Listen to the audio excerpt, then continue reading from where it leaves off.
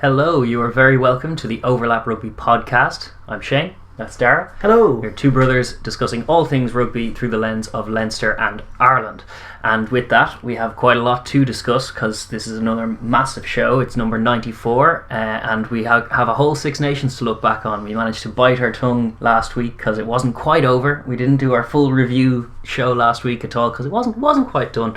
But in the meantime, we waited and boy, we were rewarded for it because Scotland and France played out an absolute banger on Friday night. Bit of a classic, and as they did so, Wales managed to take the title with Scotland getting that famous win. And we're going to open the show looking back on that contest, and then we'll do a quick review of each team and how the tournament went for them, where they stand going forward into the future internationals and into the coming years before the World Cup. Absolutely. And then actually, once we're done all that, we're going to look. We're going to do something a little bit different. We're going to take a look at the our teams of the tournament, and we've each picked a team. I know everybody out there who's anybody is picking a team of the tournament, if not a Lions team, but we're short of the Lions for now. So we've each picked a team of the tournament, and we're going to discuss and reveal, and of course you guys will get to have your say in the comments as well. Absolutely. Some contentious choices in there with the top 5 teams so close. Yeah. From there we will park the Six Nations as it is done now, and we'll look at other Test rugby because the Rugby Europe Championship games took place last week as well. So we're going to look back on those two fixtures and then take stock of how that tournament is standing as it goes into its protracted break as well. And we await the rescheduled playoff between the Netherlands and Belgium in that one. Absolutely, yeah. Some great games in the Rugby Championship last week. I really enjoyed it, so I'm looking forward to digging into that as well. And before we wrap up Test footy, actually we have the Women's Six Nations, which is kicking off this week, and so we're going to take a look at the two games this week and just the championship as a whole. Brief look, just at the Women's Six Nations, which gets underway. Absolutely. From there, I'm sorry, am I? No, you're not stepping on my head. We're going to pivot then to club footy. We're going to also look at the Pro 14 final that took place between Leinster and Munster. We got the Pro 14 season as a whole wrapping up, and European qualification there. Brief mention of the Rainbow Cup, which is of course coming up. And then of course we're going to look at the other European leagues. We're also going to take a look at the Champions Cup and Challenge Cup, which has the last 16 games coming up this weekend, which needless to say we can't preview in detail, and nor are we going to try, but we are going to take just a brief look at those fixtures as well as the usual Super Rugby's Aotearoa and AU and all the other club footy from around the world. And then at the very end of all that, we're going to wrap up the show with the rugby news of the week as well. Yes, absolutely. And then from there we will be taking a break after this week, along with Test footy I guess as well. We'll just take a few weeks off, but we will be back to cover things like Lions Tours, all the exciting footy that is coming up this summer as well. But if you're looking forward to that, or if you want to see us break all that down as well, be sure to click that subscribe button, like and share the videos as well, and leave a comment down below as well. We do enjoy the discourse in the comments chat. 100%. Yeah, be sure to ring the bell on all the sub stuff this week, because we're going to be, as we say, we're going to be off for a little while. So when we come back, if you ring the little bell, it'll notify you whenever we come back, which won't be too long away. But we are, well, now with the Six Nations part, I think we're entitled to a little bit of a break. So we'll have this cracking show and then see you guys at the other side whenever we do come back, which won't be too far away. Exactly right. So without any more ado at all, we will start going into the breakdown for this week's show, and it starts with a look back on an absolute classic from the weekend. The Six Nations wrapped up 1 week after Super Saturday with a banging game in Paris, and it finished with Scotland 27, France 23. Wow. Like, didn't see that coming, didn't call it. No. But yeah, fair play to Scotland. Overall, the game was it was thoroughly competitive and very dramatic, with some high levels of skill to decide it. It's everything you want from a Six Nations game. Yeah, it was just yet another absolute diamond of a game in this tournament. Some great tries. Both teams played some fine footy in parts, and even in bad weather. Both sides played a pretty good game, especially Scotland. Kind of France we'll have our issues with, but Scotland played a really good game, did well to get their win. And it was a perfect way to wrap up the tournament, lacking a little perhaps in the intrigue of the 21 points, which was for me resolved very early on when France, after managing an early onset from Scotland, managed to get themselves up the field nicely, were dominating the scrum and win a penalty, and then in wet weather, with their track record for creating chances, choose to kick a 3-pointer in a game that they needed 4 tries in and to win by 21 points. And I was saying to you, I think at the time, I was like, jeez, Alan Wynne can pop his champagne. Yeah, it's over. And, you know? and as it played out that way. The Yeah. next thing that happened was Scotland scored the opening try of the game, Yeah. as France should have.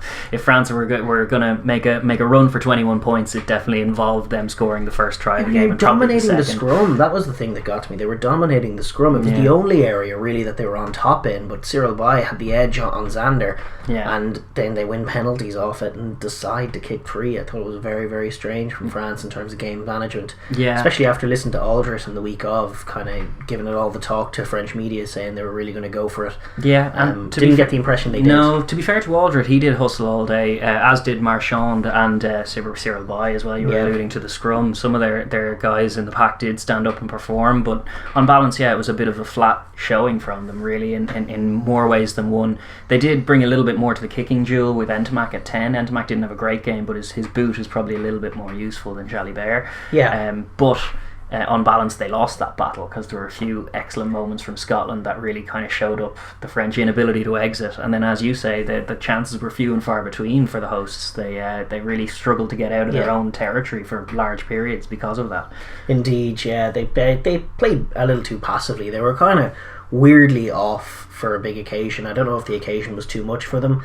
We'll talk about them a little later in terms of the tournament wrap up as well. But like guys like Aotearoa, who did have a class try assist for Pinot's score, seemed very dialed out. They wasn't running onto the ball. They were just quite reactive, and that's not without having some good plays. But there were just a couple of lazy moments from them where you were like, are their heads in this game? Yeah. Like I remember when there was a kick, one of the many great kicks that came in behind from the Scottish playmakers. Ntamack had to deal with, and he just threw like a lazy pass that was really floaty in towards Doolan, and there was a bit of space, but then Doolan kind of hemmed and hawed before doing anything with it and ended up getting caught. And it was just loads of those little plays out of them, and then not enough of that sort of attacking bite and attacking sharpness. And it didn't despite help scoring a couple of They did great score tries. a couple of nice tries. Didn't help that Dupont didn't really have a good game from 9. I thought he was like the rest of the team, kind of victim of that, just looking a little bit passive and a little bit sluggish around his ball and stuff, and it just didn't really quite get them moving in the rain the way they needed to and get their big ball runners on to set things up. Also the kicking game, he's as at fault as the rest of them collectively in terms of just losing that battle between himself, Ntamack and Doolan. They were outplayed by their Scottish counterparts, and that's a large part of where the game was decided. Although ultimately they did have it. They did have it won by the very end, just not the 21 points, but they had the win. Doolan just had to kick it out, and that was a dubious moment. Definitely one that doesn't age well, considering Scotland went and got the try. No, it was bad. It was definitely bad. It was a break that they got that ball, because the footage doesn't quite show it, but Hamish Watson goes to deck for Scotland and Nell comes into ruck, and there's a French hand in there from the French tackler. I can't remember who the French tackler was, but like a body flashes across the scene across the screen as Hamish goes to deck, and then the next thing the ball bobbles out on the French side and the Frenchman picks it up. And I was like, there's just no way that's not the French tackler doing so like they kind of, it was a huge break for them to get that ball, and it would have been terrible for Scotland if they'd kicked that out, and then I'm sure on the look back people would have noticed that it was probably dubious play. So I think all is well that ends well. I definitely. But obviously from a French point of view, it was bad, but it was kind of coming. Like the championship was gone. I know they still wanted the win, but they were not as much as Scotland, evidently. They didn't show up with it kind of just drifted away from them, and they didn't really produce any spark to get the better of it. I mean, they tried to go wide once or twice. Obviously Aotearoa got that great score, but for the most part the Scottish drift was really doing them in, and Chris Harris was defending very well from centre, and they never really adjusted. Like you want guys like Aotearoa, and possibly this is a problem with Fiku on the wing, although he did have some great plays. He was probably their best player again, as he has been all tournament long. He's been phenomenal, but they did shift him out to the wing to accommodate Aotearoa, really, because Vincent was back in on form. Aotearoa hadn't really played for France this tournament much.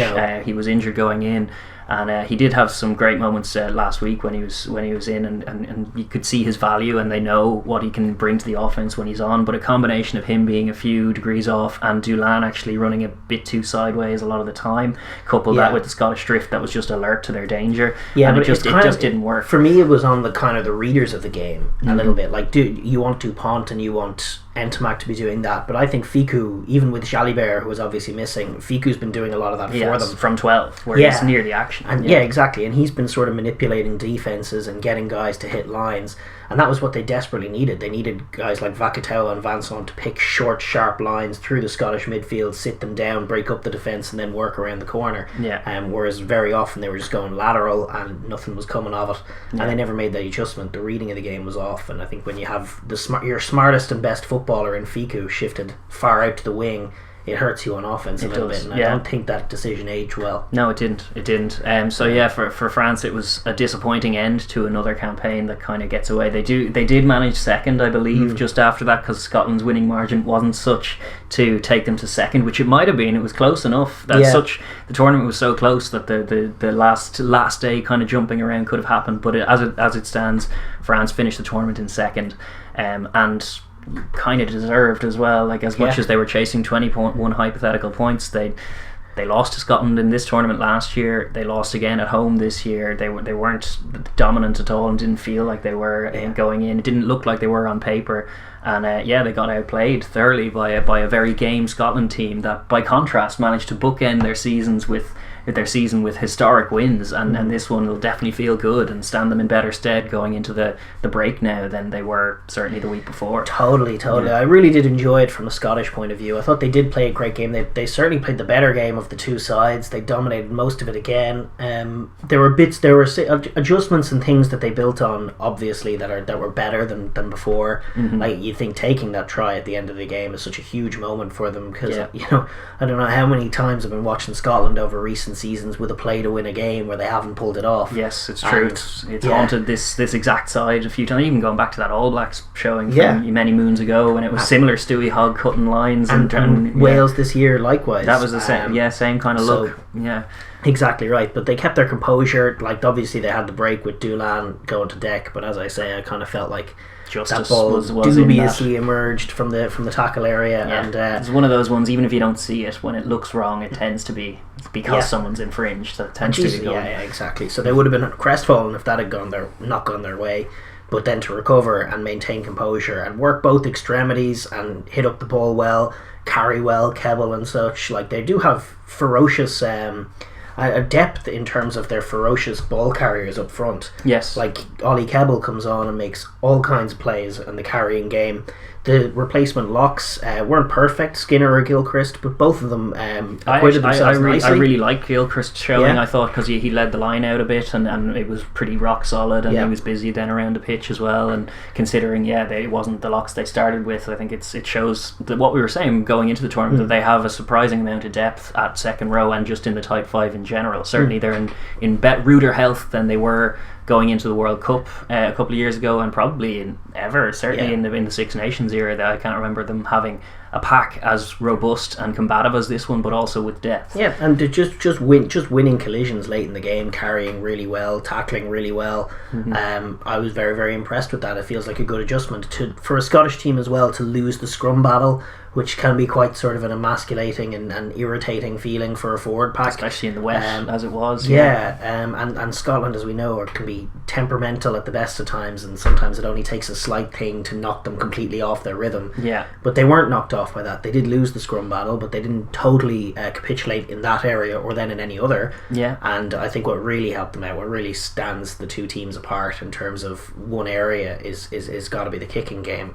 Russell and Hogg had it on a dime all day long from the very first half. Some of those kicks in the first half were beautiful. Russell had one touch finder early that was just sensational. I was like, how are you going to top that? And then Stewie with the quick pick up and spiral into the corner a few minutes later, and it's really, really high quality stuff. I'm loving the return of the spiral kick. I was only begging for it like 6 months ago, and really thinking that the the 50-22 rule that's come in the Southern Hemisphere can really encourage teams to do that. But we haven't had the need for that in the Six Nations. Teams have just started to realise the merit of kicking a big spiral for exiting, because teams are putting so much pressure on the exit, and Scotland did apply that pressure to France, and France kind of wilted, and France tried to apply that pressure to Scotland, and they kicked themselves out of trouble with really quality well executed kicks, and that was a big difference. If the 50-22 rule comes in, this Scottish team will be in great standing. If that comes in this side of the next World Cup, the Scottish team will really fancy it, because they kick those touch finders from deep better than anybody. Yeah. The grass finding, touch seeking missile from your own half. Yeah.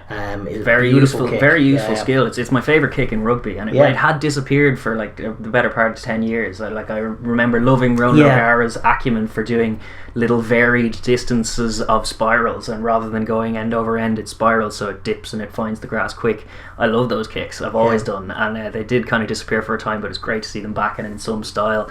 Stewie Hogg kicking that one was absolutely a highlight of the game. And then just from their point of view, finding that try at the death, albeit with a little bit of help in terms of they got that ball back, but finding that try without their talismanic 10, Finn getting himself red carded with 10 minutes to go. Red or yellow wouldn't have mattered, it was on 71 minutes, but from Finn's point of view, you can't do it anymore. You just can't. Nope. Can't lead with the elbow. He did play probably his best game of the tournament, I would say, before obviously that bad error, but obviously without him they were playing more rudimentary stuff. But I think props has to be given to a man who I know has frustrated you, but Ali Price does a really good job of running that last drive and making sure the tempo is maintained, but everything is composed in order. And then they took it really well. Hastings off the bench as well. They aren't tenless this time. Hastings is a much better replacement for Finn in that system. I think the rest are with all the other 10s there, they kind of have to rejig how they play a bit.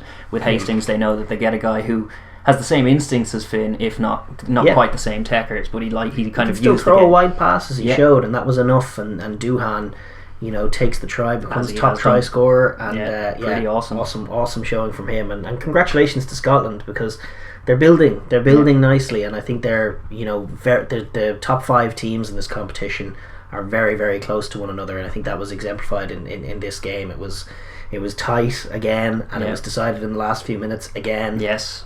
With a moment of quality. Again, a good try rather than a scrappy kind of error or anything like that. It was a really well taken try and deserved. Their first win in Paris since 1999. Couple that with their first win in Twickenham for 40 years, and you'd think, what a grand old season. And it's just the trophylessness of it that is the frustration for both these sides, to be honest. But they're not that far off. They're not that far off at all. No, and a great game. Just a joy to watch to finish up the season.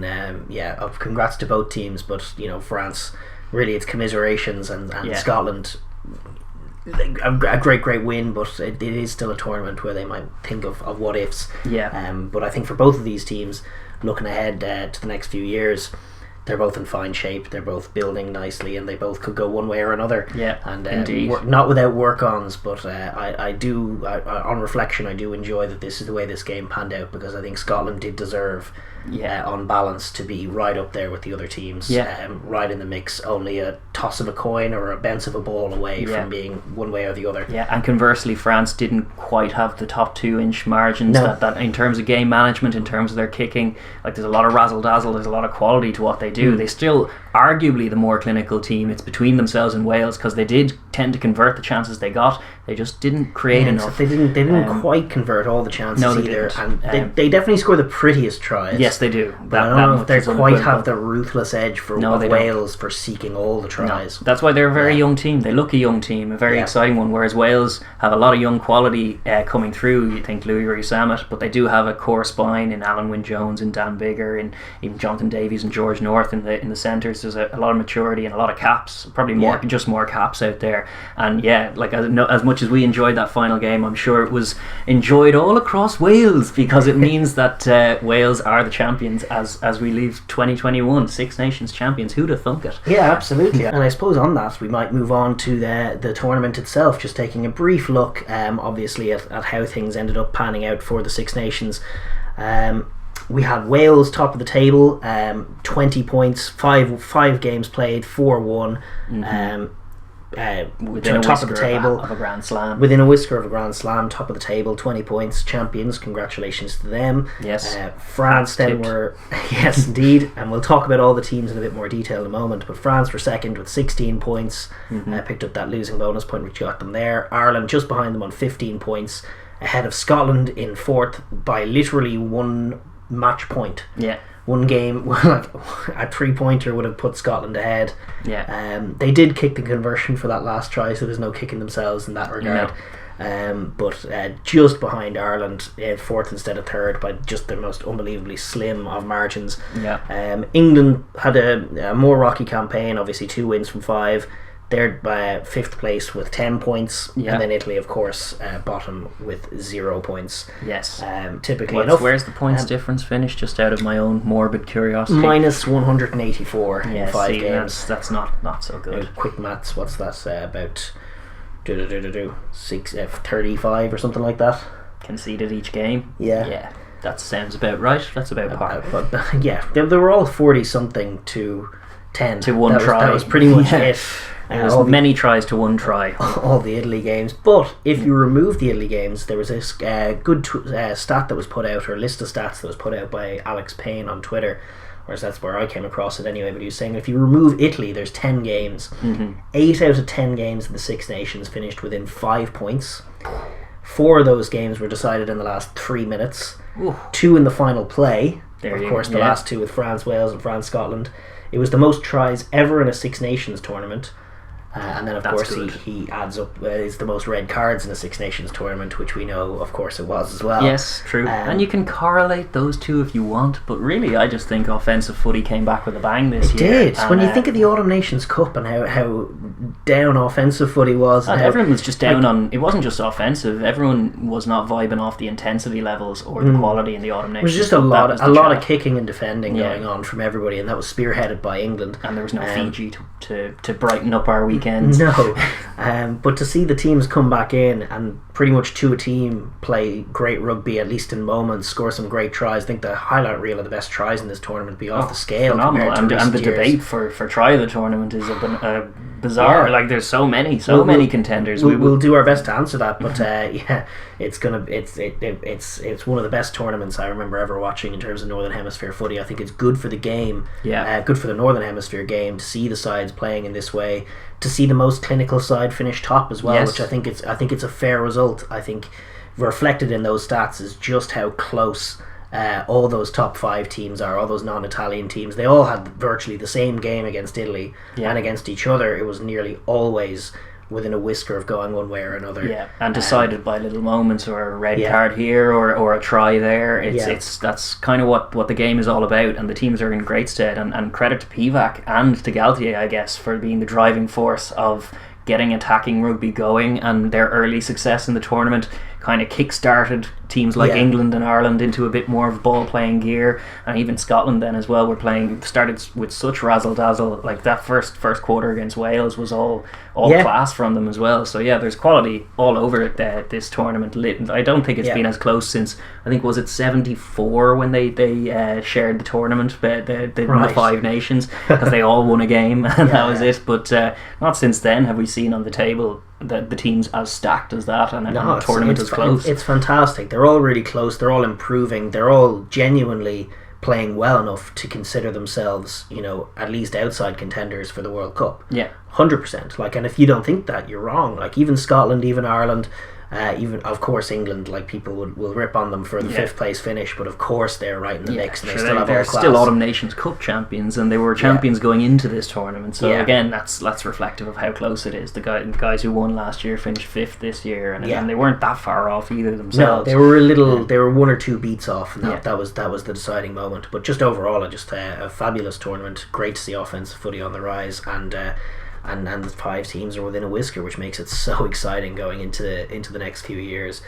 Listen, without any more ado, I think we're going to just take a look, broadly speaking, at each of the teams, and have a little review of how their championship has gone. And we're going to start with, of course, the champions, which would be Wales. It would, of course. I have to let you do the accent when we're introing Wales. Yes, of course. I'm sure some people appreciate it. I'm sure some might be annoyed. Some might be annoyed by it too, but then, sure. At least we're not calling them lucky. No, like everybody else. They certainly weren't lucky, as I say. Well, they had their good moments of good fortune, but they made them count, which is the difference. No, in terms of lucky champions, the idea of that is just like when there's 5 teams that are within a whisker of each other.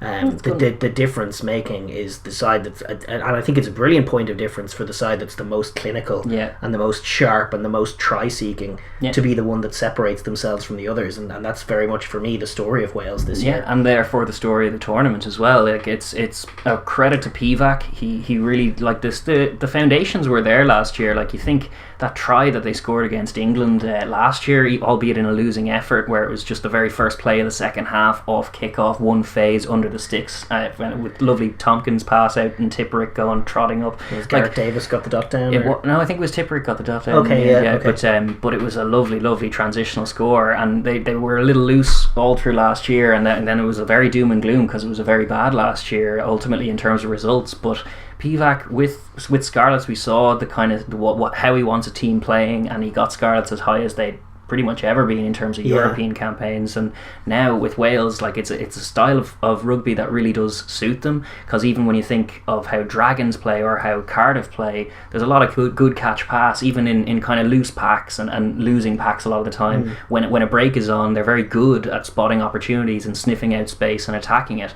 and having a Wales team that are a bit more devoted to that concept than they probably were under Gatland. They were a bit more regimented, very defensive minded. Certainly towards the end it was very much about, like, that World Cup drive was very much built on Sean Edwards' defence, and there are definitely points to improve from that point of view. I don't think their defence was perfect. I think in moments against Ireland and against Scotland they found themselves overwhelmed by power. Yes, they did. Struggling to contain big carriers like Hamish Watson running through them, like Tig Furlong and co. Well, Furlong wasn't playing in that game, but even Porter in that game, and James Ryan, the other Tig, Tig Byrne I think was there, and actually Will Connors, another blue scrum cap, was everywhere that game.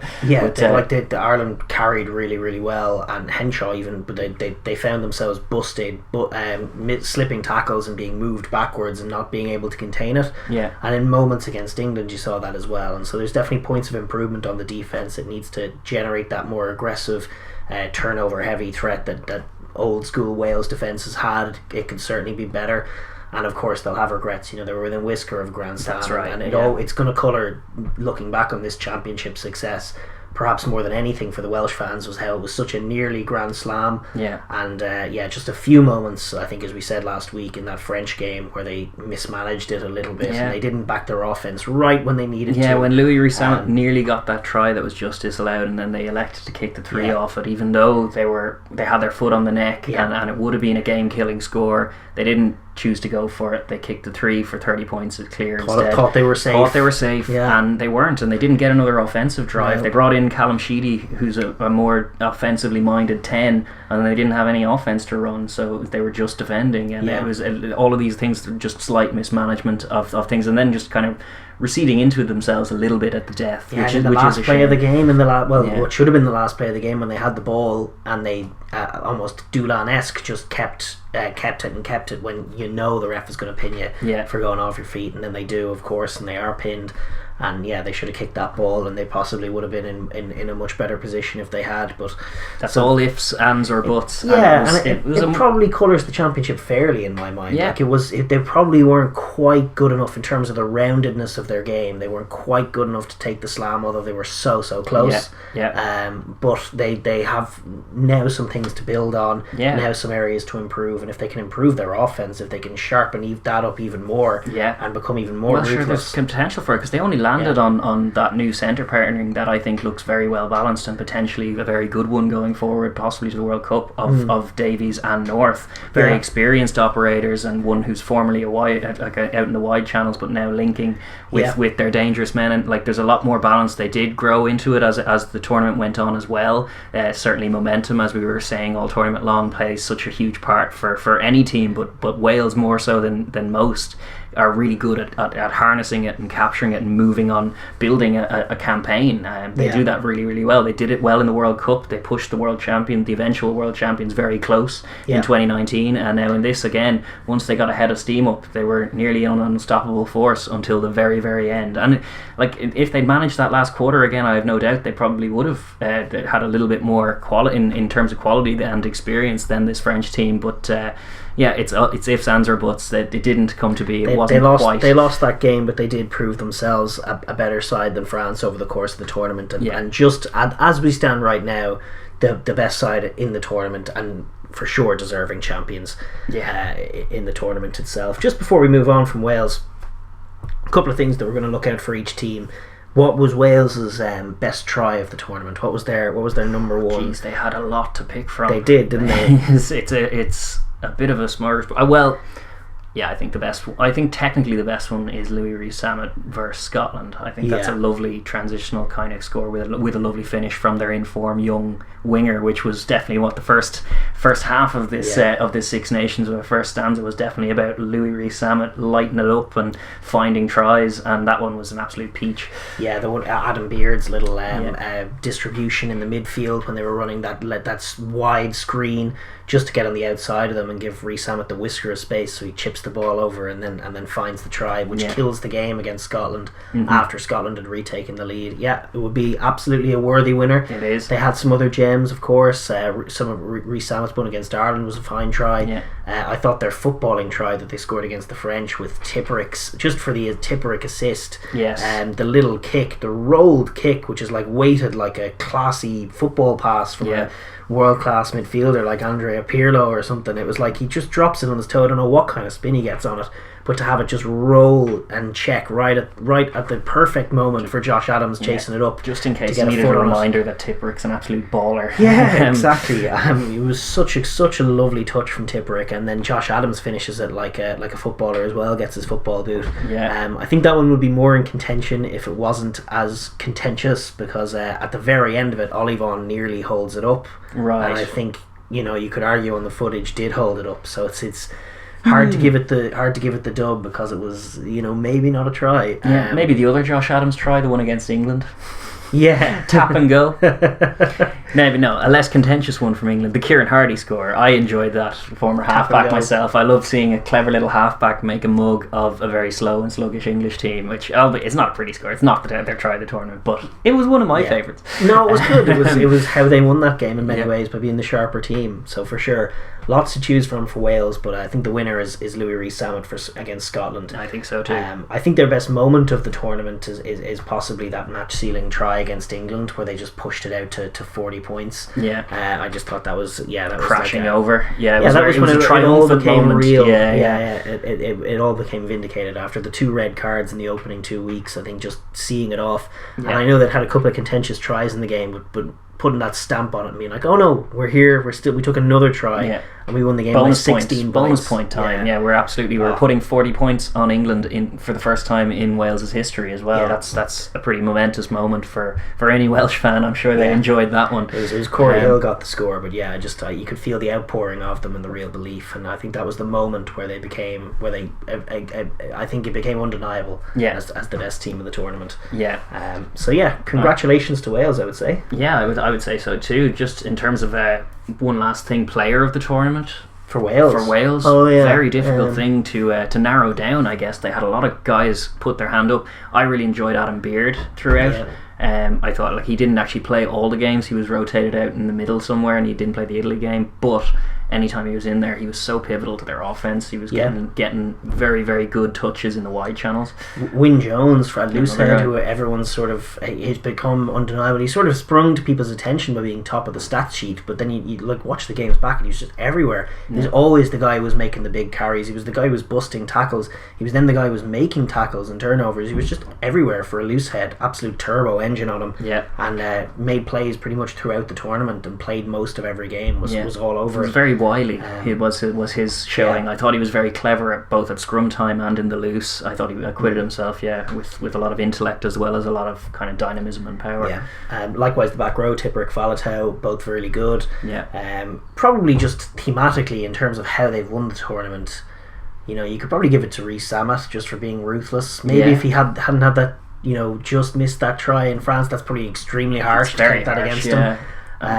George North at 13 was just going to say, I thought he was really good. I think that change could be a very good permanent one. He's only 28 now. He could have a very much a leadership role in this team going into the next World Cup from 13. Again, like with all of them, the defence needs a little bit of improvement, but only a little. He actually defended quite well. He tackles ferociously. Both of those centres tackle ferociously, and then it's just the way they get the offence moving was very, very impressive. So I think probably either either Louis Rees-Zammit or someone like North, someone from the back line. It kind of has to be. I think it probably is Louis Rees-Zammit. Yeah, classy winger. Classy winger. That's what it was all about. They found key scores at key moments and set themselves apart that way. So I think that's likely fair enough. He had 4 tries in the year. He was just pipped by Doohan in the last game for top try scorer, but took his tries very well, played very well around the pitch. I think that's a fair call. Louis Rees-Zammit for Wales' player of the tournament. But overall, congratulations to Wales on a fantastic Six Nations. I think they're in a great place going forward. Some things to work on. If they slip up, if they recede a little bit, if they don't spring on from here, they could, as England have, found themselves falling right back down. That's true. There's every reason to be on their toes going forward, and they have some difficult games. They'll have some difficult games coming up in November, and of course are highly competitive Six Nations next year. But for the time being, they are the best team and the classiest team and the most ruthless team in the Six Nations. And congratulations to them. Good value for their win, and as you say, still with a fair bit to build on and learn going forward. So a very healthy place for Wales and for PVAC in terms of just going forward. So thorough congratulations to the Six Nations champions. 100%. Next up, we have in second place La France, Les Bleus. Yes, it was a tale of just like very, very talented, very mercurial at times. Things are good, at times things are very bad, and ultimately bridesmaids again, which is that to be the tale of this team? It certainly has been so far, which is something they'll be keen to remedy, because they have their plans. It'll all be fine if they win the World Cup. They are building a team to try and win the World Cup, but putting together a load of second places and losing key games towards the end and not managing them that well, those are big work-ons for a very exciting side. I agree. I think they've been obviously fabulous in parts, but it is probably hard to call this year progress when you look at where they were last year. In some areas they are still absolutely fabulous. They take brilliant tries. Their offense came up on another level in terms of just how clinical they were. The offloading game is fabulous. That try they scored against England was an absolute peach. In terms of set piece, you can see the value in everything they're doing when you just see that try come off, and you're like, oh yeah. It's a beautiful combination of skills and heads up footy, but also structure and wonderful strike plays as well. And marrying that with the razzle dazzle that they can work once they get a break on and a little bit of an edge. I think it's a really exciting offense with so much talent in there. You look at Fiku and all of his contributions, the clutch try they take against Wales. There's a lot to love, but then like in other areas, I think they lost to England obviously, and they lost to Scotland. They were lucky as hell not to lose to Wales, but they did really, really well to win that game. So it's probably an unfair thing to say they were lucky as hell. But Wales could have and probably would have taken it away from them, and a harsh ref would have given them a penalty try against them, which would have been probably too much. In that moment when Wales went 30-20. And so they did manage to get that game, but they could have easily lost that game. The game in Dublin, they were the better team, they were the better offense, and they did win the game. But they ended up bizarrely with only a 2-point lead and receding into themselves, and on Ireland on a better day could have got them there as well. Certainly Ireland in the form they showed in the England game probably would have been too much for that France too, and it's nothing to do with the calibre of the team. It was just kind of the management of these moments and kind of letting the games kind of drift out of their control a little bit, which is a shame considering just some of the calibre they have on offence and also defence. The Sean Edwards defence is the area that you would cite as just improving as well as much improved on where it was when you think 2 years ago they were nowhere near as ferocious or as cohesive as they are on defence. And they had like against Wales obviously, which the Wales were the most clinical team in the tournament. They were kind of cut to shreds a little bit in the first quarter. They were like that was the first time we really saw that defence flounder a little bit, but in all the other games they really managed to swallow up some really good attacking sequences, particularly the England game. They really looked phenomenal in that. England were playing well, they were playing looking like their old selves, and it could have been much more. Certainly like in any other opponent and an England team on that form could have been racking up a serious score, but for France's good scramble D. So there's a lot of good things there. Guys like Cyril Bay and Marchand being awesome all tournament long in the front row, and in the back row you have Captain Olivon doing brilliant things, and Aldred as well, working very, very hard.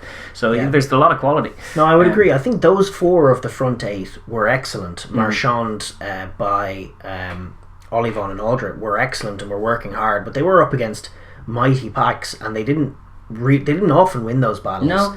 And I think, the other jersey, whether it was Dylan Cretin or Gélange coming in, or Woki for that brief period where he lost the game, you could argue, against England, that was obviously a bad moment. But even in the second row, Telfi Fanua was impressive, but Willemse and Leroux, when they were in there, were like less so. And then obviously Willemse comes up with that eye gouge, which could have cost them the game against Wales. I didn't love their forward pack's performance, and even Mohamed Ouas, like, he's not winning. He's losing more scrum battles than he's winning these days, although he does win some. And obviously he always has the bad penalties in him.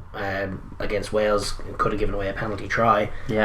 So I think last year, like, they were, they had great offense at times. You look at the way they took the game away from Ireland, and the way they took the game away from England. They had a forward pack that was winning battles.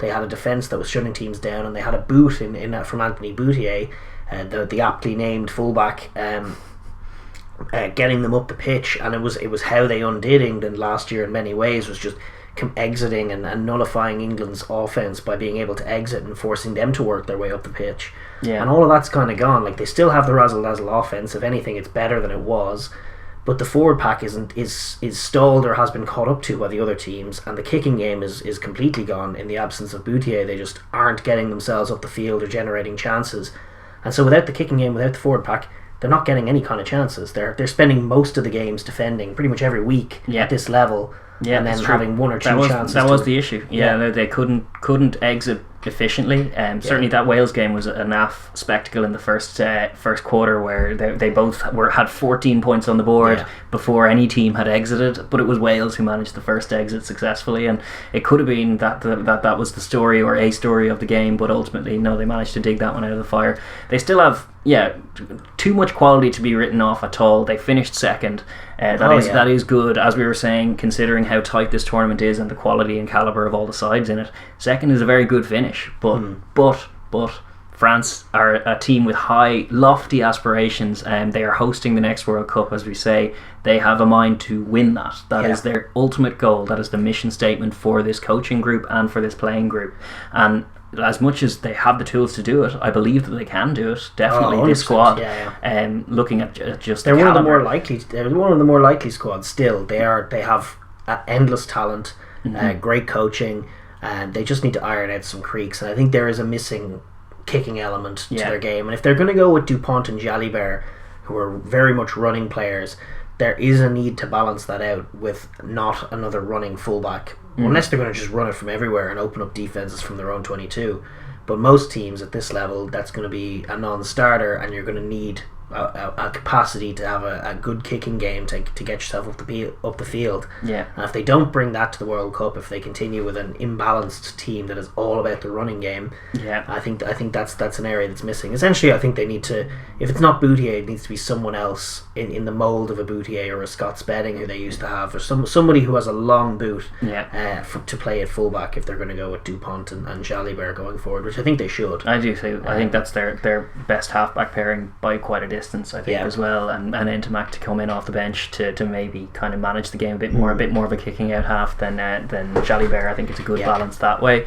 To your point, they are a young team. They are very young, and they're learning still potential. Exactly, like if they've won the World Cup, the story of this journey will be, the first couple of years, it's getting the raw talent in, and they get to show it, and then learning harsh lessons in some little areas, and avoiding taking trophies, and then as the seasons go on, they have plenty of time to work with. They build, they improve, they put it all together then they win a Six Nations, then they go into the World Cup as a champion team with championship credentials and peak at that time. That's what the goal is. 100%. That's what the goal is. But they will probably need to win a trophy or at least a few big games between now and then to get themselves... It just puts pressure on you. Yeah, like if you keep finishing second, like now it's 3 second place finishes in 18 months if you count the Autumn Nations Cup. And so if they go into next year and they don't win that tournament, that's when it starts to be, oh my god. And like if it comes to a deciding game in next year's tournament, there will be pressure on them not to be bridesmaids again. Indeed. So the good and the bad, the sublime and the ridiculous, but everything we love about French rugby is definitely in full flow. And when you consider where they were for a decade plus in terms of just being at sea and being big, physical, lumbering and not very competitive, they are the opposite now. The jouet is back in the mix, and the games are prettier for it. And Le Crunch is now an absolute banger every year, which is just a great stage. Like from a point of view of just watching them, from just a fan on a seat, I think everybody acknowledges this. They are just the funnest team to watch. They're all over the place at times, but they are brilliantly offensively minded, and it's great for the Northern Hemisphere rugby to have a team who's just going to run you ragged if you want to play slow and silly. They can catch you with your pants down and run you off the park, and they're just glorious to watch. I mean, 100%. Picking a best try for this team is just impossible. There's so many good tries. It's so many good ones. The Olivon one versus Ireland, which was not a good one from our personal point of view, but my god, it was a great, really well taken score with their first foray into the 22 of that game, where Ireland had just been hammering away at them impotently for around 20 minutes, and then they go straight up the other side, move it nicely, and Captain Olivon goes in off the top of a line out, go to the right extremity, cut a little hole, then move it all the way to the left, and your captain is in for a lovely drive-by shooting of a score.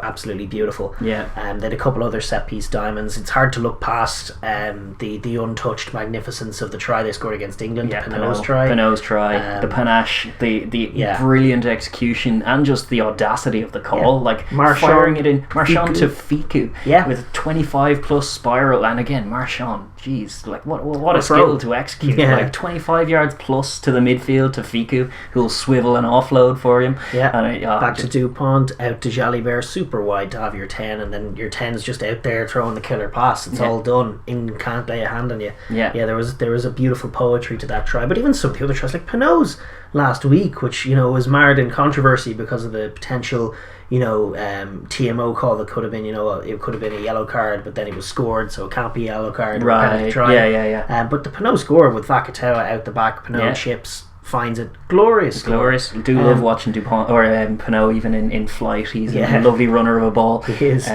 Dupont against Wales was magnificent as well. Yes, also a very, very fine score. Geez, they do score pretty tries. They score the prettiest tries, but I think the prettiest try has to go to the set piece strike play versus England. That's just not going to be topped. I should mention at this point that to get I don't think that we can realistically give a try against Italy the best try award. No, unless it's like TJ Perenara versus Namibia level good. It can't enter the mix because Italy are just levels below. Although they did score an absolute banger against Italy, didn't they? They did. Dupont with that little offload at the back. The little reverse flick. Audacious, glorious. But it's all fun and games when no one's tackling you. Exactly. But they are a joy to behold, and only going to be better. I think their moment of the tournament it has to be.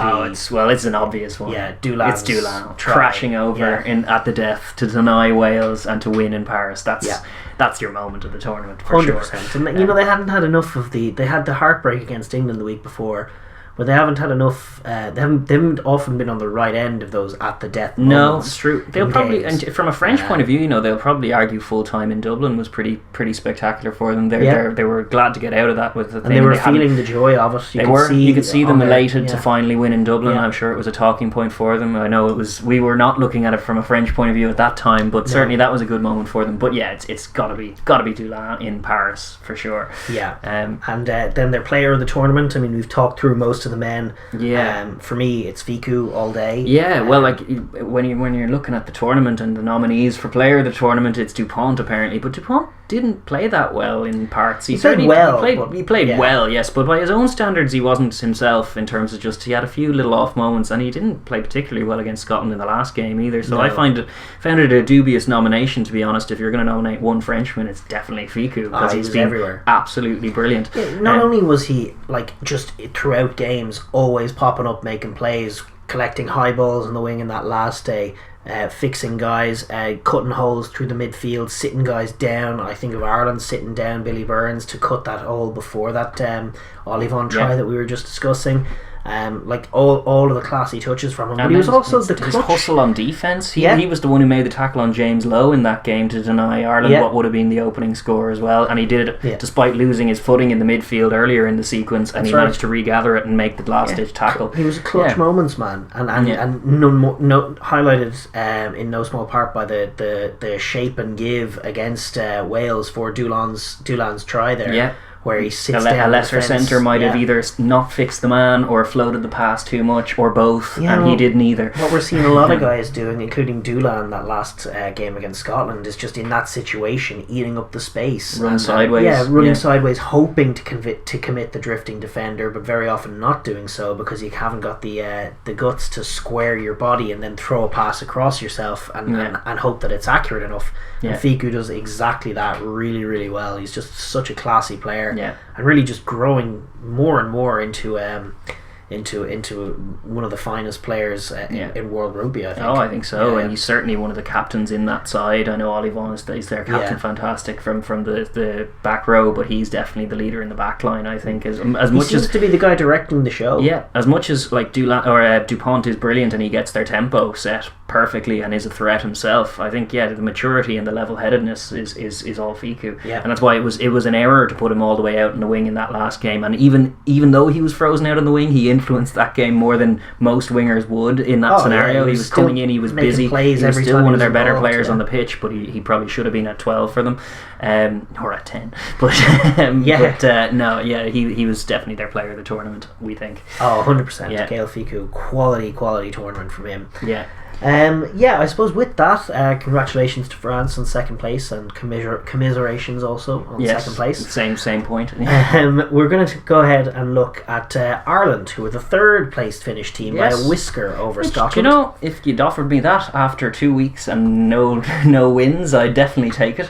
Would you have taken it pre-tournament? No. I had my Ireland Grand Slam on my forecast. No, the Grand Slam did not come to pass, as it often doesn't. I predict it every year, but it doesn't tend to work out that way. But sometimes once or twice in 60 years, indeed, you come up with a winner there. But I mean, Ireland, it's a funny one looking back on them. They started on a negative. They started obviously coming into the tournament. They were on a negative ebb. I think they had that win against Scotland in the Nations Cup, but they had a bad Nations Cup. They did, and they'd obviously that loss to France just in advance of it.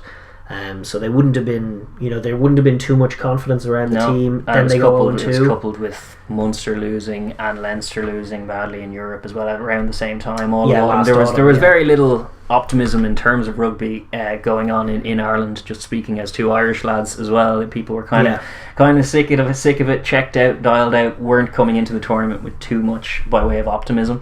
But then they go 0-2, and their offense still looks clunky, and then they do turn it around. Obviously they beat Italy, that's fine, everyone does that, but they do it in a decent way. And then obviously they have the game against Scotland where they put on their usual show, but the same questions linger about both the offense and the defense, because they dominate up front and only win the game by 3 points. And so there's question marks coming into the last weekend, but then for them to put it all together and paint like a very positive Irish picture in terms of how this team can play. We strike off line out, we move the ball over many phases, we change the point of contact, we use the handling and the footballing ability of our back row forwards and even our tight five to move ourselves around the field and just change the point of contact in tight areas. We run onto the ball, we're very difficult to deal with, and then we find tries that way and wear you down. I thought they painted a pretty convincing picture of what the team could be.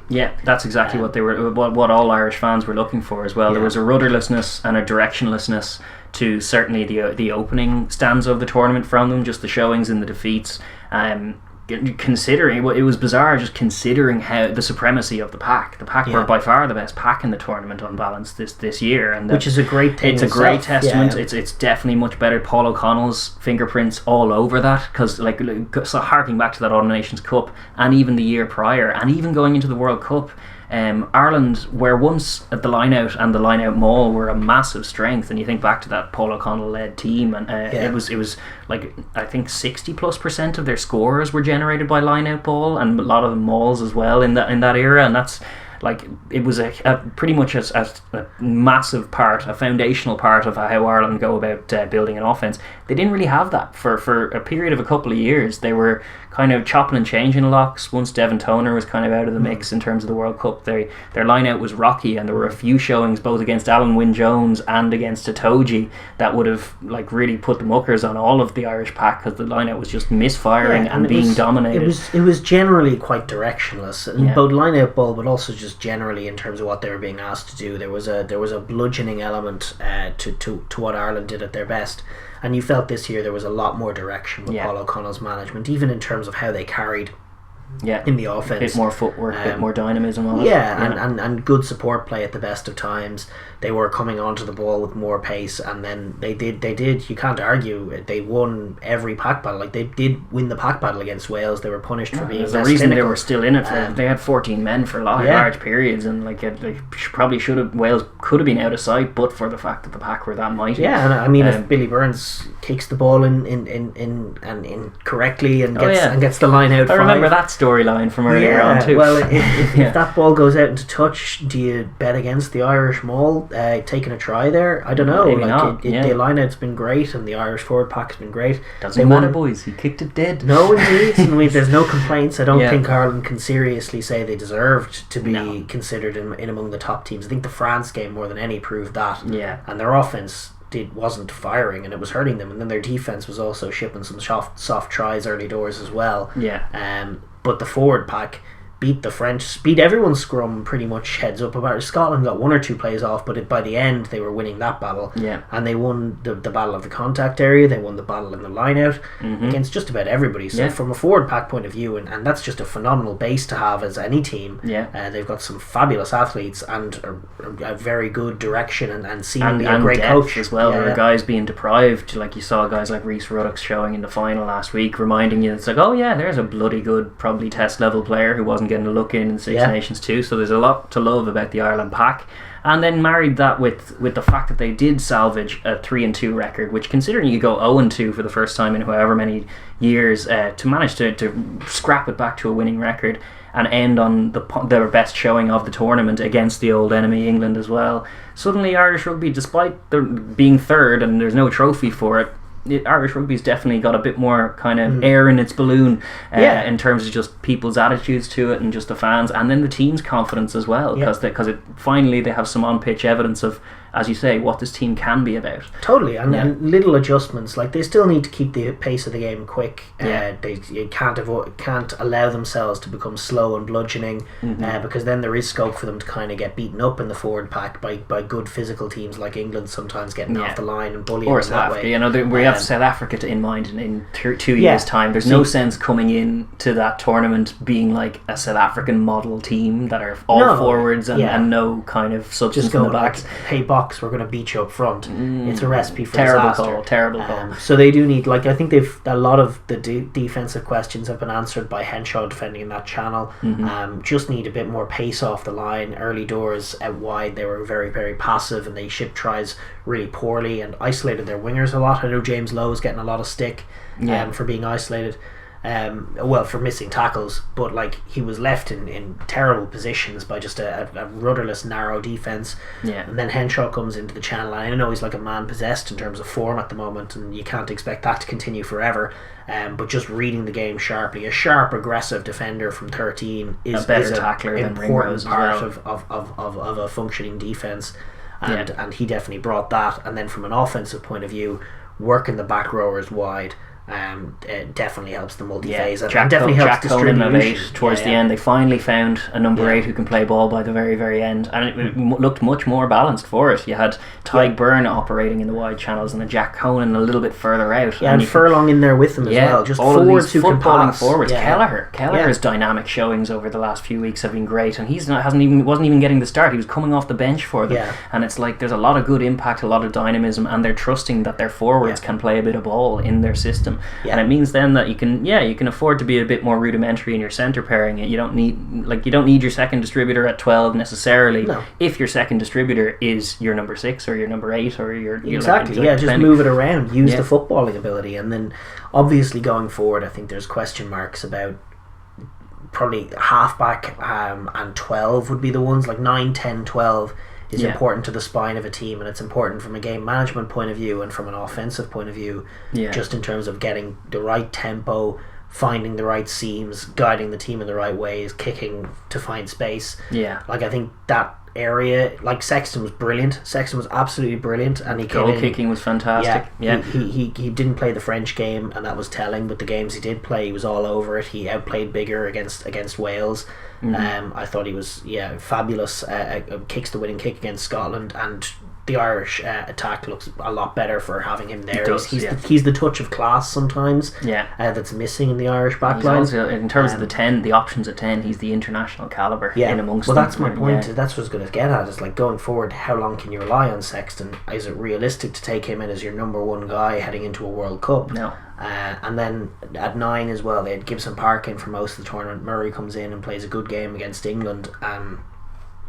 It's hard to know, exactly who their guy is going forward in that position. Casey coming into the squad briefly. They definitely have more quality to work with at 9 than they do at 10. I would say. Like I wouldn't fear about chucking Marmion or even Keelan Blade on form from Connacht as well, and they're way away from the jersey at the moment. Like there's a lot of really good players missing out at 9, whereas at 10 it's a bit more of a scramble between some young talent that hasn't quite found international calibre yet, and that's why there were people gripes after the first 2 weeks. There were gripes about Sexton still being in there, and it's like, what's the point? And it's like, well, the point is he's the only international level 10 we have at the moment. He's the guy it's like when you need a 10 to run a young team as well, and to run like an inexperienced team, just having an old head in there is invaluable, just to guide them and point them in the right directions. Speaking of old heads but on young shoulders, young Hugo Keenan, who played every minute of the Six Nations at fullback, was fantastic, and what a find he is in the absence of Rob Kearney and the kind of floundering of Chuck and Stockdale at 15 a few times last year and all kinds of mad non-solutions. Finding a guy like him who is just a total fullback. He's not a winger, he's a fullback, and he is 100%. A proper one. He's great under the high ball, picks a good line from deep. He can read an offense. He really has a try albeit against Italy, but where he was catching Ringrose was running sideways, as he was guilty of doing a few times, but just picking a nice line, hard line off him. He's got good offensive chops as well as very rock solid. So some good finds. Great in the air on both offense and defense. So they'll be happy with the balance of their team, but I think that spine 9, 10, 12. 12 is the other one where it's like, for me, it's an open jersey. I think so. I think Henshaw should play 13. He should certainly defend that channel. And then there's an open jersey, and the hope is to find talent to come in behind in terms of that offensive spine of 9, 10, 12 to give them just that little extra ebb. But what a foundation, you got a guy like Sexton playing out of his skin, and a brilliant pack. Great player in Henshaw, great player in Keenan. It's a lovely solid foundation to come from, but obviously this team has higher ambitions than third place. Yes, and it doesn't want to be solid, it wants to kind of build on this. But finally, with a final result against England, they definitely have a lot more optimism and a lot more to build on. And then just in terms of their best try, they did have a few nice tries. I cited one earlier, the Keenan v Italy, but again, we're not counting the Italy tries at all. But you have Conan versus England, Earls versus England. The 2 tries they scored against England in their best showing were probably their best ones, but then Tyg Byrne versus Wales was an absolute banger as well, with Henshaw coming back in.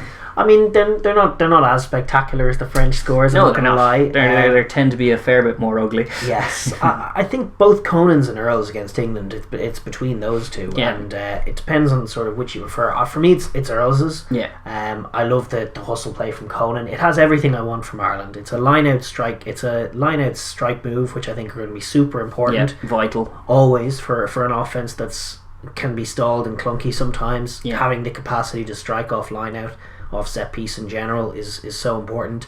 Then it has some excellent ball play from a back row forward. Yes, And, who's wearing a number 8 jersey. yeah. I'm delighted to see that. You're big on that Yeah. as well. So some excellent hands and great distribution play from a number 8. Yes. And then clinical finishing from a winger. I mean, You want to see beautiful. more of that from Ireland, yeah, for sure. But then by contrast, the Conan one had the other side of Irish game play where every player on the pitch, bar Ian Henderson, I think, touched the ball in the sequence of the malaise of phases that were coming thick and fast at England. And it was shades of that Parisian drop goal a few years back where they were holding the ball, and on a few occasions their passing was a little clunky and they went backwards, but they held the ball, kept going, did a big bomb, Keenan gathered the big bomb, and they go again, and it's like, it was a very distinctly Irish score. It was, and they used the full width of the field, to be fair, and they did find the extremities and they probed, and it was lovely offense. Yeah. I did like that try, but I think I prefer the line-out move. No, I do too, because I think as much as we scored that try through multi-phase and patience, I think what's right about what you say is that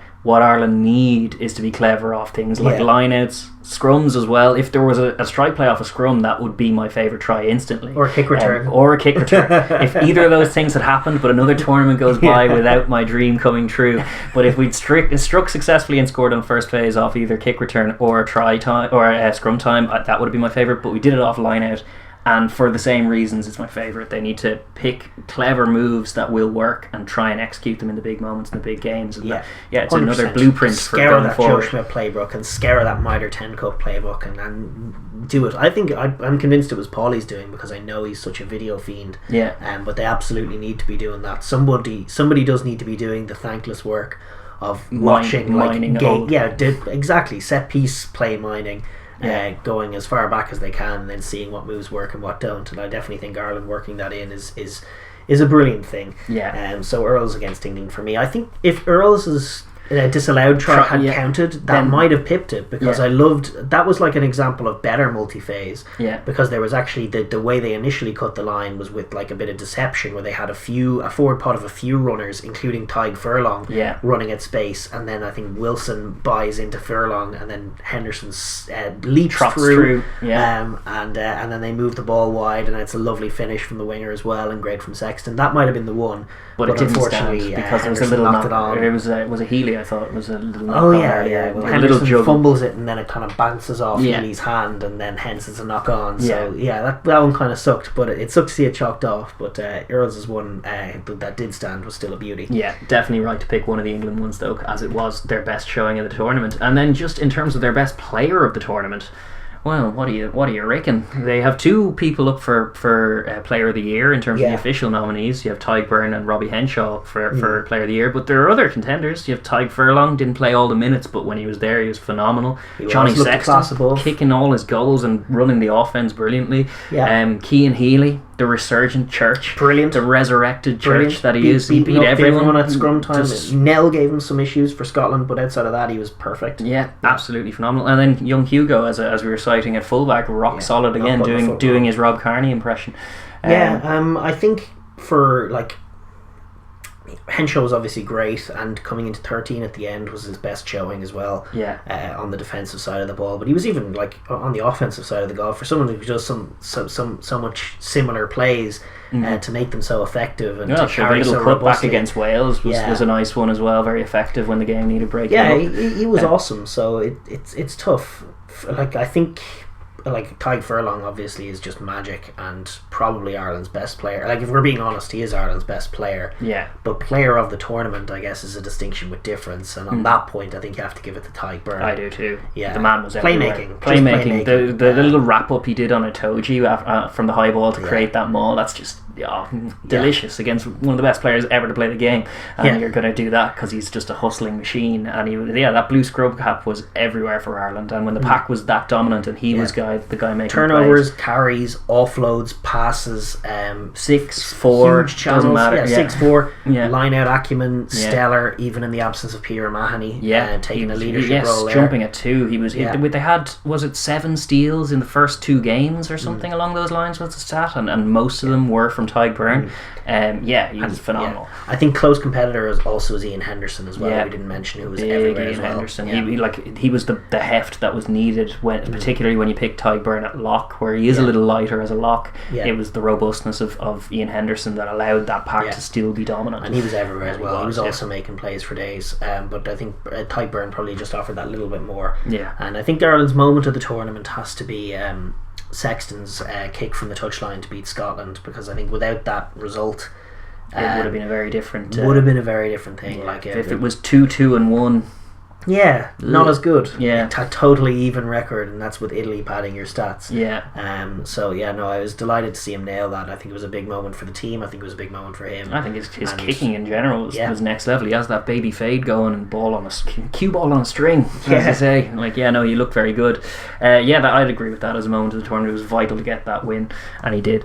Totally. Ireland, I suppose overall, if we were to give them a grade, it'd probably be like a B- or something. Yeah. I'd settle on that. B- minus would probably be more. I'd be more generous because they went 0-2 to the teams that finished 1-2. So it's like the 0-2 is put in a little bit of context. They only lost to the teams that finished first and second, and then they finished third. And it was both games were within a score. Indeed, appropriately placed, but a great finish to the tournament with a couple of dominant victories and.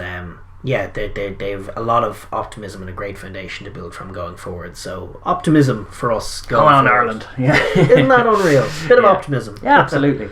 All right. Yes, and on that note, we will move on to Scotland, who capped off the tournament in some style, stealing the game against the French, or just winning the game against the French at the death, with a great showing. Obviously, they started their season with that magnificent win at Twickenham. They finished fourth in the log, but by just the slimmest of margins. Between themselves, Ireland and France, there was less than a hair. Yeah, and they were 1 point between them and Ireland, wasn't that what you were saying earlier on? In terms of one not table point, but match point. Yeah. So that's how close they were. They bookended the season with two historic wins. Their first win in Paris since '99, first win in Twickenham in 40 years. And two fantastic performances in both. I thought they were good value for both of those wins. It's unfortunate because it is still slightly disappointing as a season, given just the way the Welsh game went, and really the low point again was their showing against Ireland, which, considering they have them in the World Cup pool in 2 years' time, that's a concern. It's a problem. They have to solve the puzzle of the Irish offence, which other teams like England have done. Yeah. It's especially if Ireland are going to be playing in that old school rudimentary way against them. Like, it's on guys like Johnny Gray and Jamie Ritchie, and Hamish Watson worked his backside off in that game, so he's not a problem. But just the rest of that pack getting out muscled by Ireland, and I know they like to soak and jackal, but just not making the adjustment that English and Welsh sides have made in the past to get out of the line, to chop low, to just give no inches around the ruck and force Ireland a little wider. Yeah, it makes all the difference. And they haven't done it yet, really. A few other players just kind of seem to recede into themselves. It's that stylistic matchup, the Irish Latchers versus the Scottish Poachers, that doesn't go well for them. But then also, it's when the few things start to go wrong, things can snowball on them because there's just no confidence in that fixture for them. So that is a concern for them going forward. The Italy game was a record win. That was their best ever result and best ever scoreline against Italy, which it is the Italy game, but it's still nice, racking up 8 tries, getting your wingers on the board. All the games, I know, outside of the Ireland game, the other 4, they had the great wins against France and England, record win against Italy, and then the game against Wales, they had some magnificent sequences of play. Hogg's try was fantastic. That whole first, the first quarter/first 30 minutes where they were just all over that game, moving the ball really well. And then just in a couple of moments either side of half time, and that was definitely a trend that continued, was just in those big moments in and around half time. Just before half time. Well, they gave Wales, and Wales took that try just before half time and ultimately took the game by a hair. They did the same thing against France. It didn't get zoomed in on because they won the game ultimately, but just before half time, when they'd been all over it in the first half and by far the better team, they gave France a random in to just have a score, and Yeah. a more game or a more accurate France might have taken that score, and then the result might have been different. Could have been the difference, yeah. Because Um, those, like, they call them the championship minutes for a reason, and while it's a less tangible thing than most, it's definitely something that's a factor, and it's something you see all great teams, Yeah. like the All Blacks, all winning teams. all winning teams, Yeah. and like even Crusaders teams and Leinster teams, and all the great club or international sides kind of zoom in on those moments in and around half time as your times to take the game, to take tight games away from a team, your winning moments. And it's probably in those top 2 inches that Scotland are still not quite there, because the bits and bobs outside of that Ireland game where they were very disappointing, they have a pack that's matching everybody. They have a scrum which, while not perfect, is very, very competitive. Yeah.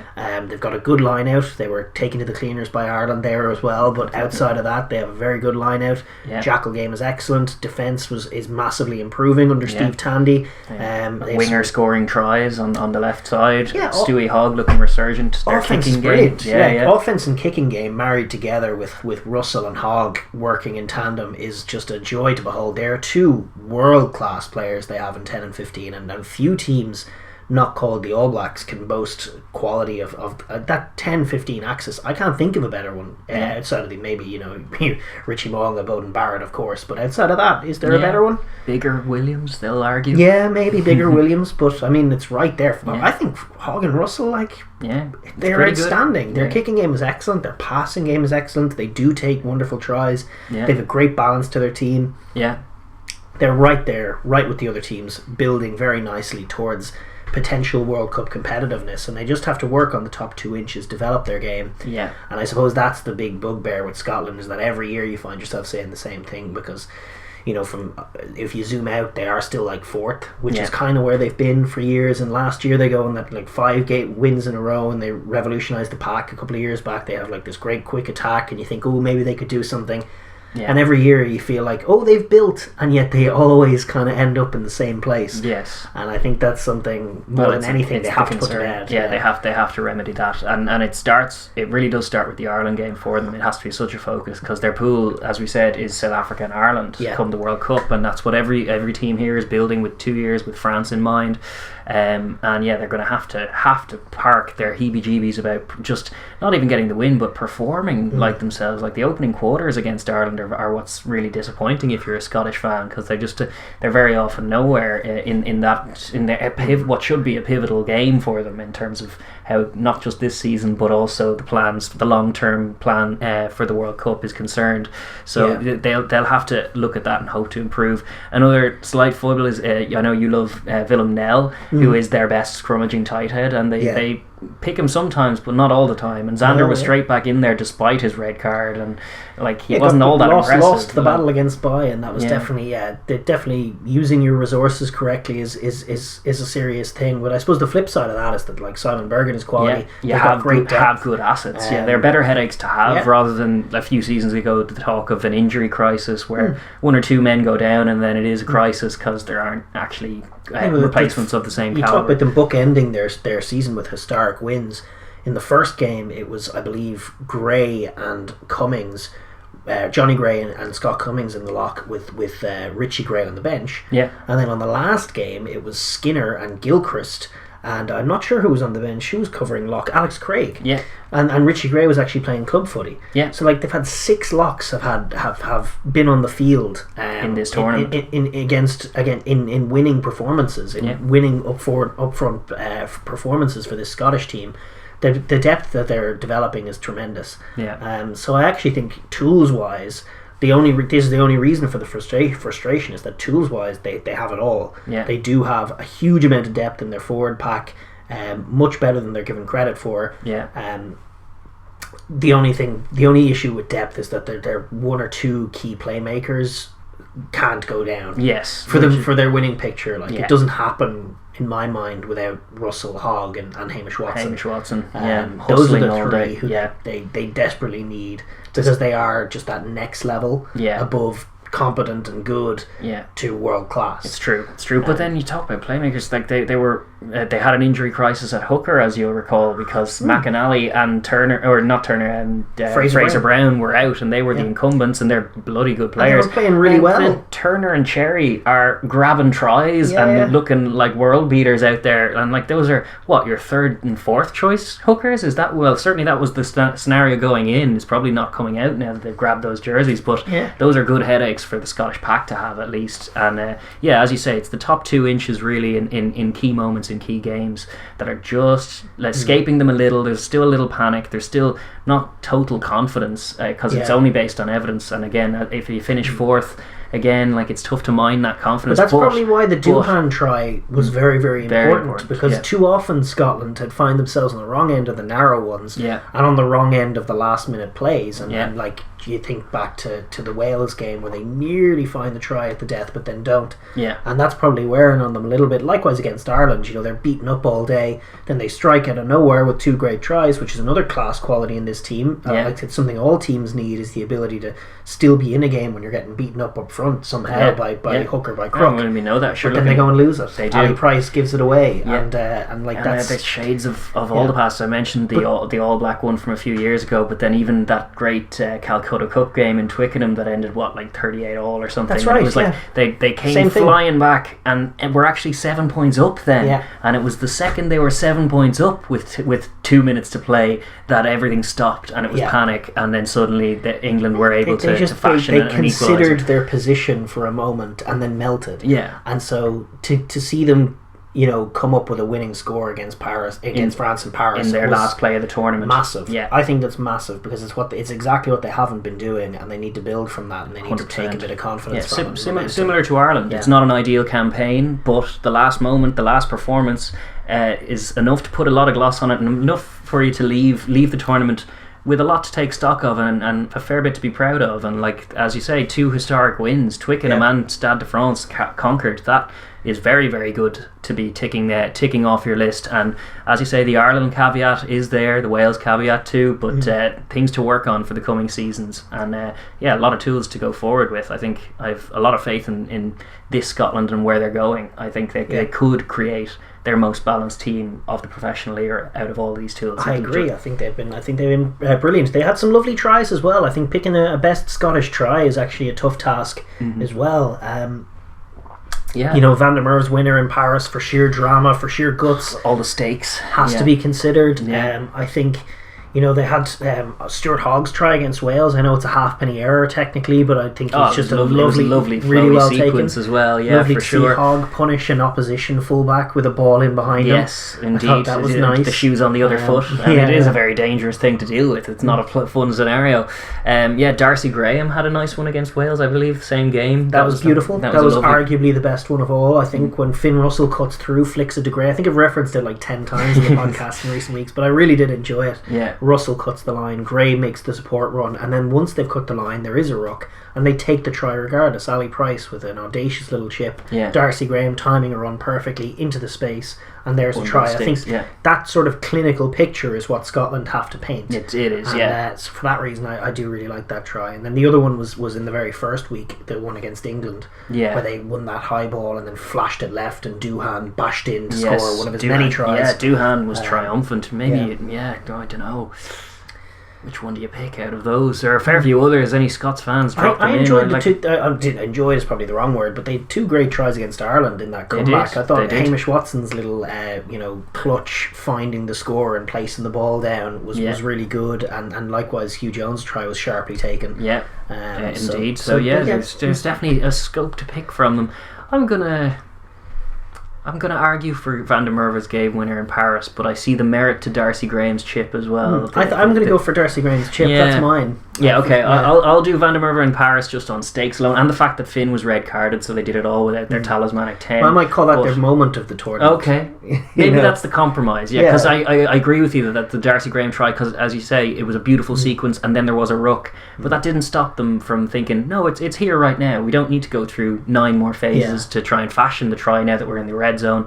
We're going to just chip over, take the try, move on. And as you say, Scotland need to be doing a lot more of that if they are to become that fully rounded entity of a team that they definitely have the potential to do. So 100%. And the other thing though, on best moment of the tournament, it's either that Doohan try that wins the game, which is going to be hard to overcome, but I really liked Hogg's spiral against England. I did too. I just thought that was, obviously there wasn't a crowd there, but it feels like one of those moments where the Scottish fans would have erupted, even the away ones in Twickenham. Yeah. But even without the fans, it does something to the English confidence. It like hurt the same way Boutier's won for France did in the year before, where it's just they want to pin them back, they want to make it tough to exit, and Hogg's just gonna kaboom them down the other side of the pitch. I think English forwards, like no other pack in rugby, get just irritated by having to turn back and go to their own line. Like they seem like no pack likes it, but English forwards seem to be really rattled by it. When a team kicks really well against them, that's when they kind of lose their heads a little bit. And I thought that was a huge moment, and I think everyone in Scotland, everyone on the pitch for both teams, recognised the momentous nature of it. Just a fantastic, and it was such a piece of skill as well. Definitely a good so I would give a shout out to it, but I do think Doohan's try. Doohan takes best moment of the tournament for them. Won a game, and then I suppose player of the tournament. We have nominees. The Mish, who is up for player of the tournament in terms of it's either him or Hogg. Him or Hogg, or Van der Merwe is top try scorer. Top try scorer, But I think it's the Mish. You think it's the Mish? Yeah. The red Mish descends. Yeah, he was awesome, and he was the only guy who was really awesome. He's the only guy who played Ireland well. Yeah, I think you will give it to him on balance for that. Because actually Doohan, he did grab a lot of tries, but in moments in the Ireland game, game as well. Yeah, he probably could have done better. This is really harsh, but against Wales, he probably could have done better once he cut the line. Towards the end of that game, but not linking it with Hogg. The pass was a bit of a turf. Ian Williams kind of plays him without the ball, which was what the appeal was. But the only reason he's able to get the play in on Hogg at all, because he's way behind him, is because the pass is a little low and a little behind him. So and it's really harsh, because Doohan was great. But I mean, if they're gonna be a team that contends with the likes of the All Blacks for being ruthless and brilliant, taking that winning score is often what separates good from nearly good. And I think Doohan, just if he gives that ball to Hogg, I think it's a score. And on that note alone, I would give it not quite to him, but but the Mish, who again the other note is he did perform excellently against Ireland and got them that try that they desperately needed to get back into it. And he was their man, their talisman. So the Mish is their player of the tournament. Carries, tackles, jackals, everything. Just a playmaker and a complete workhorse, and a powerful player from the back row for Scotland. And a nailed on cert to be going to the Lions tour. I think so. You have to front runner for the test team right now. Yeah, you have to bring him. Bring him. Okay. With that, I guess we will park Scotland. Another year goes by, and it's slightly disappointing, but with promise. Aye. So with that, we will move on to England. Which is a bit more doom and gloom, admittedly. It's not doom and gloom. No, it's not. Not for me. It's not. In terms of their own immediate knee-jerk reaction, you have Eddie Jones coming under fire about his job security. You have guys like Aotearoa having to come out and support him in the media. You have the Sarries thing coming under fire. You have all kinds of the usual kind of cocktail of kind of very, very negative kind of things. Some that of which come Eddie with Jones losses. has put on himself. Oh well, Eddie Jones invites it with the way he combats the media anyway, which can be good. It's good for spectacle. And the stubbornness of selection. I mean, you can't convince me that Mark Wilson over Sam Simmons as a back row option makes any sense. It doesn't. That English back row would be so much better with Curry at 6, Ben Earl at 7. Billy V at 8, that's fine, and then Sam Simmons come on off the bench, or just put Sam Simmons at 6 or something like that. Sure, but potentially transformative right there, I think. And Curry is a 6, and Ben Earl is a great 7. So why not have those two do that, and then Billy V and Simmons shoot it out for 8, one on the bench, one starting. It would just be better. And Wilson was the one back rower in that team coming up with losing plays. Negative plays, very much so. He was noticeable in that Ireland showing for missing tackles and misreads and stuff. He's not a bad player. He's a great player in many respects, but it just at test level found out a little bit. I agree. Yeah, I just think selection wise, Eddie Jones hasn't got everything right. But I think their story of the tournament is they were champions of the Six Nations. Then they had played a very curious Autumn Nations Cup where they kicked literally everything from inside their own maybe 65 meters, anything, even maybe 70 meters, anything in that zone. They were just kicking everything and defending and working on their defense, and it was enough against teams that weren't playing with enough in offence to counter them. Yeah. But they rode their luck, and they were lucky to win that Autumn Nations Cup final against a derailed France. Yeah. And it probably papered over some cracks, and then they started against Scotland playing that exact same way. And the cracks kind of showed very quickly, and they were found out. Their kicking game, for all that they'd been kicking, wasn't as sharp as Scotland's kicking game. And then when their backs were to the wall and they were fishing for a try and having to move the ball, they looked very sloppy and very sluggish at that point. And then from there, that really it sets up the Six Nations in a bad light. When you open with a loss to Scotland, it's obviously not going to be as good a year as last year. No. But they did, their hand was a bit forced to play a bit more ball, and they did in patches. They were not as clinical as Wales. By the time the Wales game came around, they did put together 2 lovely tries that were glimpses into how they can play, but not enough, and Wales were too sharp and too clinical for them, and they were again a little dialed out, a little short on discipline. The Sarries guys, while having full quality, weren't quite starting at the pitch of all the other teams, and were as a result a little bit sloppy. You had Itoje racking up his big penalty count in that particular game, which, as you say, was down to trying to make plays. He was still one of the ones who looked fit and trying to make plays, just not quite match sharp, and therefore the plays were penalties instead of actually being turnovers. But he grew into the game, and they all grew into the tournament, and they all kind of grew into the tournament leading to that France game, which was their highlight of the whole showing, the whole campaign. It was a beautiful performance against a very, very good and very game French team. Just a lovely game of rugby from a neutral point of view. They had to work so hard to break down that defence, but they did it, and they did it really well, and then they deserved the win, and it was rightly Itoje who comes up with the winning play. Much of what they did was brilliant, but I felt they were playing catch up from that week one. They were a little shocked by a Scotland team that were so game, and I think Eddie Jones was probably a little shocked by just how the tournament went generally, in terms of it was very, very different from the Autumn Nations Cup and then even last year's Six Nations, in that there was so much more offensive footy going on. And then even in that last game against Ireland, where I'm sure he was hoping to play out that same game again, Ireland come with way more, and they play with way more pace, and they play with way more offensive, they're moving the point of contact, they're attacking, and I think England at their best are better at that than anybody. Their offense is like a well-oiled machine with crisp passing and beautiful misdirection. And it had been, but it wasn't oiled in a while. It wasn't oiled all during the Autumn Nations, and therefore it came in a little rusty, and there was a little squeak on it, and it wasn't quite right. And they needed to apply some WD-40 to that offense, probably to get it moving a little bit earlier in the tournament. But and the other factor, the huge factor, is that there is still a Manu Tuilagi shaped hole in their midfield that is going to negatively affect any offense and any team. And Slade played really well while he was there. He obviously dropped out injured and wasn't available for the last game, but the balance, it's set up with Ford, Farrell, Slade. It's a kicking axis. It's very much that. They passing to get to the wide channels, but it's Slade's left foot, Farrell's right foot, and that's the thinking. Behind that centre pairing, they didn't trust Lawrence to be more of a like by like. Even when he was on the pitch, they didn't trust him. They didn't trust him with the ball. They didn't pass to him. He was only a dummy runner a lot of the time. So that the balance is just not quite there. And generally, England at their very, very best have a guy in the midfield who will sit defences down by force and by running very, very hard, and they just hadn't had that, and as such they're a little more lateral, and it's just tougher to break teams down. 100%, they are finding it tough, and moving back rowers into that space is something they can consider.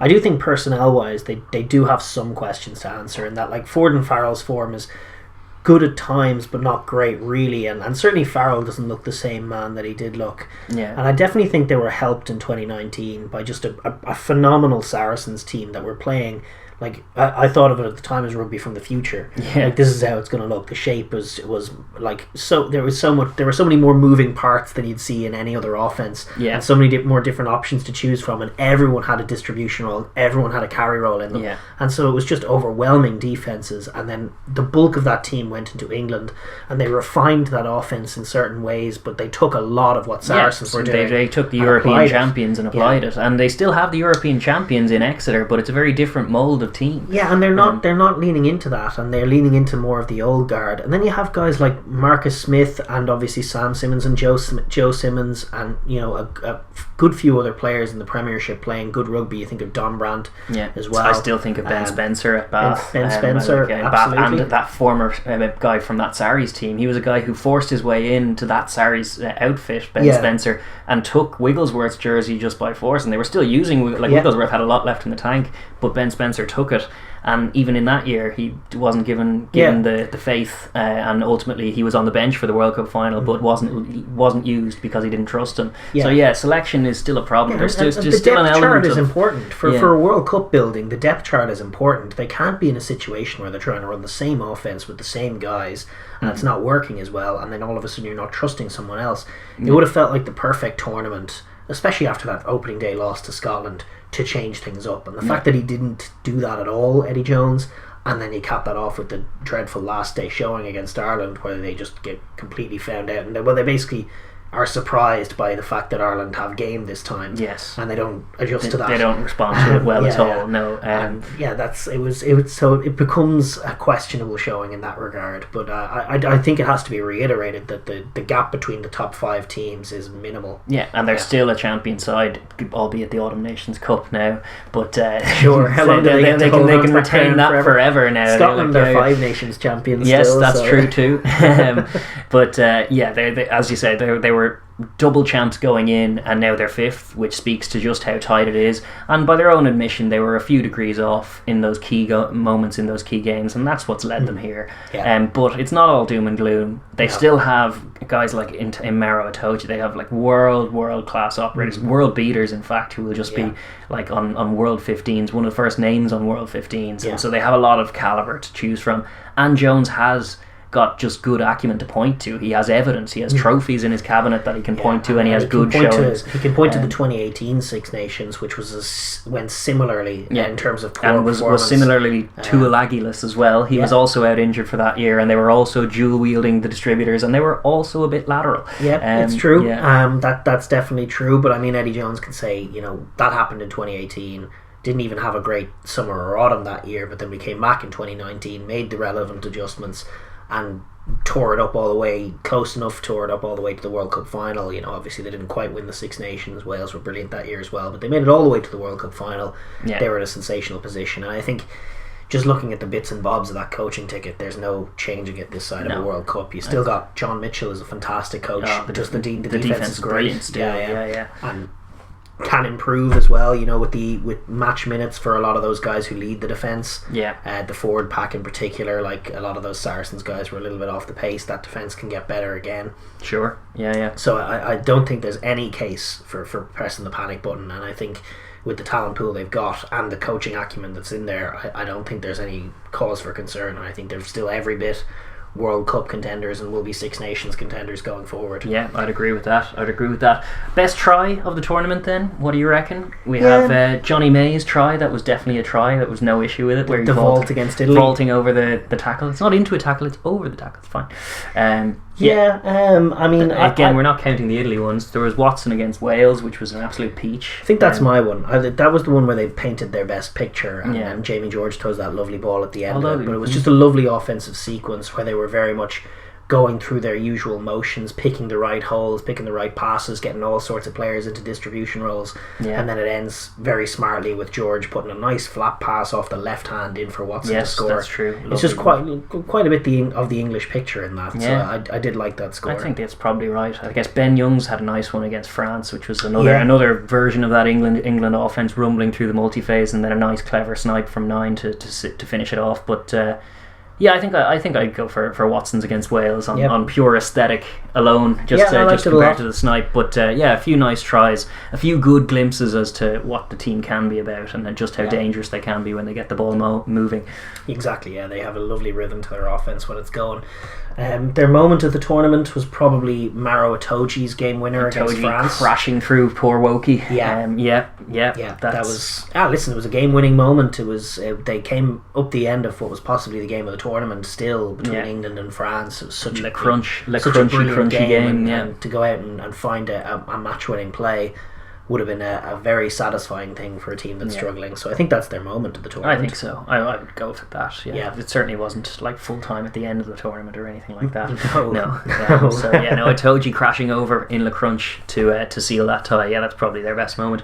And then player of the tournament, there were a fair few who underperformed, but there were still some good performers. Itoje, again, always up a nominee. He was fantastic in that particular game. Curry, likewise. I thought they were the two busiest members of that pack throughout. For sure. Then the back line, you have guys like Young, Ford, Slade was brilliant when he was there briefly. I wouldn't put Ford in there either. Like, I think he undershot. He was very poor against some Ireland. moments, some good and bad moments, but generally speaking, was himself and Farrell didn't work as well. Their kicking was poor, and they just didn't quite run a sharp an offense as they should. They didn't set up their kicks well. Everything they did was kind of telegraphed. Yeah. And I don't think they played particularly well. No. I thought the two wings were good. Yeah, Watson and May still looked lethal. They were frozen out in the Scottish game and they were frustrated, but then when they started using it a bit more, they started appearing on the score sheets. Watson was taking some tries. Watson outscored May this year, which he doesn't always do.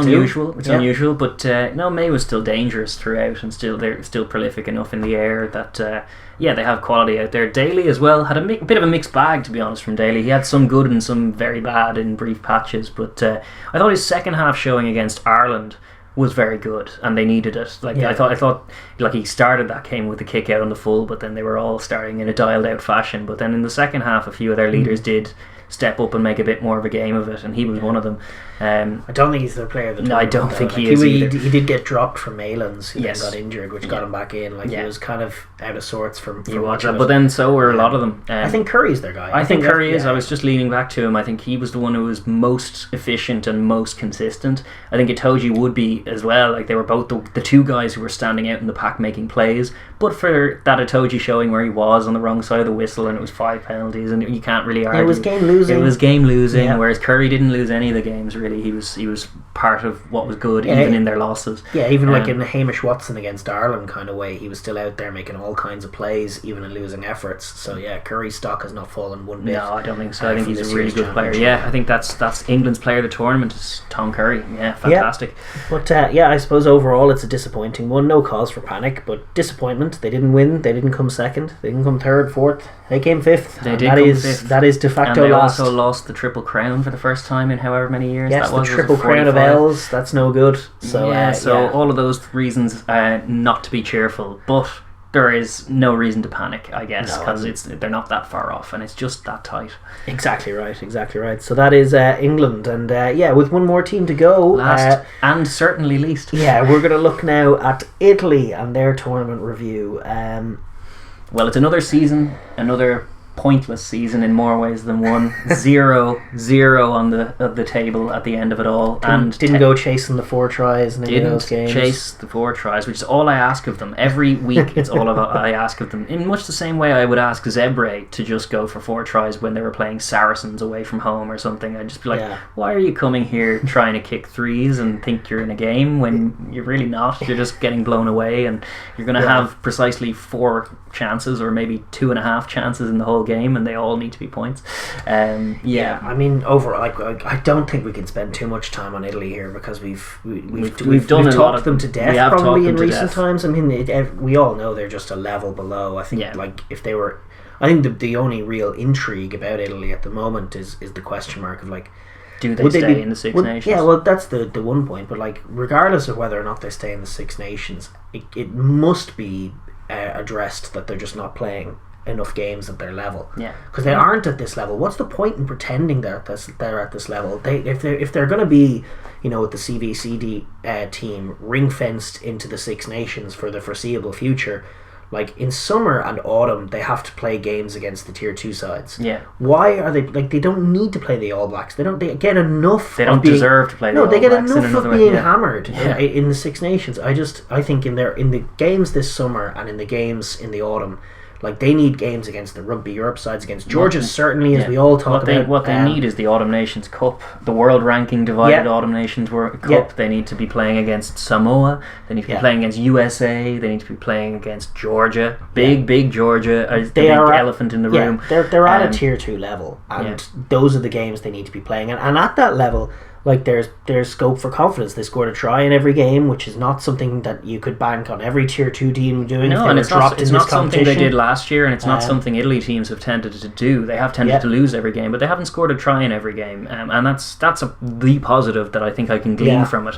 Because the other factor is it's on points difference and points accrued. It's the worst Six Nations of any team ever, and worst Five Nations, and that's obviously no good. And it does just speak to like they're a tier 2 team, tier 2 team in a tier 1 comp, and I like it's no good for them.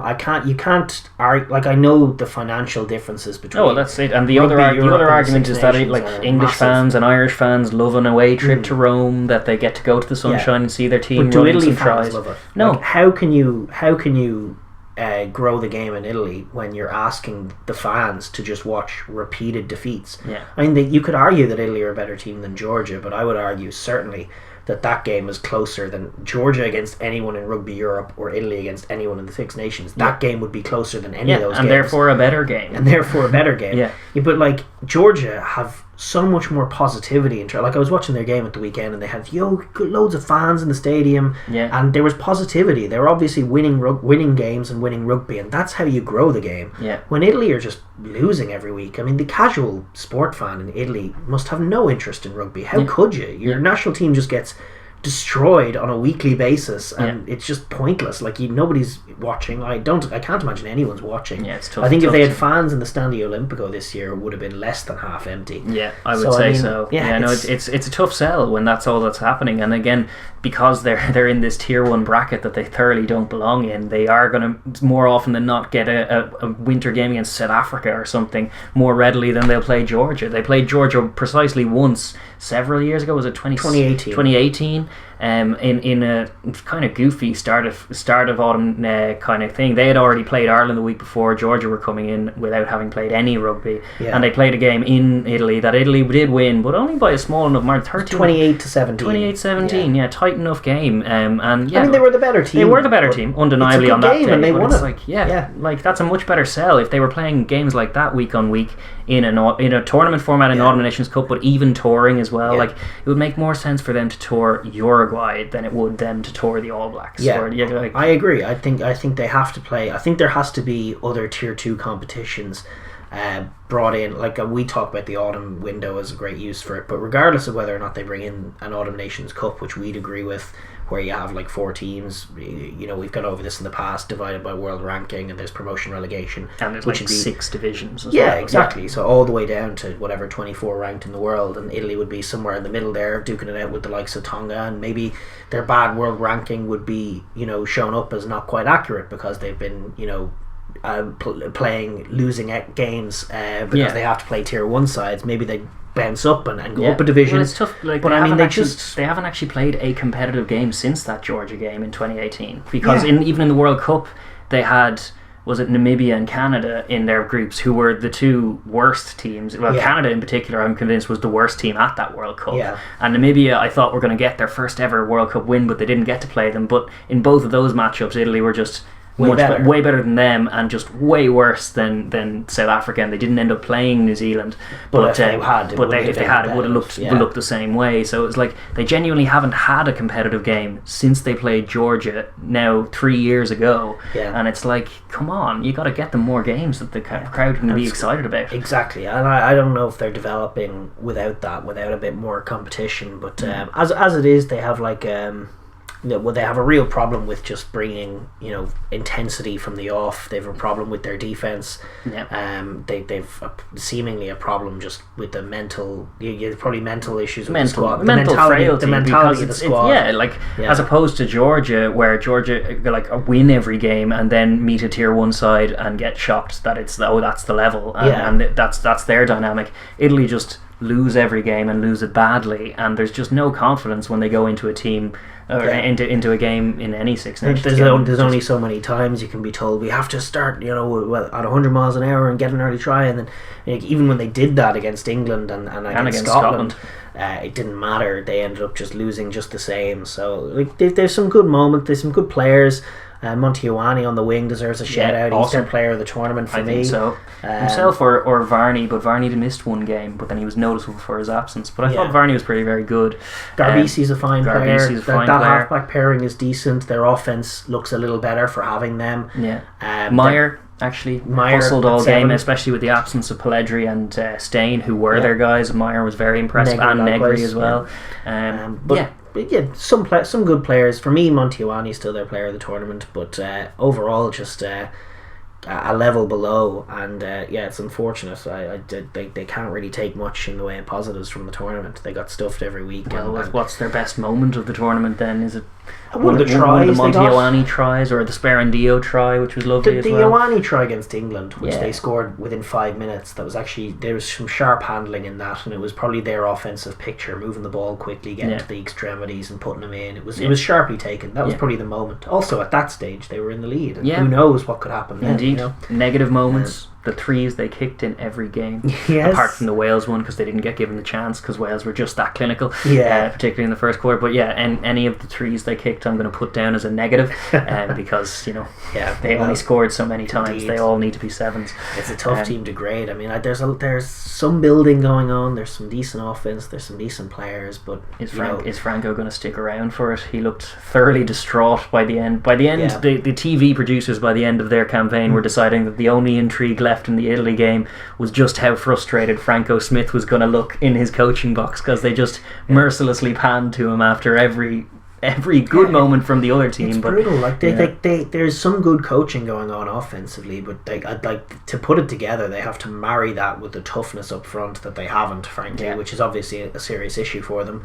But overall, it's just it's an F, isn't it? It's a fate if you're ranking the season. It's just an NA kind of thing. Like it's just like they're a level below, and none of the 5 teams were off enough this year. Like England were the most off, and that was the closest game, but they were all pretty close to good, and they're only going to get better because they've got World Cups to be worried about. All those 5 teams ahead of Italy, and they're going to grow at a faster rate than Italy are, and I don't know that the gap is going to be any closer in the years to come. And they did feel like pointless games this year. They did, it's tough. I don't dislike Italian rugby. I like Italian rugby a lot. I wish it well, but I just wonder if this is right. I don't know if it is. It just seems pointless. Well, it seems like it's doing harm. All it seems to serve is to pad the stats of the big guns in the tournament by giving them one win and loads of tries, so they get their positive points difference up.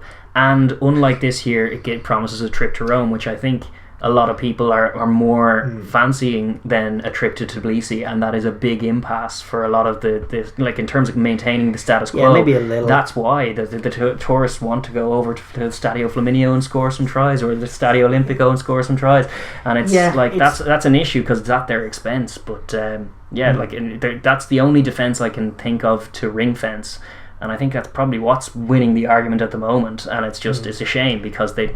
Is there a more consequential team in rugby than the class Italian team of the 90s with Diego Dominguez? Is there a more valuable team? Because they got them into this. They played so well that they were undeniable that they got into the Six Nations. And now ever since, if you were to factor up all the money that Italy have had pumped into them from revenue generated by the Six Nations, like that is it's doubtless at least quadruple the amount that has ever been or ever will be in Fiji. More than that. And Fiji have offered a lot more to world rugby throughout history, I think, than Italy, even despite that team. I don't think you could argue that. But it's a crazy thing that they've managed to get into the Six Nations and are now in a state where they're stuck in there seemingly perpetually, and it's not ideal for them. It's not ideal for the tournament. It's just the way things are. It's a disappointing campaign, as it always is, because it's a tough sell when you're getting pumped every week. Unfortunate for Italy, but here's hoping they get one of these years they manage to put it all together and have their best possible showing with their best possible players, which I think for many tier 2 teams, not just them, can be enough to compete. And let's hope we see more of that, and let's hope we see more competitive games from Italy going forward. That's the real, or even competitive quarters. seeing them in the first quarter. What I mean by competitive games, like playing at their level. I want to see them play Tonga. I want to see them play Samoa, Fiji, Georgia. Yeah, I want to see how all those games go. USA. Yeah, we don't see it, and it's a constant debate where it's like, how good are Italy actually? Well, we don't know. They just get pumped by teams much better than them. So it's like, why don't you let them play Namibia, who never play any games seemingly apart from the World Cup? It's a problem. It's a problem. Anyway, we'll move on from Italy. It's a sour note to end on, but it was a great Six Nations tournament. 100% triumphant tournament. Absolutely. And listen, just before we wrap up the tournament, we are going to do something a bit fun here. We're going to take a look. We're going to we've both selected, I should say, our teams of the tournament. You've selected a team, I've selected a team. I haven't looked at your team. You haven't looked at my team. Haven't at all. Brand new teams. Yeah, exactly right. I think everyone's selecting their team of the tournament, so we were figuring why not. I will preface things in advance that some of these calls are brutally difficult, and it's really just on a whim more than anything. Like, some of these guys who aren't selected could easily start for Lions, etc. And like the margins are between the whole 5 teams have been so small that picking a team of the tournament, like I have some goofy ones anyway that people will give out about. But, I have some goofy ones too as well. I've kind of applied a somewhat of a fantasy team aspect to it. Like, I do have players. Like, I'm trying to balance the amount from each country, and I try to balance it such that it's a team that can play a bit of ball. I have a team, but I also have a kind of a game plan for them. You know, like, you want to take them to the field. I think they could play a really good game. You know? No, that's fair. That's definitely fair. Well, we'll see. I think it down in the comments. Obviously, give your suggestions and answers and tell us why we're so wrong, which I know we are. But also, whose team would win? I think that's a factor. That's a factor too. But I guess without much more ado, we're going to start with Loosehead. And obviously there was some quality there. For me, I'll just start. The key contenders were Wyn Jones from Wales, Cian Healy from Ireland. I thought was brilliant, scrummaged really well, won every battle he had up front. Cyril Bay everywhere for France. And then obviously Rory Sutherland is in there. Ollie Kebble, I think, coming off the bench for Scotland was great. And Mako Vunipola probably didn't hit the heights that he usually hit. And I pretty much ruled him out of contention. And so the guy I went for was Wyn Jones. I thought he was the best playmaker out there. I thought he was everywhere. He made all the plays. And I put Cian Healy on the bench, which leaves out Cyril Bay, but my reasoning is that I thought Cyril Bay lost one too many matchups throughout the tournament. Yeah, no, I'd agree. Do you know, that's disappointingly non-controversial, because I've done the exact same thing. Oh, no. If these are the same teams, is the same team, that's going to be very disappointing. Because we do talk a lot about rugby together, so there's a sense of hive mind. That's true, because I also started with Wyn Jones and also put Cian Healy on the bench, and I was flipping between those two and with Cyril Bay.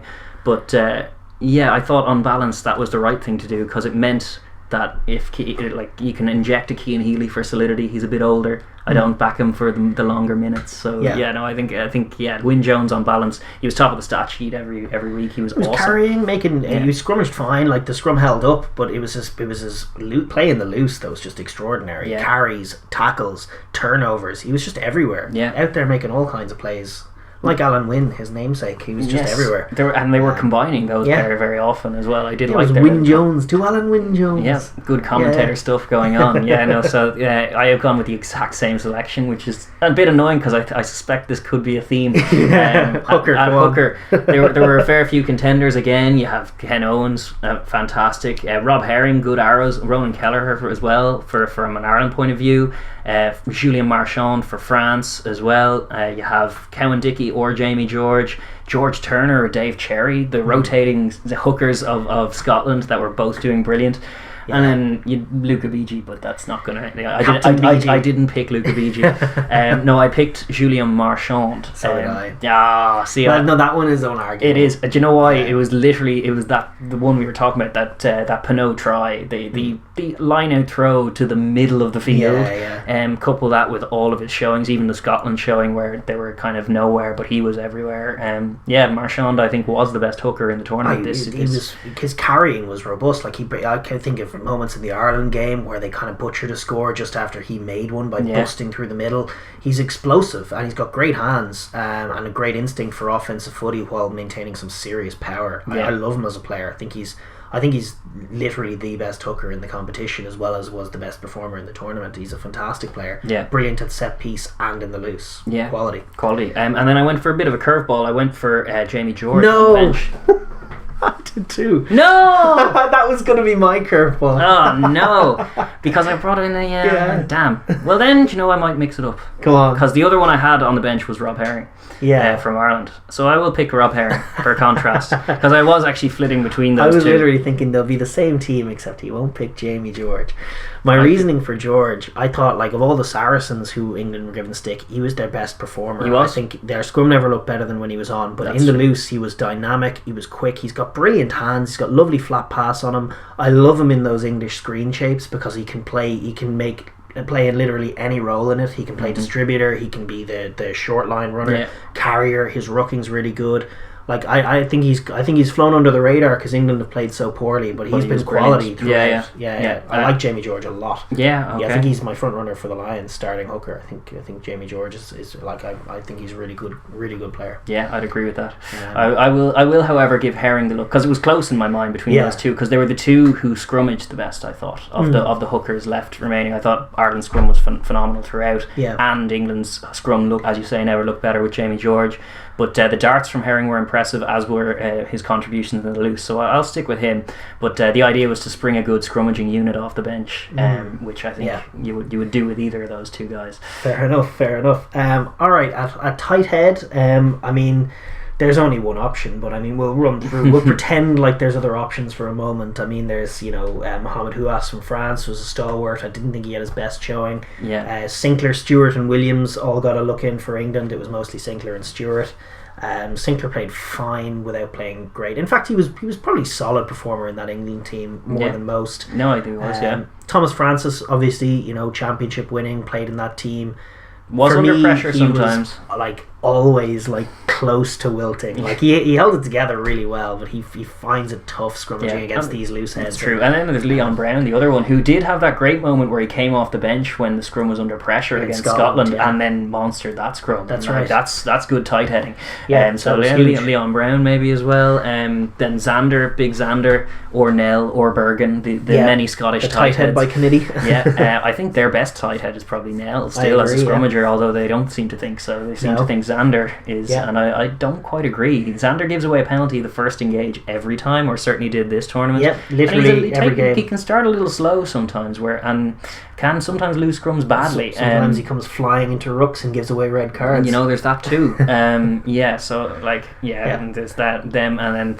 The answer is Tadhg Furlong. The answer is Tadhg Furlong. I was going to list off the Riccioni and the other Italians, Zalocchi, but no, it's Tadhg Furlong is the answer. I picked him as well. Like, Jesus, it's undeniable. He didn't even play the whole tournament. Andrew two-step. Yeah, but Andrew Porter was the other option, but it's Tadhg Furlong. He's such a freak specimen. The only other player like him at the moment in World Rugby is Taniela Tupou down in Australia playing for the Reds, but just such a dynamic force from your tight head. Dynamic, but also smart. Like he distributes not just well, but intelligently. Yeah. Like he's a good reader of the game. He used to play Gaelic football and hurling here in Ireland, which just developed a footballing ability to go with the classy physicality and just the sheer heft of him. Yeah, the athletic heft and the weight of him. So it was Tadhg Furlong starting all day long for me. And then I actually did go Sinclair on the bench. I stacked my bench with a few jilted Englishmen because I thought they'd come on with a bit of bite. So I have Sinclair and on the bench there waiting in the wings. Do you know who I benched?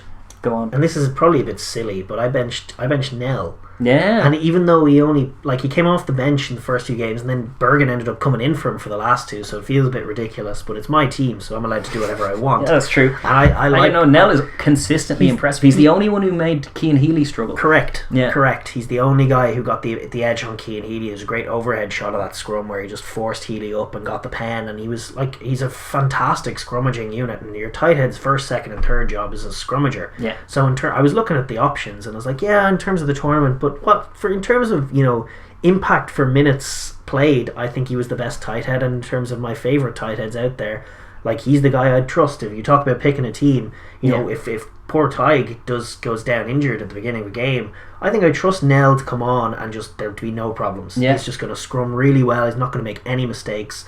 Willem Nell, WP Nell, that's my backup tight head. So there you go, a bit of difference there. Bit of difference there. I've gone Sinclair, you've gone Nell. Both good scrummagers, both very, very classy players. So that's the front rows. And then moving into the locks, there's an absolute smorgasbord of quality to choose from. We couldn't have gone the same way here, have we? From England, you have Maro Itoje, Big Johnny Hill started the tournament, Charlie Ewells finished it. In Ireland, you have Tyg Byrne, James Ryan, who got injured early doors, the ever-present Ian Henderson, the bursting onto the scene Ryan Baird with plays off the bench for days. Then the Scottish, we were alluding to just how many locks they'd used in the tournament. So you have guys like Cummings, Gray, then Skinner, Gilchrist, Richie Gray, all of these. Alex Craig. They used so many. The Welsh locks were fabulous. Adam Beard and Alan Wynne-Jones. The French locks, Taoife Fanou was the standout, but Willemse, Leroux and Swan Rabadge coming into the team late on, all impressive. And the Italian cohort were Lazzaroni, Ceci and Cannone. I think the Cannone was the most impressive of them. But I went for Adam Beard. I thought he was brilliant. I thought he was the outstanding man perhaps in that Welsh pack. I love his link play, I love his carry game. I think he was vital to what Wales were about this year. He was a little wider, a little smarter, a little more of a footballer at lock, and perhaps missing that heft. But his playmaking was quality, and I just loved his performance, so I had him in there and actually partnered him with Ian Henderson. Do you know, that's a funny one, because I did a very similar thing, but it's a different combination. Who do you have on the bench? I have Alan Wynne. You have Alan Wynne on the bench? Yeah. Right. See, what I did was I went Alan Wynne-Jones 5 captain, and Big Ian Henderson with him for sheer scrum heftery. And Ian Henderson is in there because he was brilliant. His carrying defence was brilliant, and his line-out credentials were... He was actually leading that line. He was the one calling that line-out for Ireland that was so polished. I think he was perhaps their best line-out performer, and some of the steals he made against Scotland were outrageous. All true. You know, Ian Henderson was one of the first guys in there for me. It was a lot of chopping and changing, but ultimately I went with Alan Wynne, the wily head, as captain of this team. I think he's very, very useful in that capacity, and I think a potential partnership with him and Ian Henderson is both a scrummaging force and a line-out monster. And I think that coupled with a more mobile back row, which I have. So who's your benchman? My benchman was, let me just check now. I know who it is, of course. It's Maro Itoje, another jilted Englishman on the bench to unleash in the second half. Leaving Beard out. I was leaving Beard out. See, that's the thing. Like, you might leave Beard out of it. Ultimately, you might be in a position where you're leaving Beard out of a Lions test team, and I accept that. But of a Six Nations team of the tournament, when he was the outstanding player in the winning team, perhaps in that whole forward pack, he was the guy in the wide channels doing Tipperick impressions. Yes, he was. I have my reasons, but they factor in when we get to the back row. Okay. Fair enough. I suppose we'll look at the back row then. As far as the French guys and Scottish guys, the game against Ireland hurt them a lot, and then the other guys who came in obviously didn't have enough time. I think with both of them, because Leroux got injured. None of them apart from Willemse had a run of games. Taoife Fanou was the closest. He was the closest, but he got injured. For me, he was closer than Itoje. Yes, he was. He was between him and Itoje for the bench option. What the hell? What does Adam Beard have to do? Adam Beard, he wasn't in competition with those guys, and I'll explain now. He was in competition with Tyg Byrne, because Tyg Byrne's playing the same role in my team, but he's doing it from number 6. I don't know. That's my reasoning. Well, I have Tyg Byrne in my team as well, and he's at number 6 too, is he? No. He's at number 8. Yeah, I did, and that's ridiculous. I know that's ridiculous, and I know fans of Toby Faletau are going to be coming for me with pitchforks, and I understand. Because Tyg Byrne didn't play a minute at number 8, and it is a different position than 6. But again, my team, and I also wanted him in the team. For me, it was just the crack was I liked that lock pairing. I've always preferred that Tyg Byrne as a back rower to a lock. And in my back row, it was always had to be. For me, the 3 guys are just undeniable. Ollie Vaughan, Watson, and Byrne. I don't think any of them can be dropped. I just think they were all outstanding. Tyg Byrne was one of the best playmakers in the tournament. Likewise, Ollie Vaughan, who was dragging that team forward when sometimes they were kicking and screaming. And likewise, Hamish Watson, who was the one standout performer for that Scottish team from minute 1 to the very end of the tournament. Phenomenal carrier, defender, jackler, you know the rest. So for me, all 3 of them, I couldn't drop any of them. So you went Ollie Vaughan, Watson, Tyg Byrne, and my benchman was Tom Curry. There's a jilted Englishman. There's a jilted Englishman. The same principle, different thing. Tom Curry was unlucky in my book, but I went slightly different, and it was the Mish who was unlucky because he's benched to come in, because I had Tyg Byrne at 6, Ollie Vaughan at 7, and Faletau at 8. Yeah, I also think like Navidi and Tipperick, in my team, to not have any Welsh back rowers in my team is a glaring issue. Yes, I understand that, but the other guys, like the fact is the teams were so close and the other guys played so well. I think on balance for me, Faletau is great and he is, a brilliant player. But their best back rower for me is still Tipperick, and he's the guy who I might have got in. Yeah. But I started with the idea of Tipperick as well, because I do like Tipperick. But what I want is someone in the wide channels doing what you want Adam Beard doing. But that guy for me is Tyg Byrne at 6, and then I have Ollie Vaughan, Captain Fantastic, kind of running the show as far as doing the dirty work and, like you say, dragging teams, kicking and screaming forward. And then you have Faletau a little wider as well, where Jack Conan was a little like at the very extremities, not in the link man, but in the either dot down or last offload. You can have Tyg Byrne in that role. No, Tyg Byrne's a little inside. He's the guy. Because that's where Adam Beard is. No, this is my point. Is Tyg Byrne plays that role for me. But that allows me to have Alan Wynne-Jones, Captain Fantastic, and Big Ian Henderson, a very hefty, Alan Wynne-Jones meaty. comes off the bench for my team, and that's when your team start feeling that when I don't know if his impact from the bench is as much as his impact from the very opening whistle. Because he's an older man at this stage. You gotta allow him to pace himself. I told you on the bench is a joke because his biggest strength is that he's an 80-minute performer. Yeah, no, that's true, but I still like the idea of springing jilted English. I don't think the Englishmen did well enough to get the start off some of these great guys, and I do like the idea of springing some of their monsters off the bench with a bone to pick. Yeah, as far as the other guys who were unlucky to miss out, Alter was very close in my mind. Same. Obviously the Welsh guys, Navidi, all Tipperick, very close for me. Ireland kind of suffer a little bit. Tyg Byrne was clearly the outstanding performer, and in the rest of the competition they kind of did back rowing by committee, as you say. Like Connors was great when he was in, but he was only in briefly. Josh was also good. Connors and Josh were trading roles. Ruddock started a game, then CJ was in obviously for most of it. There was a lot of different moving parts and a lot of good performers, but it was very much no one outstanding and everyone collectively doing well. So that's my pack anyway. Yeah. And your pack, I guess. No, those are the packs. Those are the mighty packs. At scrum half. Yes. Many options. Yeah, well, I mean, I didn't think anyone was particularly outstanding barring one. Wales did. You talk about Ireland's back rows by committee. Wales were scrum half by committee. Yes, all they day. were. Yeah. So Gareth Davis probably had the most minutes, but Thomas Williams coming off the bench was great. Again, Kieran Hardy starts the game against England and puts in probably the best showing of any of the scrummies, but he's off injured. Yeah, no, then Lloyd Williams gets a run out as well. For Ireland, Gibson Park and Murray both solid. Ali Price played most of the minutes for Scotland, as we know. Ben Youngs for England, up and down, and Stephen Varney for Italy were the options. I went with Dupont to start, and I put Gareth Davis on my bench. I thought towards the end of the tournament he showed his class and pulled most things out of the fire for a good Wales team. And I think he was very, very solid all tournament long, and I just like Gareth Davis. What he brings. Yeah, absolutely. I did something very similar but slightly different. I picked Dupont to start because I want Dupont to start. I know you didn't actually have his best tournament, but I think even at that he had really good quality moments. The amount of tries his ceiling is so high. Like if Luke McGrath played a tournament the way he played a tournament, I'd be delighted. But he's Antoine Dupont, great, and he was a different curve from that. So he wasn't quite his best self, but he's still my number 9, same as yours. And on the bench then, I did have all that debate with all those options that you ran through. I didn't particularly love all of Ali Price's showings, although he did have good moments. Gibson Park the same. Ali Price cost himself with that charge down against Ireland. Cost him the game. Ultimately, I felt it needed zip, so it needed to be a Welsh scrummy. And then I was looking at all the Welsh scrummies, and to be honest, the one that impressed me most was Kieran Hardy, but he didn't play any minutes. So then I picked a different kind of Welsh scrummy, and I went with Stephen Varney from Italy. Because I actually think of all the Italians, he got them moving. In the one game that he wasn't there, they just had nothing. That was the Ireland one. And when he was back in, they suddenly moved a bit more. And I kind of like the idea of giving one Italian a chance to play in a decent team with a good competitive match.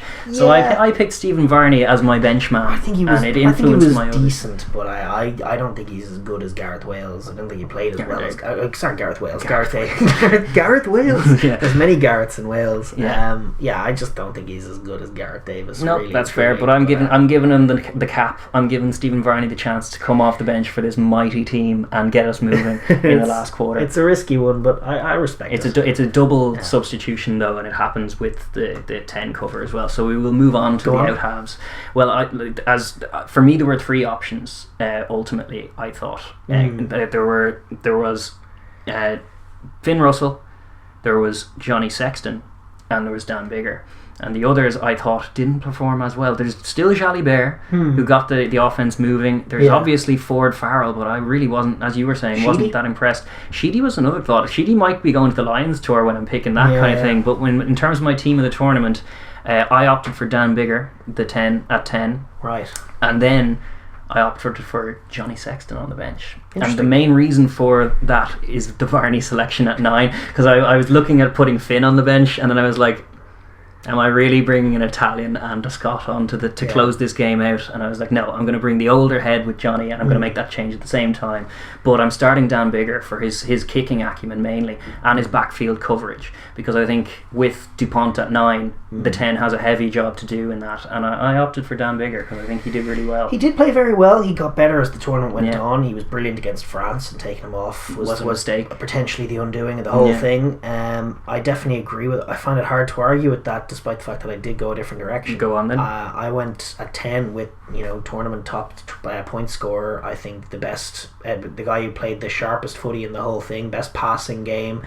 Ran the offense, ran what was like a limited offense really well when he was there, and got it working really well. It was Johnny Sexton. He's tournament top point scorer, pretty undeniable. Didn't play in the game that Ireland lost against the French. Did play against Wales and was one of the standout performers. Was the only out half to do the sort of pulling out of the fire, kick the winning kick from the touchline in the whole tournament. He was the guy who had to step up and do that, and he did it really well.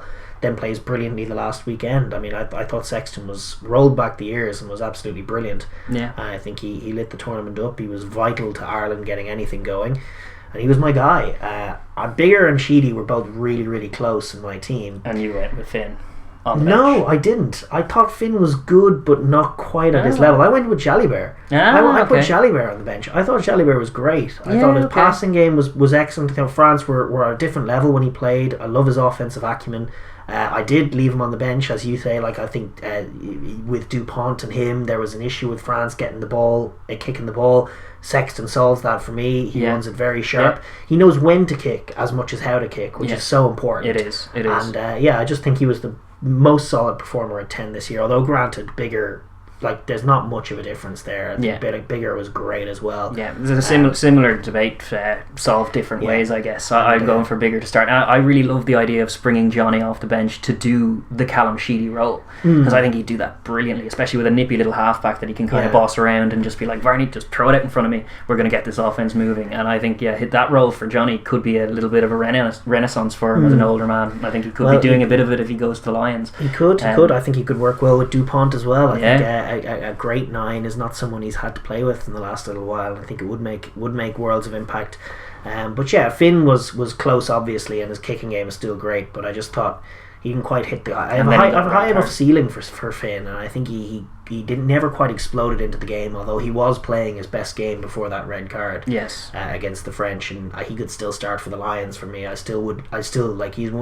I think stylistically it makes sense to try and play him against the Lions. He's literally one of the first names on the team sheet for me, on the plane, for me, in the Lions.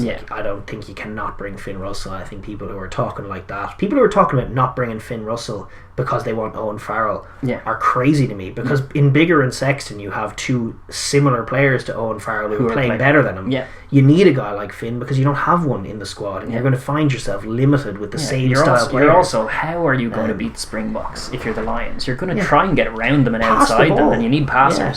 So Finn's one of them. I think for a matchup against the Springboks, Finn makes all the sense, either off the bench or starting, and probably a rotation of those two. But shout out Garbisi as well. He didn't put too many feet wrong. No, he didn't. Faded as it went on. Yeah, as the rest and it's did. just tough to pick. I gave one Italian a spot on my team, and that was Lil Varney, the other halfback. But those were the 10s, and it was a tough call because there were a lot of good quality players in there. Yeah, 100%.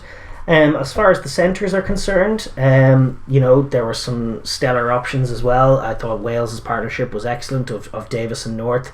Nick Tompkins and Watkin featured for them earlier in the tournament. Halaholo had some impacts off the bench. For Ireland, Robbie Henshaw was outstanding all tournament. Gary Ringrose was in there as well. I didn't think he had a great tournament. No. Nanaki as well was decent in his showing, but then got red carded, so that kind of scrubs him out.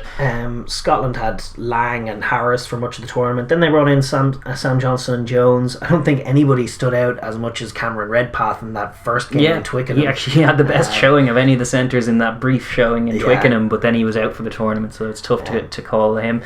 And then for England themselves, you have obviously Farrell, Slade, which is what was predominantly one, but then also Ollie Lawrence, but he didn't really get a look in as far as influencing things. And then Italy kept mucking about with their centres. Yeah, Zanon is probably their best centre. Kana Zanon is their best combo, but they were convinced they were convinced that Brex Mori was, and it wasn't. It's not an Italian that I've picked. No, who do you have in your centres? I think Henshaw's the guy who's very unlucky here because he's played really, really well. You picked the same thing. You've done the same thing as me. Yeah, Fiku, undeniable at 12 for me, one of the best players in the tournament. One of the best players in the world. He is player of the tournament. That's what's so bonkers to me is that he's not nominated for it because he was my player of the tournament. Yeah, indeed, and I agree with that. I think Fiku was outstanding. He was the number one playmaker in that French team, as well as making all the offensive and defensive plays. He seemed to be running the show. Yeah, he was mature. He looked a mature player in a young team. Yeah. So Fiku all day, and then the other one, 13, George North, who I thought was absolutely outstanding. I did the exact same, and it's more balanced. I was thinking of Henshaw 13, but then North was making great defensive reads as well. It was and offering more on offense. Yeah, exactly. And it was Fiku who was going to be running the show on defense this time, really from 12, and George North following his lead and making those hits. And then, as you say, the offense needs to purr, and with Fiku and North, I think it would purr. I think that's such a good centre pairing in Hypotheticalville. I suppose some big money bags could try and make it happen somewhere in France, but it's a really good pairing. Yes, for me it was a no-brainer. It was one of the quickest jot downs I had. It was I know Henshaw's great, but Fiku and North, brilliant. Yeah, and to be honest, I didn't pick any Irish backs apart from Sexton on the bench because it's tough. They didn't move the ball. Their forwards dominated every game. As good as Hugo Keenan was for us, you can't in earnest chuck him in when other teams were making offensive plays for days, and Ireland's tail of the tournament before the England game was winning the forward battle and not being clinical out wide. It's not right. Yeah, the only guy who was clinical was Sexton because he was nailing all of his kicks. Yes, indeed, and therefore he's made it into both our teams in different roles. So I suppose we won't go into the bench options just yet because I didn't pick a centre on the bench. Did you? Did I? No. No. Okay. So yes, it is Fiku and North, and Henshaw the unlucky one to miss out. But two quality players there in the midfield, and then the outside backs, which is super fun. I mean, my God, the options in outside back you got from France.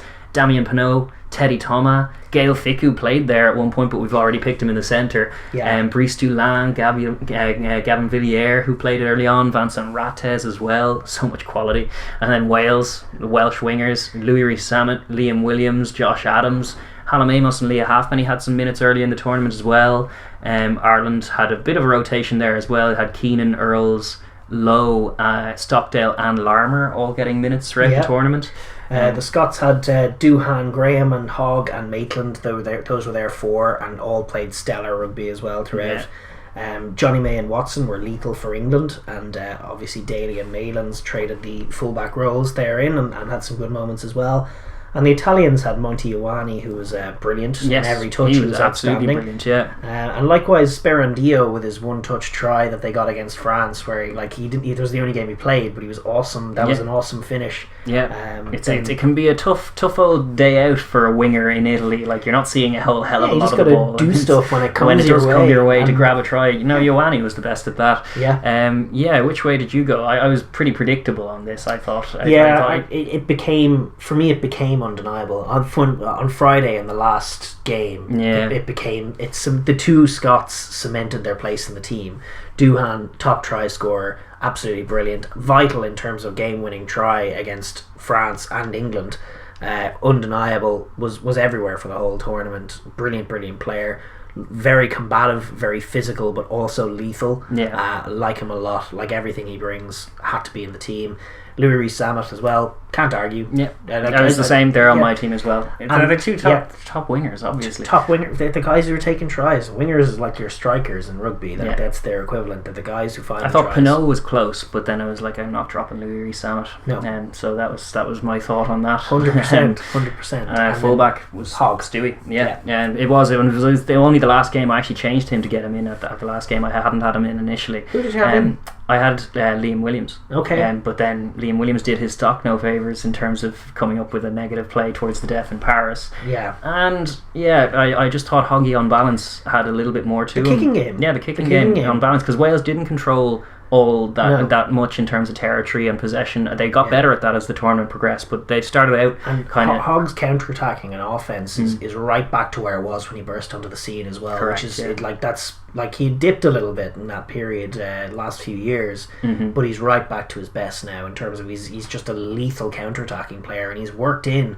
a distribution effort. He started a game at 10, and his kicking game is stellar, his passing game's coming on, he's still absolutely lethal, and he's the captain of a great side. He leads them very, very well. I think he's front runner for the Lions jersey, although he will be vying with Liam Williams for it. Yes, I think so, and as such I had Liam Williams on the bench as outside back. Very, very close. In fact, what I have written down here is Liam Williams it was like a slash. Okay. I was like nearly Liam Williams, but I actually went for my one Italian, Monteoani. There you go. Yeah, I thought he was lethal. I thought he was absolutely lethal. I thought with the limited ball that he got, he looked one of the most dangerous outside backs in the tournament, and so I stuck him in there. Yeah, why not? You need to give Italy a little bit of love. I went for Varney. You went Ioani, who was pretty class. Those are two bloody good teams. I don't know which would win. I know how stylistically I'd like to. Yeah, we might get them up on the screen for people watching the shorter vid, but it was those are our teams. There's not too many differences between them. You can see the little hive mind going, but a few little differences here. Who were yours? Drop your teams of the tournament down below, or your critiques of our team of the tournament as well, which are all valid, apart from some. Apart from all of them. Oh yeah, none of them. Apart from any that disagree. Consenting voices will be fostered. We need to get you all to join the hive mind. You'll all be picking the same team before the end. Listen, those were our teams. I guess we won't wrap it up anymore. It was good fun.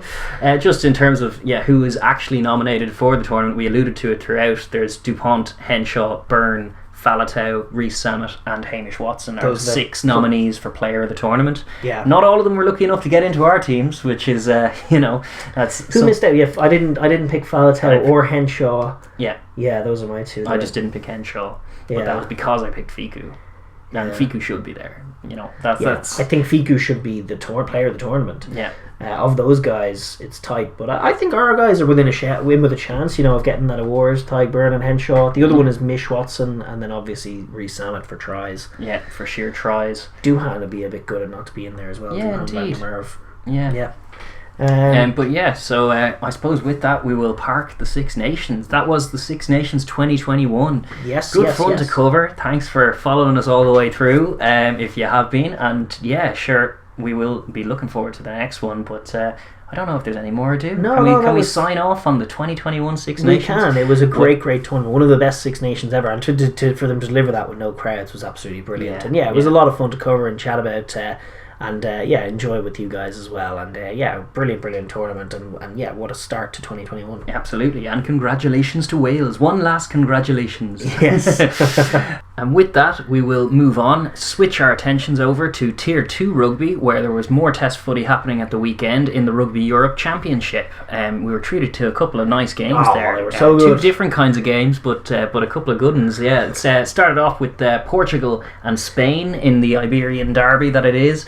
What a humdinger it was, and ended 43-28 in favour of Los Lobos. Portugal getting the win. I think it's Os Lobos. Os Lobos. I realised the difference in Portuguese. I've been calling them Los Lobos as well. Os Lobos. Os The Lobos. Lobos. The Lobos. The Wolves, The in Wolves. fact. But they're like, that was 43-28 was the result. Yeah. What a spectacular performance from Portugal. Against a team that had been their bogey team, that do have a bit of a big brother mentality over them sometimes, but my God, they just strung together some great sequences and scored some great tries, and it's pretty undeniable now. They are the team. It was Spain pre-tournament and going in talking about playing like Japan and all this, but it's Portugal who are the ones putting it into practice. I think it was telling that Spain rocked up and tried to win a forward battle, and early doors succeeded in that. Like, they got their rolling maul going. I think Marrakesh got sin bin. He did for sacking a maul. Yeah, they were painting their picture, and their picture was kind of like being, you know, if it, like with the yellow jerseys, they looked Romania-esque. They were trying to be forward oriented. They did score a nice try to make it 19-7. But outside of that, it was very much a one-dimensional style of play, and they were not the more quick. They were not the quicker. They were not the more offensive-minded. They were not the wider team. They weren't the slicker team. And Portugal were, and I think it's to their immense credit after going behind early doors to come back and just put in stellar score after stellar score. I mean, both wingers on the board, Storti and Marta. Yeah. And then the performance from 9, 10 and 15, Marrakesh, Portela and Susagides at 15. Oh, fantastically flowy footballers. Yeah, they brilliant. really do run that offense in a lovely, lovely way. They're a delight to watch. All of them very, like, I think Marrakesh is 32, but he's probably my player of the tournament so far. 100%. What a find! But the other guys are very young as well, and they are exciting. And they're just quick. They play with offensive tempo and freedom, and they move teams about and they tire them. And look, they were tired themselves against Romania. They were helped in the fact that Spain gave away a red card and again went down to 13 men. But this time they were properly punished. Like last time, they got a losing bonus point against Romania. Yeah. Portugal are the best, apart from maybe Georgia, of course, but they're the best team of the rest at punishing teams for that. Yeah, they went down numbers. To 13. They play a distinctly numbers based game. Yeah. They try and overload defenders and fix and give. And if you're going to be down to 13 against them, they're just going to attack you. They're going to run you ragged. Offense. Like they do throw those lovely inside balls. Both your blindside wingers get involved constantly. Yeah. And then obviously from fullback Susagides really stepped up and was just everywhere on the counter attack. His footwork is phenomenal. His passing game is excellent. He just created a try. Yeah. And they're the team in this competition that find tries from nowhere. Yeah, and it's brilliant. They're probably the best to watch because they get into proper scraps and they're not perfect. Their tight five can go walk about, particularly in second quarters, and they do struggle with the physicality, and like they struggled a little with Spain's kind of ugly style a bit. They couldn't repel them all legally. They're not the finished article, but they are definitely heading somewhere, and with that result, a bonus point win, or not, was it not quite a bonus point? It wasn't, because they're using this 3-try rule like the Top 14 does, where you have to win by 3 tries to get a try bonus, which is wrong for this tournament. I would think. I think they should just be incentivizing tries throughout. There should be bonus points for 4 tries regardless. It would be an adequate punishment for how a lot of these teams have played in times gone by, where they're just a little more forward oriented and sluggish. I think that every incentive to score tries should be added. So it's a shame that Portugal don't get. They racked up 43 points and didn't get an extra point for it, but they do put themselves thoroughly back into the mid-table mix, and with another season to play as far as World Cup contention goes, they're still vying for that spot, and I have a lot of faith in them after that showing and just what they're doing with the ball. I mean, they struggle up front, and they're gonna struggle up front, but just the fact that their solution is so like Japan is just to keep moving teams about, and I think they're only going to get better. But I love the brand they're playing. I love the style of them. I rate the skill set of their backline very, very highly. I also want to give a shout out to the mustachioed replacement loosehead Francisco Fernandez. Yes, who made a seismic difference coming on, making plays in the loose, and also the scrum turnaround in the second half was very impressive. Because their starting tight head had been drawing my attention as just a guy who just looked like a dad bod out there, and he's running around getting raggedy. The loosehead in particular, the guy who started at loosehead was just like a fat guy. No disrespect, but like he just was. Like I've been there, buddy. It's like but like Jesus out there with these guys who want to play in World Cups. It was looking a little rough, and likewise the tight head. They're very much, as you say, harken back to like early 90s and the amateur era in terms of their prop forwards. Yeah. They're just getting guys who are as big as possible to fill lock that down jersey. the scrum as Or best as possible. They try to and just get mushed a lot of the time. Yeah, well, certainly, like if you think about going to a World Cup and facing a Springbok team, that's obviously a brutal matchup for any of these guys. But Francisco Fernandez, who is 35 years old, gets a try on the board, but also just comes in and solidifies things and looks to be a proper prop. They'll need to find a few more of them between now and World Cup time. But I think I'm rooting for them. I 100%. really They're my them. favourite looking team in this tournament so far. Spain, by contrast, I'm not rooting for them.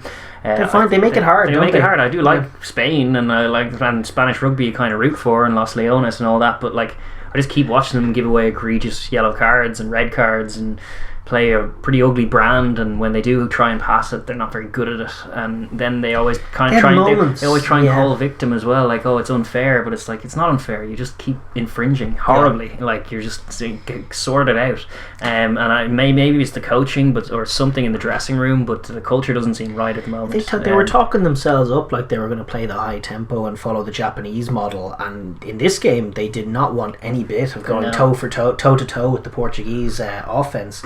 They didn't want it. They wanted to play sluggish. They wanted to play forward oriented. Because they weren't going to win if they did get into shooting. But they didn't win anyway. No, they didn't either. So they're 0-3 now, and really World Cup qualification looks a distant sight for Spanish rugby fans at the moment. It's not out of the question. No. They do need to fix things. They do still have some talent. Ordaz is a good operator at 10, and he helps them a lot, and I think he did a good job scoring that try that should have been a try bonus point try in a losing effort, and they did still score 4 tries. They do still have some offensive chops, and they have a more competitive pack, which is huge. And both of these sides kick very well. The kicking game of both of them is very, very good, because they're a nation of footballers. Like, they can all to a man kick the ball very far and very well. Indeed, and that did help them. So I'm not writing them off. The game against Russia, for both of these sides, the games against Russia post whenever they are in July, after this little break this tournament's going on, those are going to be massive they're must win for both, and for Russia as well. So it's proper competitive.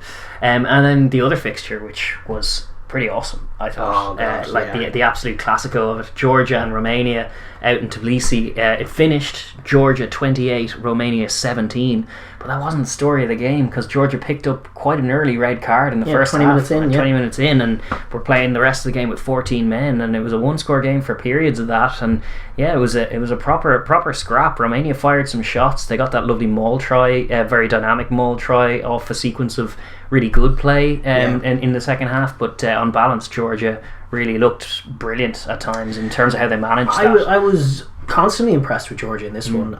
They started the game excellently. They were controlling the play. They were kicking well through Tato, and they found themselves dominating the scrum. And I think Mamukashvili, who gets the red card, he's a guy I've had issues with, because I cited him as a problem. I don't think his line-out darts are great. I don't think he offers enough in the loose. And now here he is getting red card. Yeah, but what he seems to give them is, especially with the young props, is a really good scrum. And they were like, it was classic Georgian stuff at the start of that game, where like set forward, and then ball comes in, and that was it. And they tortured. Like, the referee was almost being obtuse, not giving up penalty tries. Like, Romania wanted him to give a penalty try, because he just kept giving Georgia penalties, and then he yellow carded a Romanian prop, and then they reset it again, another one, just a penalty, and it's like, Romania's just like, come on, we can't do this, just give them let us get up the pitch, and eventually he does, and Georgia took a convincing 10-0 lead, and then Mamukashvili, and it was to be fair, like, it was a deserved red card. He came in with a swinging arm on the Romanian fullback, who has been having a great tournament, Melinta. And it was after Melinta made a really good play, like, where he's under a high ball and he catches it and he keeps his 2 feet in bounds and twinkle toes down the sideline, beats one defender, and is about to run into open space, and Mamukashvili does this desperation swinging arm and catches him right in the head, and drops him and takes him out of the game, which is unfortunate. So he deservedly takes a red for that. And then, Romania actually get some ins in the game, and it's including the scrum. Yeah, to your point there, like when he came off, they had to switch it up, but the scrum started going backwards then for Georgia, which was an unusual sight. And they took a back rower off, which was an interesting decision, but one that was vindicated as the game went on. It's just the work rate of Jalagonia and Sarkadze that really Saganadze even that allowed them to do that, because those boys were everywhere in all the pivotal sequences, and then throughout the game as well. They were just all over the place. Like they faded a little after the red, and Romania did get back in it. But I thought that the performance to dig it out of the fire in the second half was absolutely brilliant. It was, yeah. The try they scored in the extremities with Saganadze bursting through, and the great pass. It was trying to find the name of the guy who scored it. Gigishvili got it in the end, the loose head. But it was like the first Kamaladze making a great pass off his left, which he gets credit for, and then the fixing kid. Kvesaladze at 13 had his best game of the whole tournament. He looked dynamic, rangy, kind of asking good probing questions with ball in hand, and then sitting people down when the ball was going out wider than him, as well as his dummy lines or his options were very good. I mean, they were down to 14 and they were still throwing the ball around. Got it done in the extremities, and you have to give the ultimate shout out to the scrum half Abrasidze, who's been bullied the whole day. He was the Romanians were ripping his scrum cap off. Twice I saw them in rucks rip his scrum cap off. And he ended up finishing the game without wearing the scrum cap, because he's probably sick of all that. They were bullying him, and there was one sequence towards the end of the first half where there was a Georgian ruck, and I was like, "Where's Abrasidze?" There was no scrum half there, and then on the replay they revealed what happened was after he threw his pass at the last ruck, a Romanian tackled him, lay on him, and held him down there for ages. And that was where he was, and it was just like they were constantly harrying him, and then he gets the last laugh with the quick tap penalty to put Tabitsadze in. Beautiful try, and when Tato was forced off, when he kicked a lovely kick and cramped up instantly and fell down on the spot of the kick. And you thought, oh no, because the game was still in the balance at that point, and Tato had been playing really well and was like a difference maker between these two sides, and you started to get the feeling that Georgia were going to navigate it, but then he goes down and goes off, and you're like, oh no, this could be curtains, but then it wasn't, and it was because Abrasidze was so good from 9, assured, bossed the offense very nicely, made sure they could play keep ball, a very dynamic style of keep ball that isn't just one out runners. It was hitting guys, hitting the ball really hard when they're running tight, and using the outside options. And even the guy who came on for Tato, I'm not sure what his name is, the substitute 10. Oh no, Kamaladze I think moved into 10, didn't he? Didn't he? I think that's what happened. They brought on Soso, or am I wrong about that? I thought it was another young lad. Oh, it was Babunashvili, and he kicked a lovely drop goal at the very end. That's right, actually. Yes. That was a lovely, audacious play. I loved that. That was kind of rubbing salt in the wounds, but it was great. I think Romania were roughing them up the whole game, and there was very much a flexing your muscles style performance from the Georgians, and I really enjoyed it for that reason. As I suspected going into this game, the underrated aspect of their game, their defense, is kind of what won it for them. Jalagonia has been a difference maker in terms of giving them pace off the line. He's leading the defense really well, and like 3 or 4 looks a little like Josh van der Fleer out there, just flying up out of line. On 3 or 4 occasions he caught the Romanians, who were like having this like similar forward pod to most teams, except it's way slower, and the guy was receiving the ball off a slow pass and then was like turning and caught by Jalagonia, and that was it. Like that 3 or 4 times slow motion by comparison to the absolute turbo physical guy as well. Like he sticks his tackles too. He was mighty impressive and has been all tournament long. And with it, it sets up the almost certain Grand Slam now, and it puts them in pole position to try and take the Europe 1 spot into the next World Cup, which was what they were favoured to do. And more's the point, they've expanded their game. I think huge credit needs to be given to Levan Maisashvili, who's the defence coach in 2019, who I was having doubts about, because I was like, your defence in 2019 was porous and not good, especially when you consider your physicality. Your defence is way too soft. And so he gets the head coach job by default because they can't get anyone, and it's a long-term interim role seemingly. And I think like they could stall here, but he has correctly identified, along with sort of just collectively as the union, that they need to expand their game. Their defense has improved, their offense has improved, they have kicking game has improved. Their speed, they have more speed out wide now with a few new lads, and like Niniashvili finding his way into the team. They're a lot better than they were a couple of years ago. They really are, and like their performance that they're mining for, they're showing in Dublin against Ireland, where they were only 12 points adrift, and they were very combative, and now they know what they need to work on. They know what the level is at. And Becca Gergadze is going to come back into this team. I know, right? That's pretty awesome. Like Yeah, no, they are mighty in this competition, but they're growing a lot more than a lot of other teams at the moment. Very impressed with what Georgia are doing, and it was a great win for them. Yeah.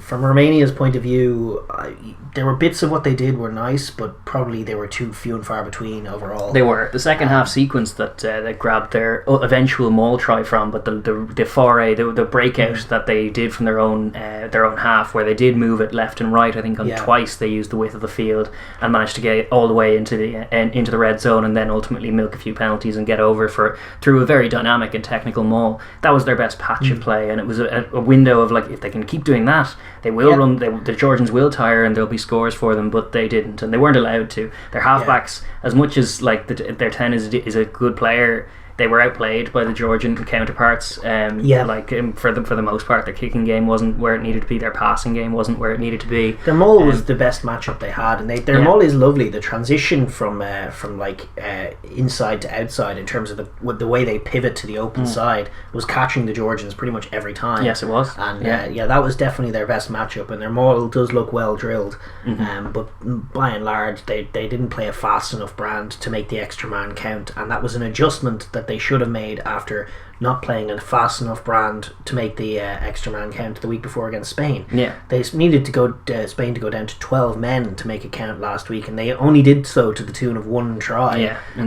So that's a problem. That's a problem. They had an extra man for a very long time, and they didn't make it tell. They're a class beneath Georgia, and a good opportunity to beat them, or to at least get a losing bonus point kind of passes them by. Indeed, you'll never have a better chance to win in Tbilisi than that 20 minutes in and a red card to Georgia. But they didn't, and they were a level below, and all the teams are a level below, and it's the toughest fixture out of the way, but it is disappointing for them to not get anything out of it. However, they do still sit second in the table. Just looking at the table as it stands, obviously Georgia light years in front on 18 points, Romania in second on 9. So having played 4 games. Both of those, Georgia and Romania have both played 4. Portugal are behind Romania on 5 points, but they've only played 3 games. Yes. Russia won back on 4 points, but they've only played twice. They have Portugal, Spain, and the qualifier to play. Everyone has the qualifier to play.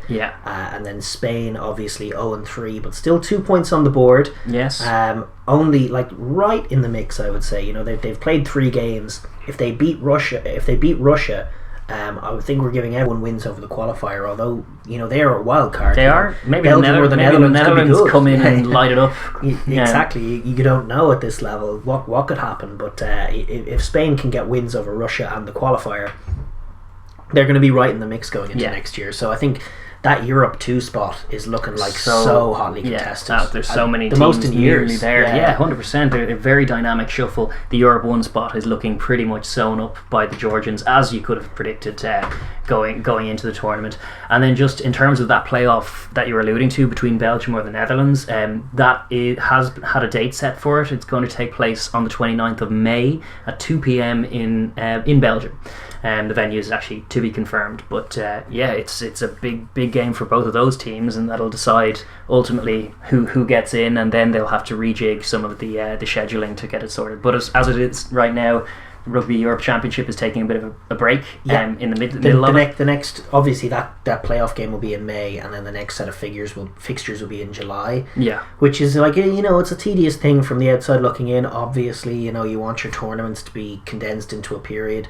But in this tier 2 context, especially with COVID and everything else delaying it a little bit, it makes all the sense in the world. And I love it not being played in a test window. I think, or it being played in a test window, being played not clashing with club footy, just so all the teams can get their players, because that's fair. It is fair and proper. And then in the context of this tournament, it is both the Rugby Europe Championship for 2021, but it is also, as we've been billing it, the World Cup qualifiers, and it's coupled with next year's Rugby Europe Championship. So with that, it's a marathon. It's a marathon, not a sprint. Is the first and it's section. It makes sense with it being world rankings related for continuous assessment to be factored into it. It's not just who's in form for a month and they win. That's a good point. Goes throughout the next couple of years, and then whoever's the more whoever deserving ends up top of that dog pile beneath Georgia is going to deserve it. I think at the end of all this, ineligible players notwithstanding. All that, yes. Well, here's hoping that Marques is eligible for Portugal. Can you imagine? Turns out he was French. He's Egyptian or whatever. I don't know. No, we're hoping not to see any more ineligible players, and it's been a right dust up, and I'm looking forward to its return. In July. But very much the theme of the weekend is congratulations to Portugal on a sensational win,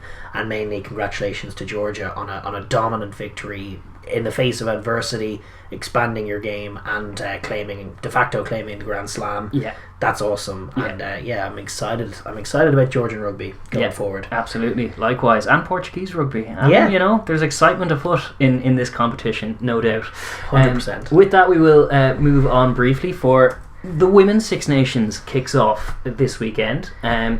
It's good. There are only 2 games this weekend, such as the way it's working. So we have England v Scotland on Saturday and France v Wales. So Ireland and Italy are not playing this week. Yeah, the format's a little different. The Women's Six Nations obviously this year. It's going to be 2 pools of 3 teams.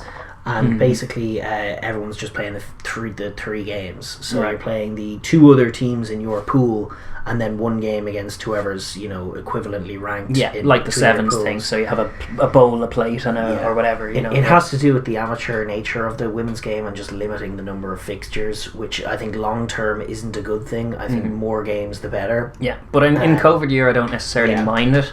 In terms of as a new structure, I do like the new window for it. I like that it is not taking place at the same time as the men's Six Nations. If anything, I would have moved it later into the calendar. I think long term there's a spot for it in like July or somewhere. Like I think moving it away from the other Six Nations, because there's like the Six Nations is a fairly long slog and there's going to be some sense of fatigue from fans.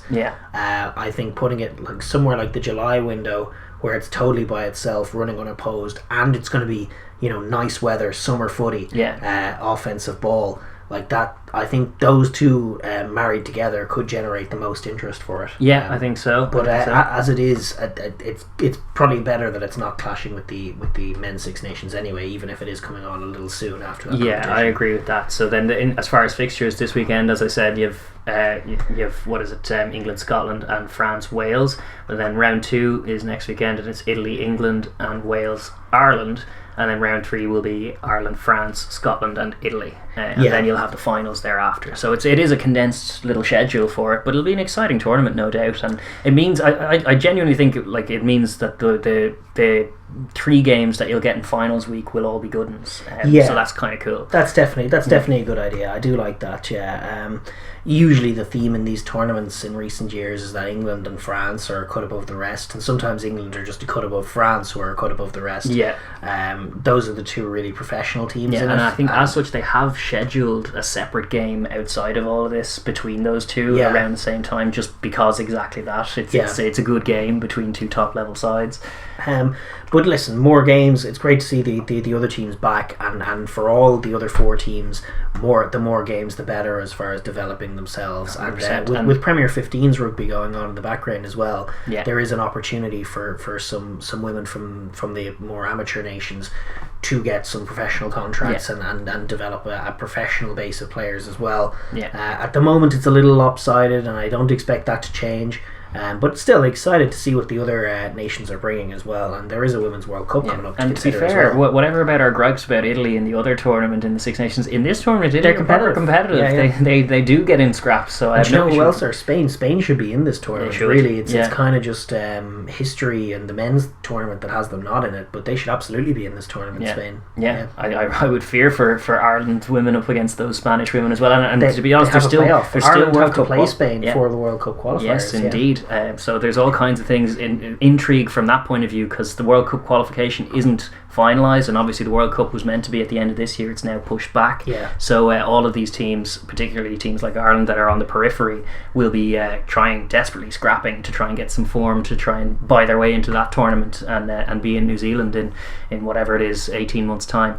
100%. So that is the Women's Six Nations. It's going to be coming up this weekend. As I say, a couple of games for you. From a broadcasting point of view, It's actually free to air in most places. I think Eurosport in Italy, but BBC have it across the water in the UK, and RT have it here at home as well.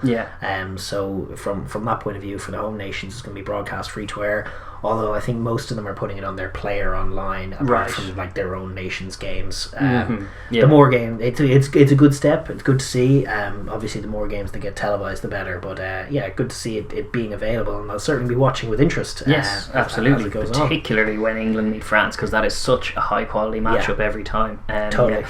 Okay, with that we will park international rugby and move on to club footy, where there is good news for us. Isn't there? Leinster are champions again in the Pro 14. Yes, the final took place last week in the RDS, and it finished Leinster 16, Munster 6. As one of our mates, Kev Choice, put it, it was a stoppable force beats a movable object. Yes, was his remark, which I thought was quite funny. I did enjoy that line. It was it was a very satisfying win from Leinster's point of view. They were reflective of the dominance that was on the league table anyway, in evidence going into the matchup. They weren't clinical. No, they weren't. There was a concern of mine that one of the themes of the year that I was looking at in the Six Nations was like non-clinical teams being punished by clinicality. And Leinster were dominating the game. I think they won their key matchups. They got Porter wins at scrum Porter time. And Healy as well, and then the Rose, Devon Toner shut out all their line out. Fidgey Widginess, and then the whole back row managed to outplay their counterparts. And when people were saying like the Munster back row was better on paper, for me it was just a really close, good matchup, and Leinster's guys edged it. Ruddock was outstanding. Jack Conan and Josh were everywhere as well. Whereas by contrast, I think Tyburn and Peter Mahoney both looked a little leggy. And Coombs was their best operator. Actually, CJ looked a little leggy as well at times. They'd all come off a very physical Six Nations, and Tyburn was the busiest man, and CJ certainly is the most contact heavy lad. And it's the opportunity to rotate, which Leinster availed of, and with good style. Like obviously Furlong was immense, and starting him would have made all the sense, but giving a hungry Porter a chance at it and then springing Furlong was just a luxury that Munster didn't have, and a difference maker. It's a luxury they didn't choose. They used as many players as Leinster in the season, and yes, they went with the tried and trusted and their best team. And I think this game, as satisfied as I was from a Leinster point of view to see us get it done and to score that try with Conan and to put the game beyond them, I do think that this game was more about Munster than Leinster, just because Leinster weren't really asked the questions that they needed to be asked to add intrigue. And while it's very satisfying from a Leinster point of view, it's also kind of head scratching looking at Munster and their approach.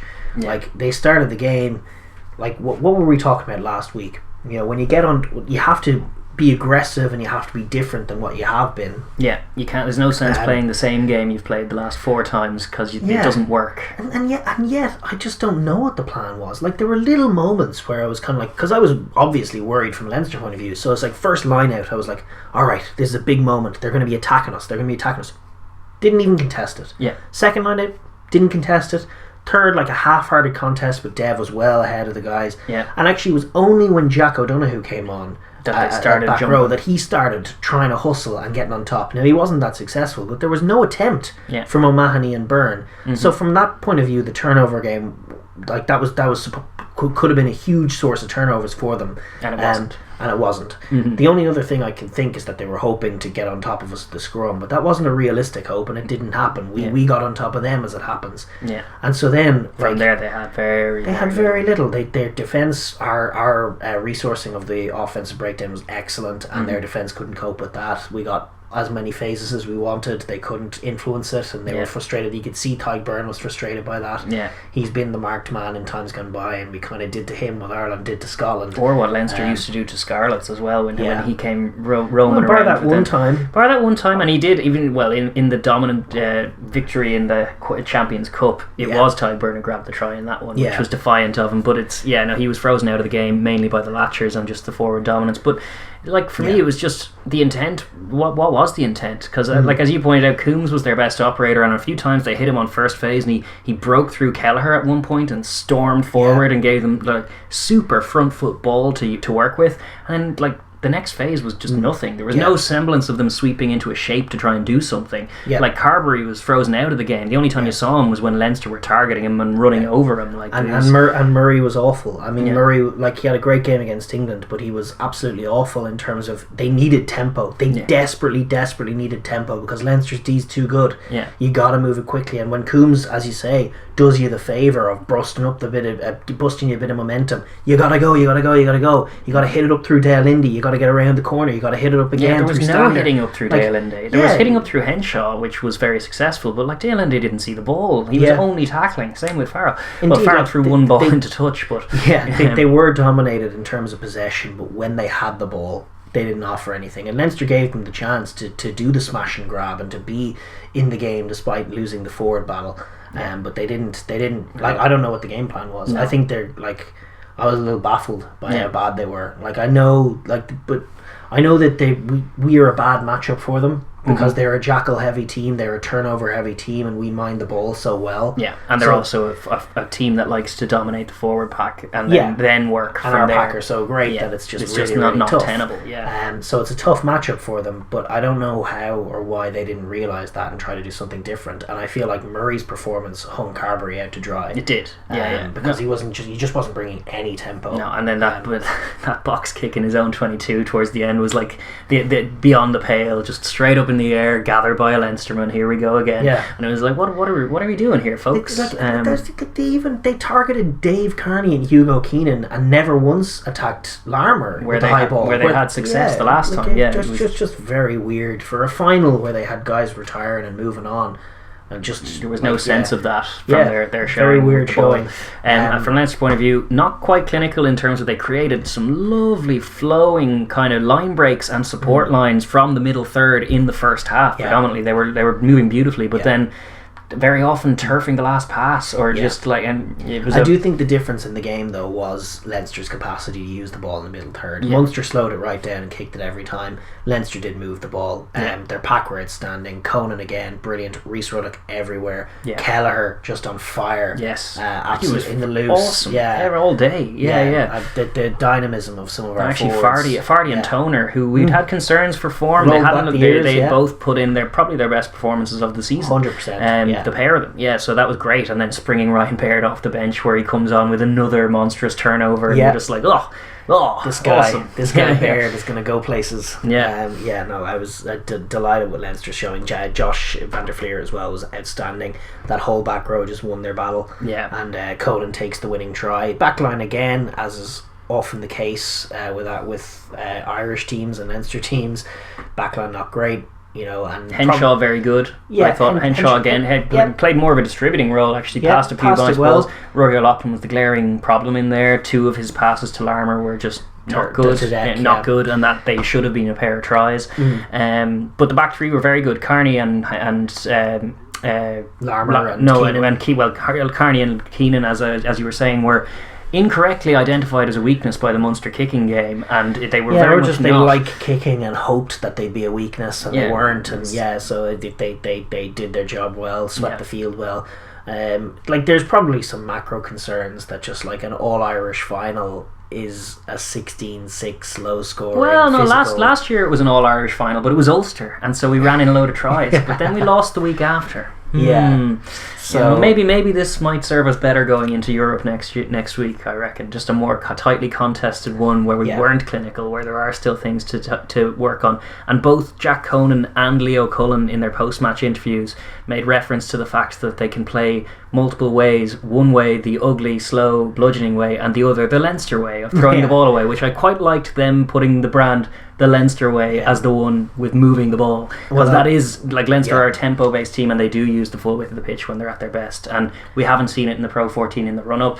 Obviously a completely different team. A load of Irish heads came straight back in, a little clunky at the last pass, but the intent was definitely there, so there's stuff to build on. 100%. And listen, overall great win. Congrats to Leinster. Congratulations to us. An unprecedented 4 in a row. That'll be mighty tough when those big Safas join next year. Indeed, which is good. Leinster are licking their lips at the challenge. Munster are probably staring at the sky going, that was a chance. That was a chance for a trophy. In hindsight, they should have played more of their young guys. I think they would have played a much better game with Casey at 9. Casey Carberry. And Jack O'Donoghue in the back row. Yeah. I think they would have played a much better game if they'd done that. And I think they need to reflect on that. And I think they need to reflect on being caught out as the dumber team in these matchups. They need to be smart. They need to identify, it's not just play to your strengths, it's play to your opponent's weaknesses. And they don't do that. No, they don't do that. They're not malleable. They're when it comes to the business rigid. End, they recede into a type, and it's not a good or effective it's a losing type. It's a losing type. The stats pointed out. It's crazy. Their record is crazy in finals footy. It's so bad. And there was bits of often they were throwing more offloads. They were citing the game against Cardiff Blues, where a lovely out the back pass from Dialinde, and it's it's all fine, but that was predicated on you winning every contact in the run up to it, and only then you throw it. And chances are it was with Casey at 9. Yeah, that's also true. But it was not enough from Munster on the big day, but enough from Leinster to secure another trophy, and it means that we are a champion team going in. Pro 16 will have Leinster and the Blues as 2 champion teams in it. The Bulls. The Bulls. You always make that the Blues Bulls, Blue Bulls. The Blue Bulls. The Blue Bulls. Yeah, we will have the target on us as the SAFA teams come in the Pro in the Rainbow Cup first of all, and then the Pro 16. Yeah. The SAFA teams will have no doubt who the big dog is that they have to unseat. It's us with the 4 wins in a row. If they can get a win over us, I think they'll see that as a big muscle flexing target. Absolutely. Just elsewhere in the Pro 14 as well, it finished. There was a few other games on the same day, the same weekend. Glasgow pumped Benetton on the same day as the final. That was 46-25.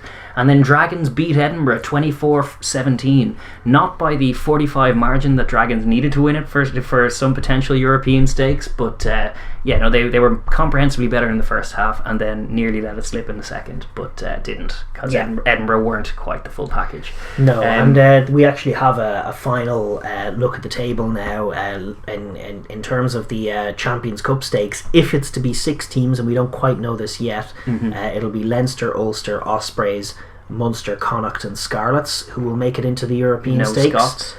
No Scots, although if it's 8 teams, as I believe they suspect it will be, Glasgow and Cardiff will get in as well. Which would be no bad thing, because they are 2 fun teams. Dragons, Zebra, Edinburgh and Benetton miss out, although Dragons are building. They are. They finished the season very strong. They played some great performances, and they won their last game there against Edinburgh and looked pretty good doing it. Edinburgh do still have to play Benetton, but with them on 25 points and Cardiff Blues on 36, they are uncatchable. There is no intrigue. It is just a complete dead rubber. In terms of the next stop, it is the Rainbow Cup, as you say, and the opening rounds have already been confirmed, and we're looking forward to it. I'm a little disappointed that it's 3 weeks of Interpros, I must say. That's how they're starting it, and 3 weeks of of the South African teams playing each other.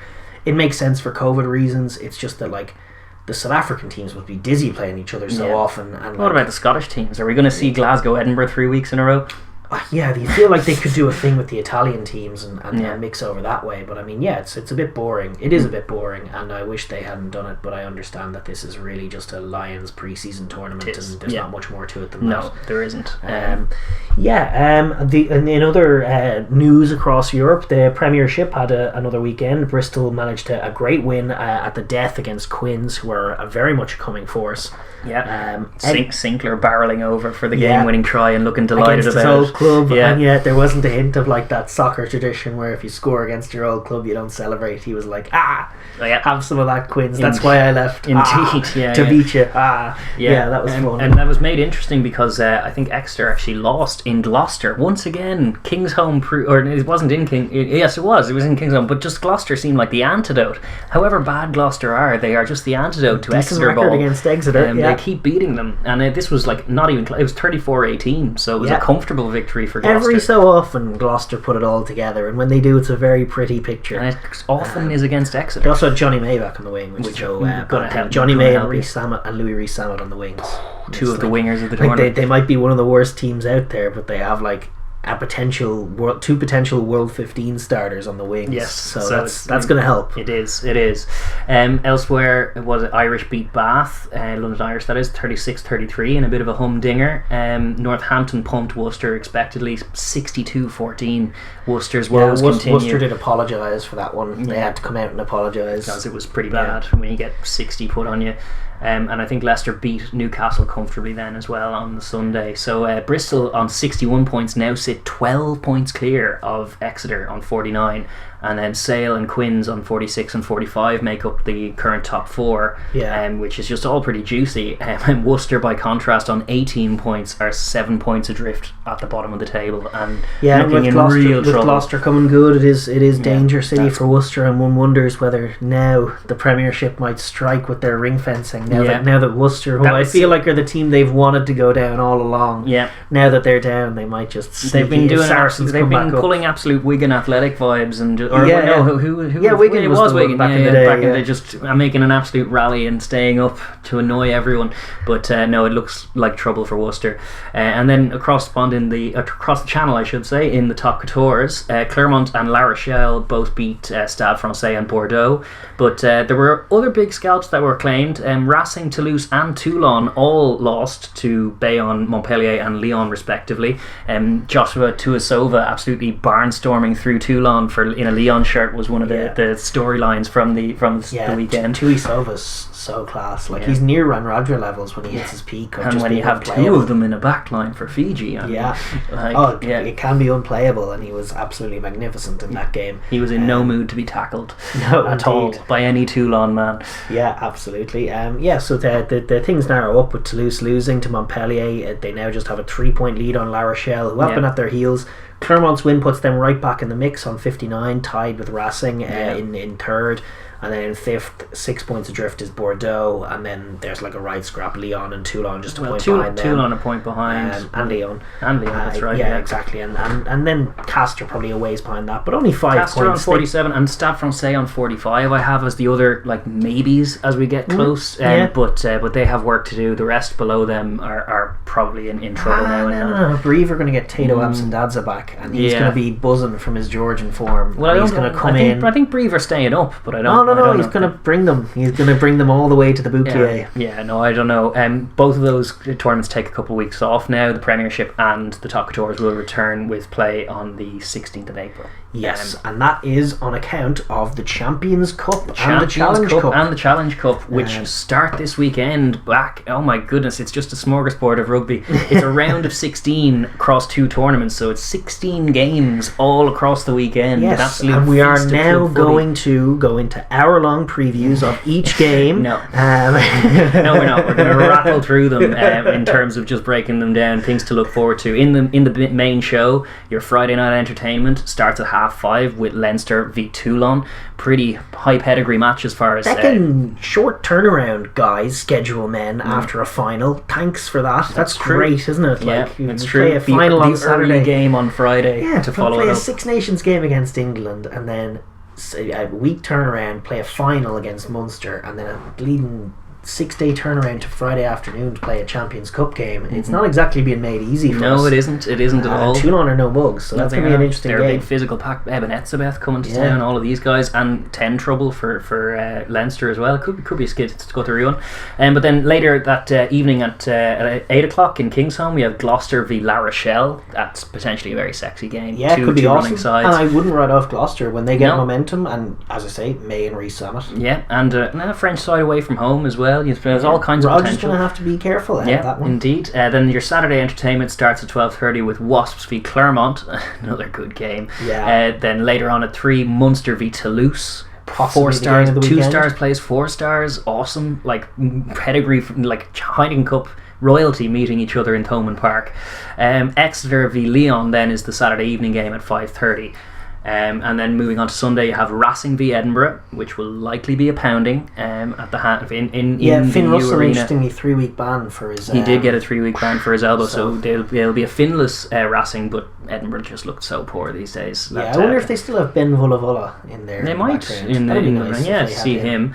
Then Bordeaux Begle v Bristol on Sunday at 3:00. I think that's a gem of a game. Pat Lam's Bristol up against a high flying Bordeaux out in France. That could be really, really good on a Sunday. Even Scarlet Steel is the last game on Sunday. Stylistic matchup. The running Welsh team against the big physical Safa-led Sale side. That's a juicy fixture at 5:30 on Sunday. But it's interspersed by a load of good Challenge Cup fixtures as well, because Friday there are 3 Challenge Cup games: Zebra Bath, London Irish, Cardiff Blues, and then Montpellier Glasgow. All like potential good games in that. Then Saturday as well, you kind of have Benetton and via Agen and Ospreys Newcastle in the afternoon. Dragons v Northampton at 5:30, and then Leicester Connacht at 8:00. That's a pretty marquee game for it. And there's only one game on the Sunday which doesn't clash with any. It's a nice evening one, and it's Harlequins v Ulster, which is a both gem of those game. sides will be very frustrated not to be in the main show. Harlequins and Ulster, they're both in flying form in their domestic league, so that has the potential to be like a Champions Cup level game. For sure. Both of those will be raging to be in the Challenge Cup, to be honest.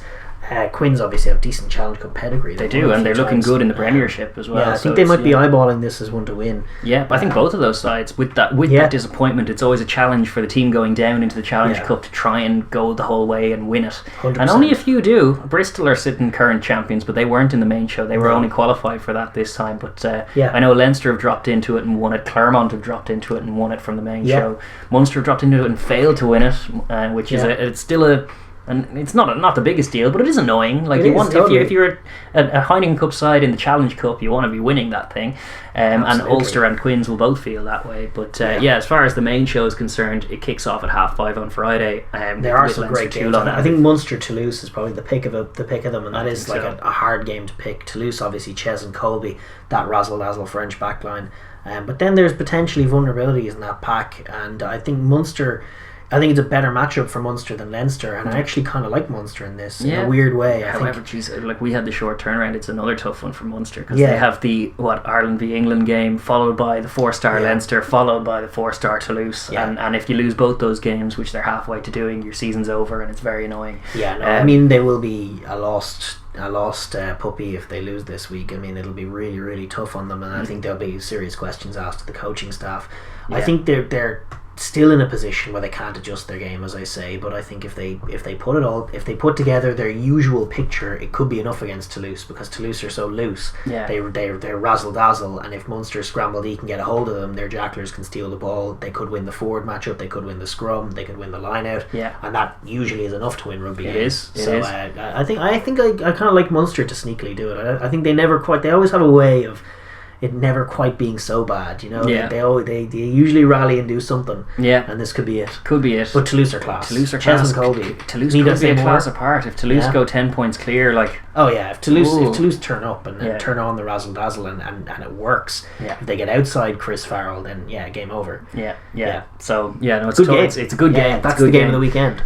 So that is looking forward to European rugby returning. It's absolutely a top quality tournament, arguably the best club footy in the world, but there's debate in that because we're going to swivel our attention to Super Rugby Aotearoa, which also has a case. Of course. There's some brilliant footy on show in this, and last week we were treated to a couple of good games. The Highlanders lost at home to the Hurricanes 30 points to 19 in the end.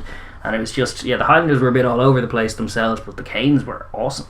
The Canes were great. I mean, Geordie Barrett, that is one of the most sensational individual performances I've ever seen, and that's not overstating it, because to say he scored 30 points is one thing.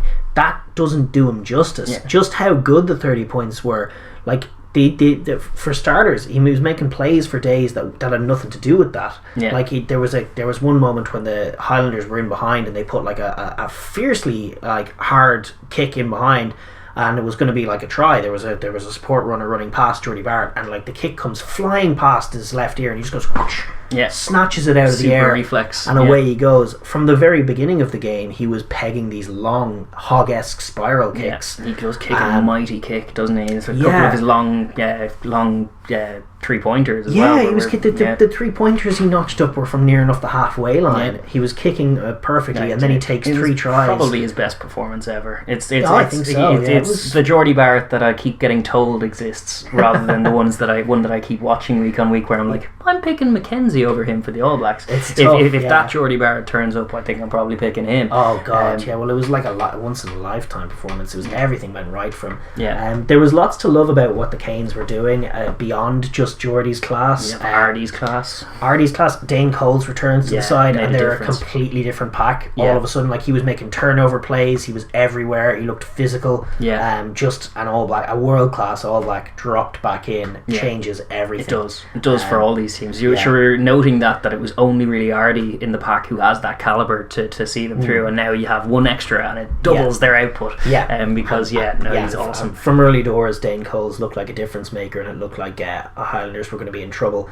I also loved the variation which led to 2 of their tries, which was like a little switch play after a pullback.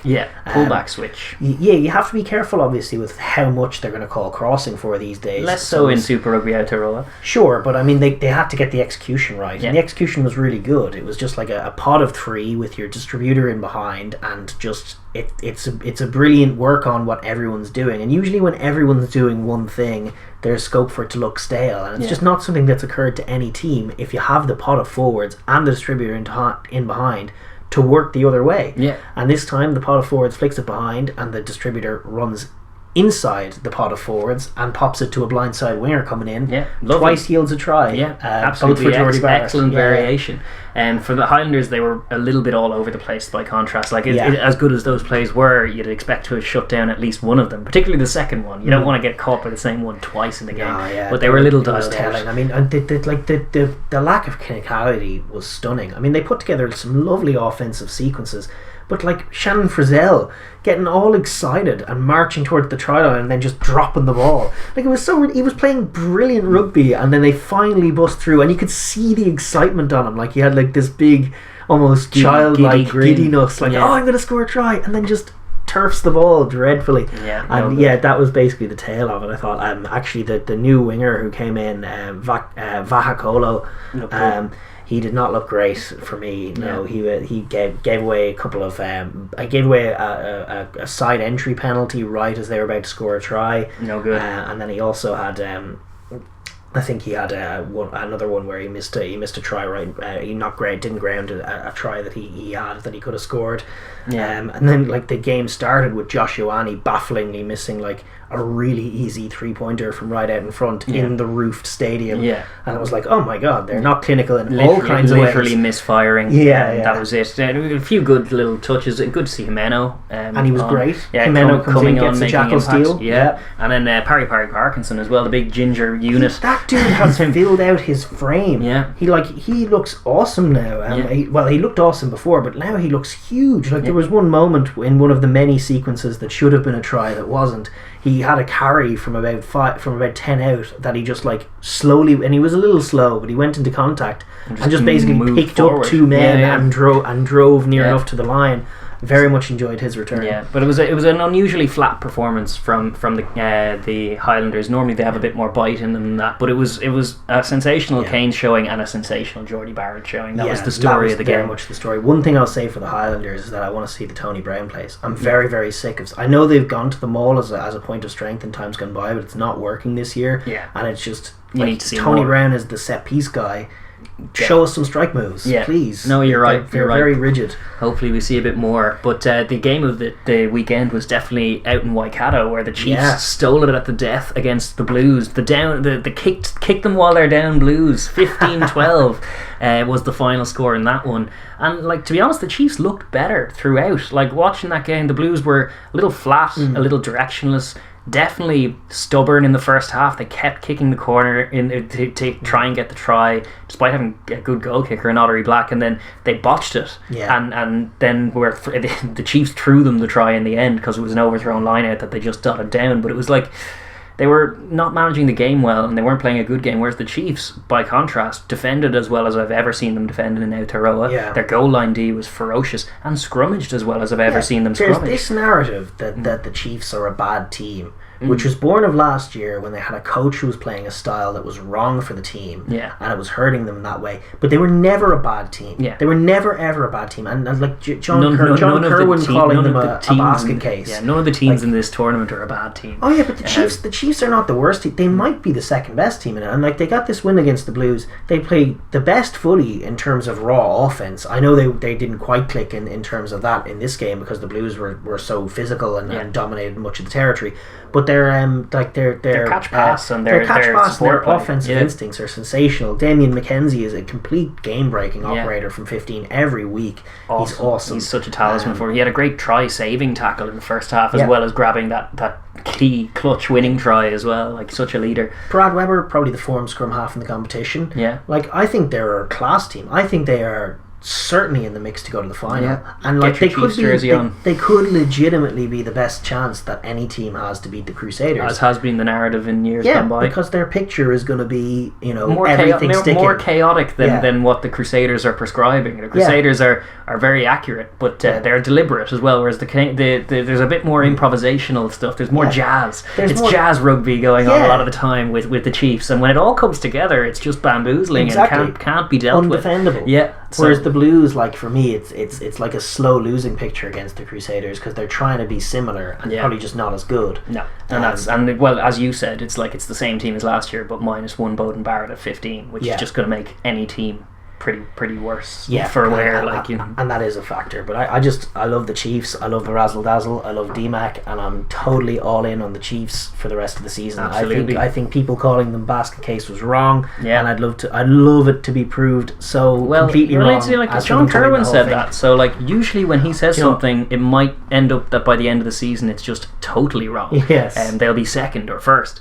But you may have to wait for your Chiefs cheering hat to be turned on, because it is they have the bye week this week. It's Crusaders v Highlanders on Friday, and then it's Blues v Hurricanes on Saturday. Those are this weekend's matches. One in Christchurch, one in Auckland. Two good games there. The Crusaders and the Highlanders. Probably going to be the Crusaders, as is often the case. The Highlanders will have to bounce back from that.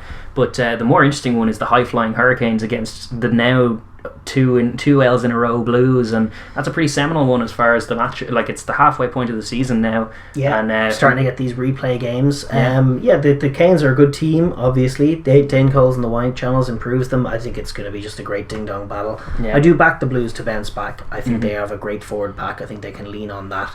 And obviously lethal guys like Caleb Clark out wide as well. I don't think that they're down and out as such.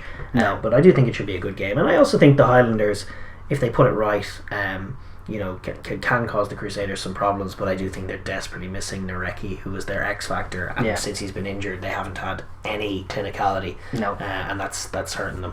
Because the Crusaders will be bringing all the clinicality, as most of the time that is the case. But that is Super Rugby Aotearoa. Awesome games on show as always, and likewise in Super Rugby AU as well. Across the Tasman, you have we had a couple of interesting ones this week. Couple of blowouts. There were a couple of blowouts, really, to be honest. We had the Brumbies 42 and the Force 14. Just a mismatch. The Brumbies were very good. They did maul very nicely, and actually what was more impressive was their strike play, the first phase off the maul, which yielded a couple of tries. I think it was Muirhead, the right winger, grabbed a couple of just Muirhead accurate. is going to start for the Wallabies at this rate. He just keeps grabbing, grabbing scores. He keeps and Lolosio was perfect from the tee. He's missed 2 kicks in 2021, which is pretty good. Awesome. That's good from your 10. Love to see that. He's in the mix for the Wallabies as well.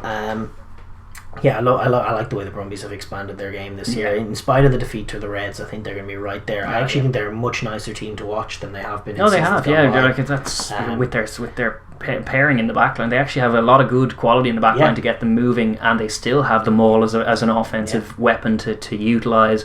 And they have a good recognition of when the key moments are. They really made that sin bin period count, where the Force started by defending very, very gamely, but also giving away a yellow card. And in that period, within 3 minutes, they were 14-0 up, and that kind of was the game. Then it was 28-0 at half time, and it was just, the game was over. And from the Force's point of view, Kearney was out injured, so that's obviously why they didn't score in the first half. They were missing their Rob Kearney X factor, but they didn't really have any X factor, and that's an issue. They do have physicality to match a team like the Brumbies for a time, and they weren't blown away in the physical stakes. They're putting together a team on the fly a little bit. Yeah, it's like it's going to take a while, and the Brumbies are just so far ahead of them in development that it's just it's a mismatch at the moment. But they are growing. They're in a better state of play than they were this time last year. They're certainly not the worst team in the competition. That title goes to the wonderful Waratahs, who were also on the receiving end of a tonking. This time it was 46-14 at the hands of the Reds. Queensland. It had the distinction of being a home defeat, which is never fun in such a rivalry of this. Like, it's a big fixture in tradition. It's a big rivalry. New South Wales Queensland is big in all sports. Obviously they have state of origin in rugby league, which is always a big deal, but they didn't like it, and it was just a silly mismatch, and they kind of they don't have much in the way of physical qualities. Like my point, like they're small and slow, and like just not when good. Compared to the other teams, they don't have speed. Like you'd think with like a little small young team, they might have some speed to be able to get around teams. But they're slower than their guys outside them, so they're completely mismatched every week. They're getting blown away every week. They did kick themselves into a 6-0 lead before conceding one of the softer first phase tries you'll ever see off the base of a scrum for Tate McDermott, which was nuts after only 12 minutes. And then rather criminally, they kicked a 3 to go 17-9 down, and it was predictably silly, as the Reds just ran in like 3 or 4 unrequited scores to back that up. The best moment of it was definitely the 20-metre skip pass off the left hand from Jack Maddox, who is a Wallaby level player in their back line, and he's the only one. He's going to go to Japan. He's going to just leave the sinking ship. Which is why it's pretty crazy, the news that emerged that they're going to sack Rob Penny. Yes. Because they have sacked him. He's gone out the door. Poor old Rob Penny. Doesn't really get the look. No, I came across him last when he was coaching the Munster team, and there was such a conflict between how he wanted to play the game and how Munster's ethos was, and that's why it didn't work really. It just didn't gel, even though he had some good ideas that Munster probably would have been better off paying heed to. Yes, they need to pay attention. They still need to solve the problems the same way. Like he moved Peter O'Mahony out to the wide channels for Munster. He got them playing a bit more ball, and most of them just didn't take to it. They're like, what do you mean I'm a forward, I'm around the ball? Exactly. It's like no I feel bad for him, and now he's getting sacked coaching this team that, like, personnel wise, clearly nothing. To a man, they are smaller and slower than every team they're coming up against. Indeed, I mean, on physical attributes alone, how can they win a game? Indeed. They can't, and they're not going to, and it doesn't matter if Rob Penny's in charge or not, so you blame them all you want, but it's just silly, and it's going to be found out as silly when they go through the rest of this tournament, losing every game. They're going to lose every game. The Reds, by contrast, looked strong, very comfortable win for them. Tupou, absolutely awesome. Little stutter step finish that he did for that try out in the wide channels. Like, again, as I gave credit to Tig Furlong, it's him and Tig Furlong are just the two freaks in tight head jerseys around the world, and they look absolutely awesome. And he's a young man as well, Tupou. He's got places to go. I really rate him. I love his temperament as well. I love him. He's trying 80-minute showings at the moment, which is crazy, which is nuts. You may need to rest him. And McDermott and James O'Connor as a halfback pairing are moving them around really nicely. McDermott looks very sharp, took his try nicely. And then Alex Maffey, shout out to the hat-trick hero off the bench. The replacement hooker grabs a hat-trick. And then elsewhere you still have the Paisami Pattaya axis looking lethal. You had actually Salakai Lotho looking like a world beater in there, running the line out very nicely and grabbing a try. Just a little symptom of just how far the Taz are away from the calibre, and like they just had way too much firepower for them. The other games this weekend are the Taz will be getting hosed at home again, this time by the Brumbies. That's on Friday. And then the Rebels face the Reds in what promises to be a tighter affair. It certainly was earlier in the season. The Reds will be scared. They're now having to go out to Amy Park in Melbourne. This is the Saturday game. And listen, they were given a game the last time out. If the Rebels can take their learnings and take some tries to add to their 3-pointers, they could yet make a game of it. And I think the Reds, they wouldn't want to be caught cold. No, I doubt they will, though. I kind of backed them to put in a more comprehensive showing this time than they did in the last one. I think they're filled with a bit of confidence now after that win against the Brumbies. I think that's wind definitely in sails, whereas the Rebels less so. But that's definitely the game to pick from in terms of like the Taz will just be getting hosed by the Brumbies. There's no intrigue there. But that wraps up Super Rugby AU, which does continue to roll on, and we will move on now to just look at some of the other club rugby that is happening around the world. Starting off in America with the MLR, which just rolls on, continues to look an absolutely great competition with new life, with a couple of new franchises out there since in its third official season, as we've said. But some high quality rugby. The game I watched was actually the LA Giltinis against the champion Seattle Seawolves. It's changing the guard this year. 57-26. The Giltinis looked so good out in LA, just running in lovely offensive tries.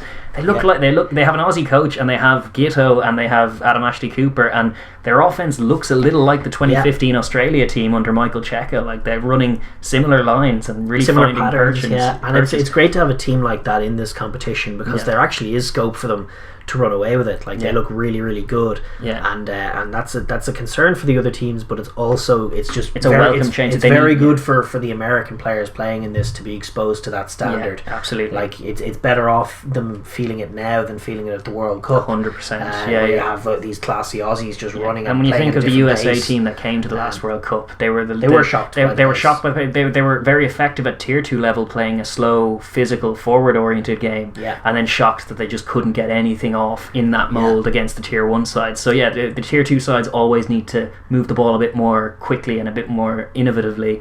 And having a team like LA in there showing how it's done is awesome. The other team that's mighty impressive for me is the Utah Warriors.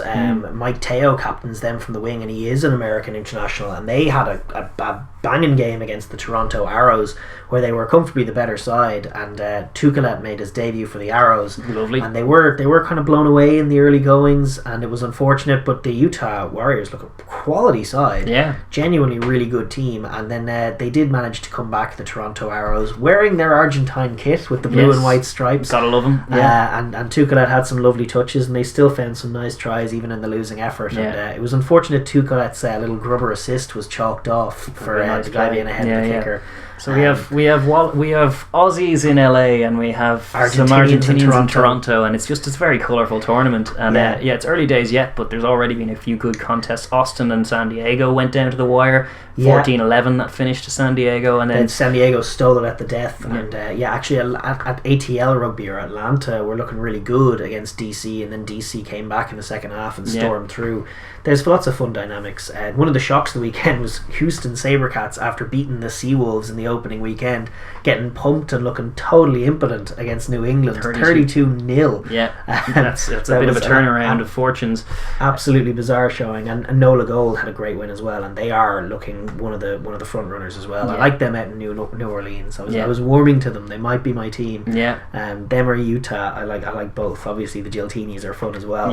But there's a lot of good in Major League Rugby, and there's a couple of good games this weekend as well. Utah Warriors against New England is going to be a good game, and likewise Toronto against Old Glory DC, who are a good team themselves. Definitely good stuff, and that can all be checked out on the Rugby Network. The website, it's all free, and you don't have to watch it live. You can watch it back, or they do highlights. It's actually really well covered. Awesome compared to some of the other tournaments. Even Rugby Europe Championship isn't covered anywhere near as well as the MLR is. More's the pity. It should be. It's test rugby, but many other promotions could learn a thing or two, could learn a trick from how the Americans are covering rugby. I think it's going to be massively successful precisely because of how well they're covering it. Yeah, I think so too. And then to swivel across the Pacific, we have the Japanese Top League, which continued as well. And Bowden, the game of the weekend as we build was Suntory Sungoliath versus Toyota Verblitz. You have Bowden Suntory versus Michael Hooper and Billy LaRue's Toyota, and it was a humdinger of a contest. Both sides unbeaten going in. Suntory come out the right side of the result, 39-36, with an off-the-post kick from Bowden Barrett to decide it in the last second. Awesome stuff. Some lovely touches from Billy LaRue in there as well for Toyota, and some really great stuff from Suntory. Two high quality teams in that tournament. And then there were another couple of tight games last Sunday as well. Honda and Munakata Sanix played out a game that Munakata took 25-24, and the TJ Pernar's Red Hurricanes won against the Red Dolphins 26-25 as well. So that was a couple of good games in that. Absolutely. Just as far as this weekend is concerned, we have a couple more unbeaten clashes. Suntory and Kubota Spears on 25 and 23 points are unbeaten in the Red Conference, but they play each other this Saturday, 6 a.m. Irish time.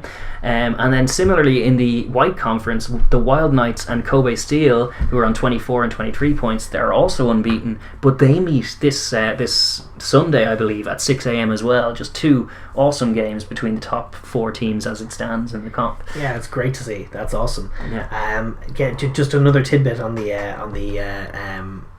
top league. There was the Panasonic Wild Knights had a 62-5 win over NEC, which was a complete mismatch. But Japanese loosehead Shota Hori had a class assist with a little grubber kick. Love it. Through for his winger to score. Fatty's playing football. Yeah, it was just a class little play from an absolute baller who was brilliant at the World Cup as well. Yeah. We also have in South America the Superliga Americana de Rugby, which, you know, as we kind of predicted, is going the way of blowouts in this early in favour of the Jaguares ultimately. As well. Yes. Penarol will be delighted with how they're going. The Uruguayan team, I think, predictably, you know, very much the best of the rest as they come, and they haven't played Jaguares yet. That'll be an interesting game. Yeah. But they had a 54-3 muscle flexing win over Cafeteras Pro.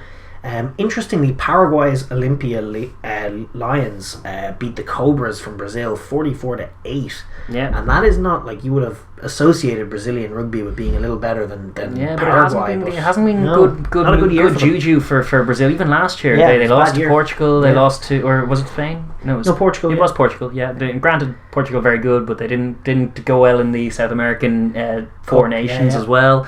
So that good from the Olympia Lions, but concerning from the Cobras. And the Jaguares predictably pumped Selknam 65-8, which considering Selknam's Chilean charges did pump Cafeteras Pro in the first week, that's obviously disappointing, showing just considering how good the Jaguares are. It's tough to see this tournament going any other way than theirs. This week the fixtures are all actually happening on Tuesday as we shoot this, so this will all be out of date. We'll have the results, but the Cobras are playing Cafeteras Pro, Olympia Lions playing the Jaguares. They have the lovely chance to go and face the Jaguares, and Penarol face Selknam in what also could be a decent game. Uruguay Chile will be good. Could be tighter margins than last week, but ultimately I think still relatively close to blowouts in both sides. Cobras Cafeteras Pro is a wooden spoon off. And Penarol Selknam is probably the match for second, but I think Penarol seem like the better side. Right. In South Africa, the little franchise cup, or whatever they want to call it, wrapped up just their list of games. The Sharks actually stuffed the Bulls 45-12. You don't see that very often. You don't, but then this is kind of dialed out pre-season really. The Griquas beat the Pumas 23-22 in what seems like it was a game. Probably the best game, well, the only game of these, because the Stormers also pumped the Lions 44-12. And then the Elephants got absolutely hosed again, 71-12. 71-12. The Cheetahs racking up 71 points is good. The Bulls have 15 points in Conference A. Do they win? I don't know. I guess so. There are 3 teams in Conference A that won 3 of their 4 games. In Conference B, I think both teams, I think it was the Sharks and the Stormers, were 2-2.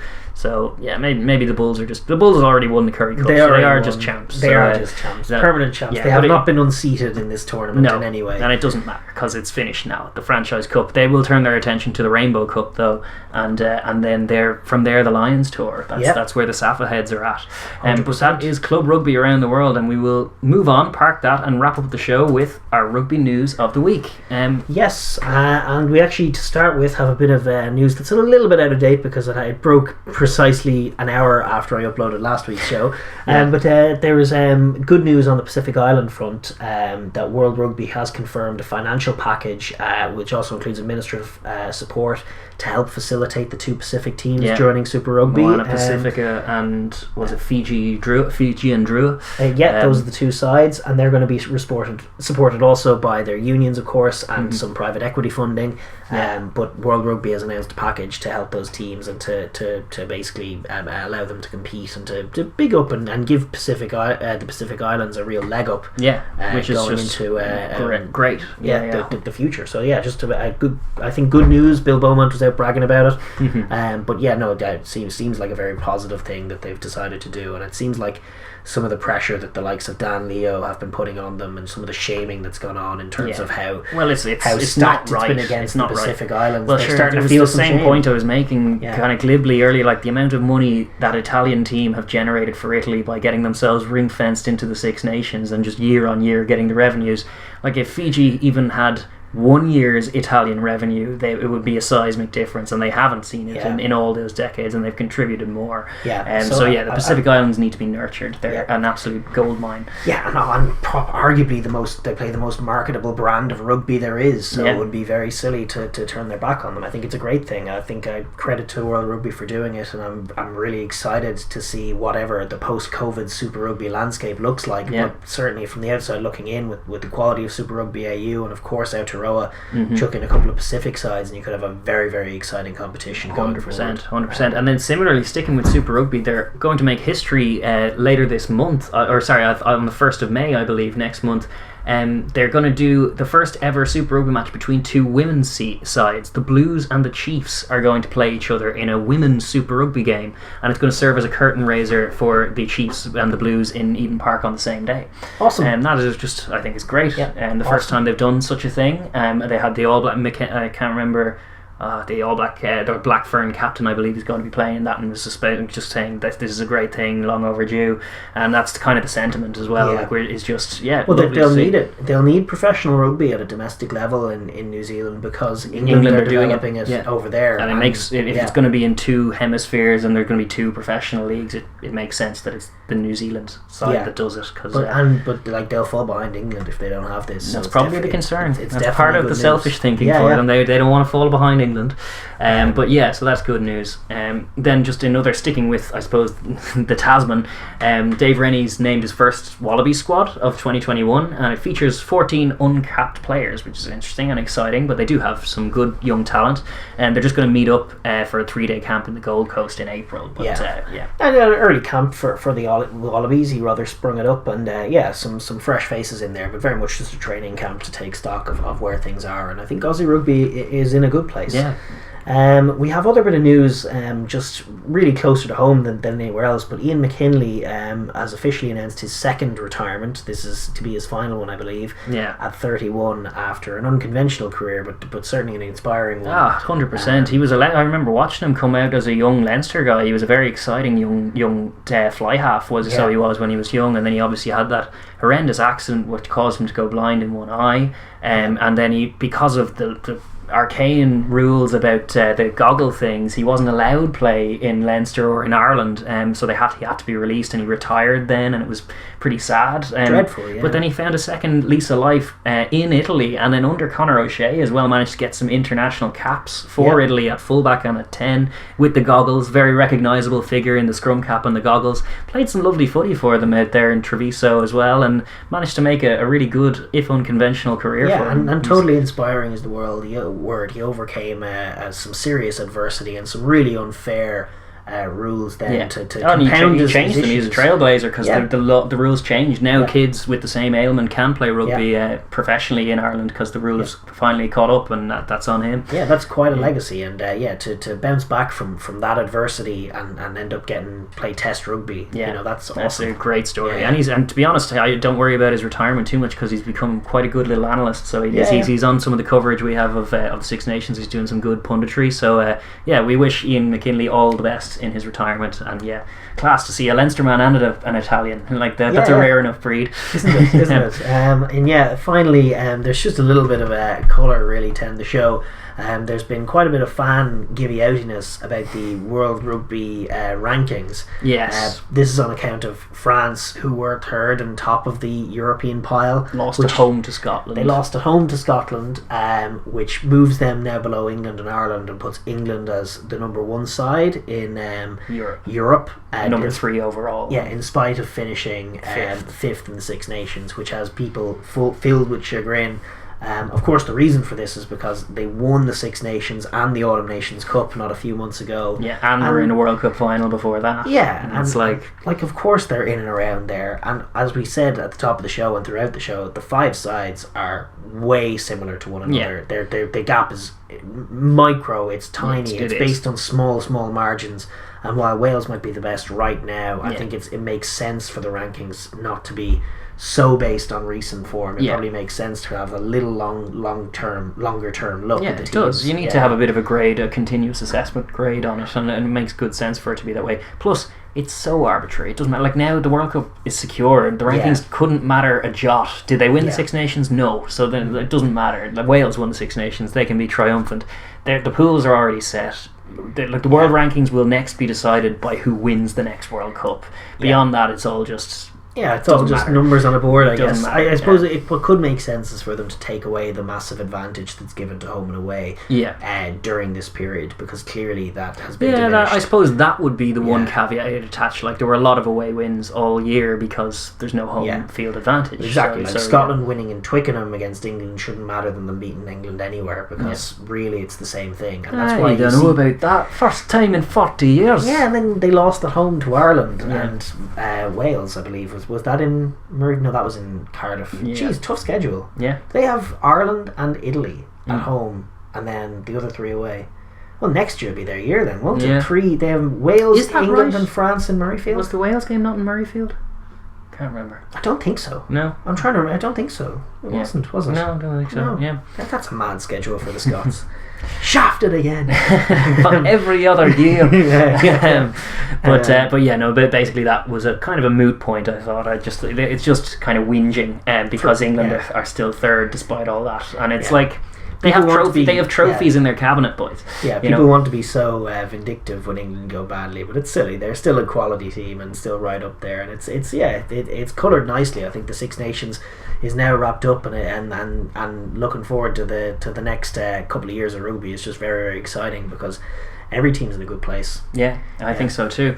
I suppose with that is it. We will wrap up the show. Sorry, by botching that transition first. But we will wrap up the show. Thank you very much for those who have stuck with us through our Six Nations coverage. As we said at the top of the show, this will be our last one for a couple of weeks at least. We're going to take a few weeks off, take stock, take the window that is the test window closing. We're going to watch some club footy, but we're not going to be covering. Yeah, we're of course going to be watching the club footy and keeping tabs on things. You can follow us on Twitter. We might pop out some opinions there if we're in the mood. And then of course we will be back for all things Lions and all things summer windows and possibly even the European final as well when it rolls around. We might do a preview of that. But in the meantime, it has been a joy and a lot of fun doing I think our longest form ever over the Six Nations. It's been crazy long, and for those who've enjoyed the 4-hour binges or whatever, however you consume this content, I don't even know, but however you do it, I am thankful for you guys. And if you do enjoy, liking the video is a big help. Comments are great. We love the comment section, and also subscribing is fun. We're kind of on the march to 2K. There's a little race between if we can get to 2K subs before the 100th episode or in and around the 100th episode. I think that would be nice. So we might make a push for 2K, probably closer to the time, but in and around that Lions tour that's coming up. And as you say, do ring the bell because we are taking breaks. So the next time we upload, if you've rung the bell, you will get a notification of it. But without any more ado, thanks so much, guys. It's been a pleasure doing the Six Nations 2021. We're going to sign it off for now, and we'll be back in a wee while. We won't be going too far. Yes, we'll be back soon enough. Yes, just when you least expect it. Absolutely. All right, take care, guys. Bye-bye. See you.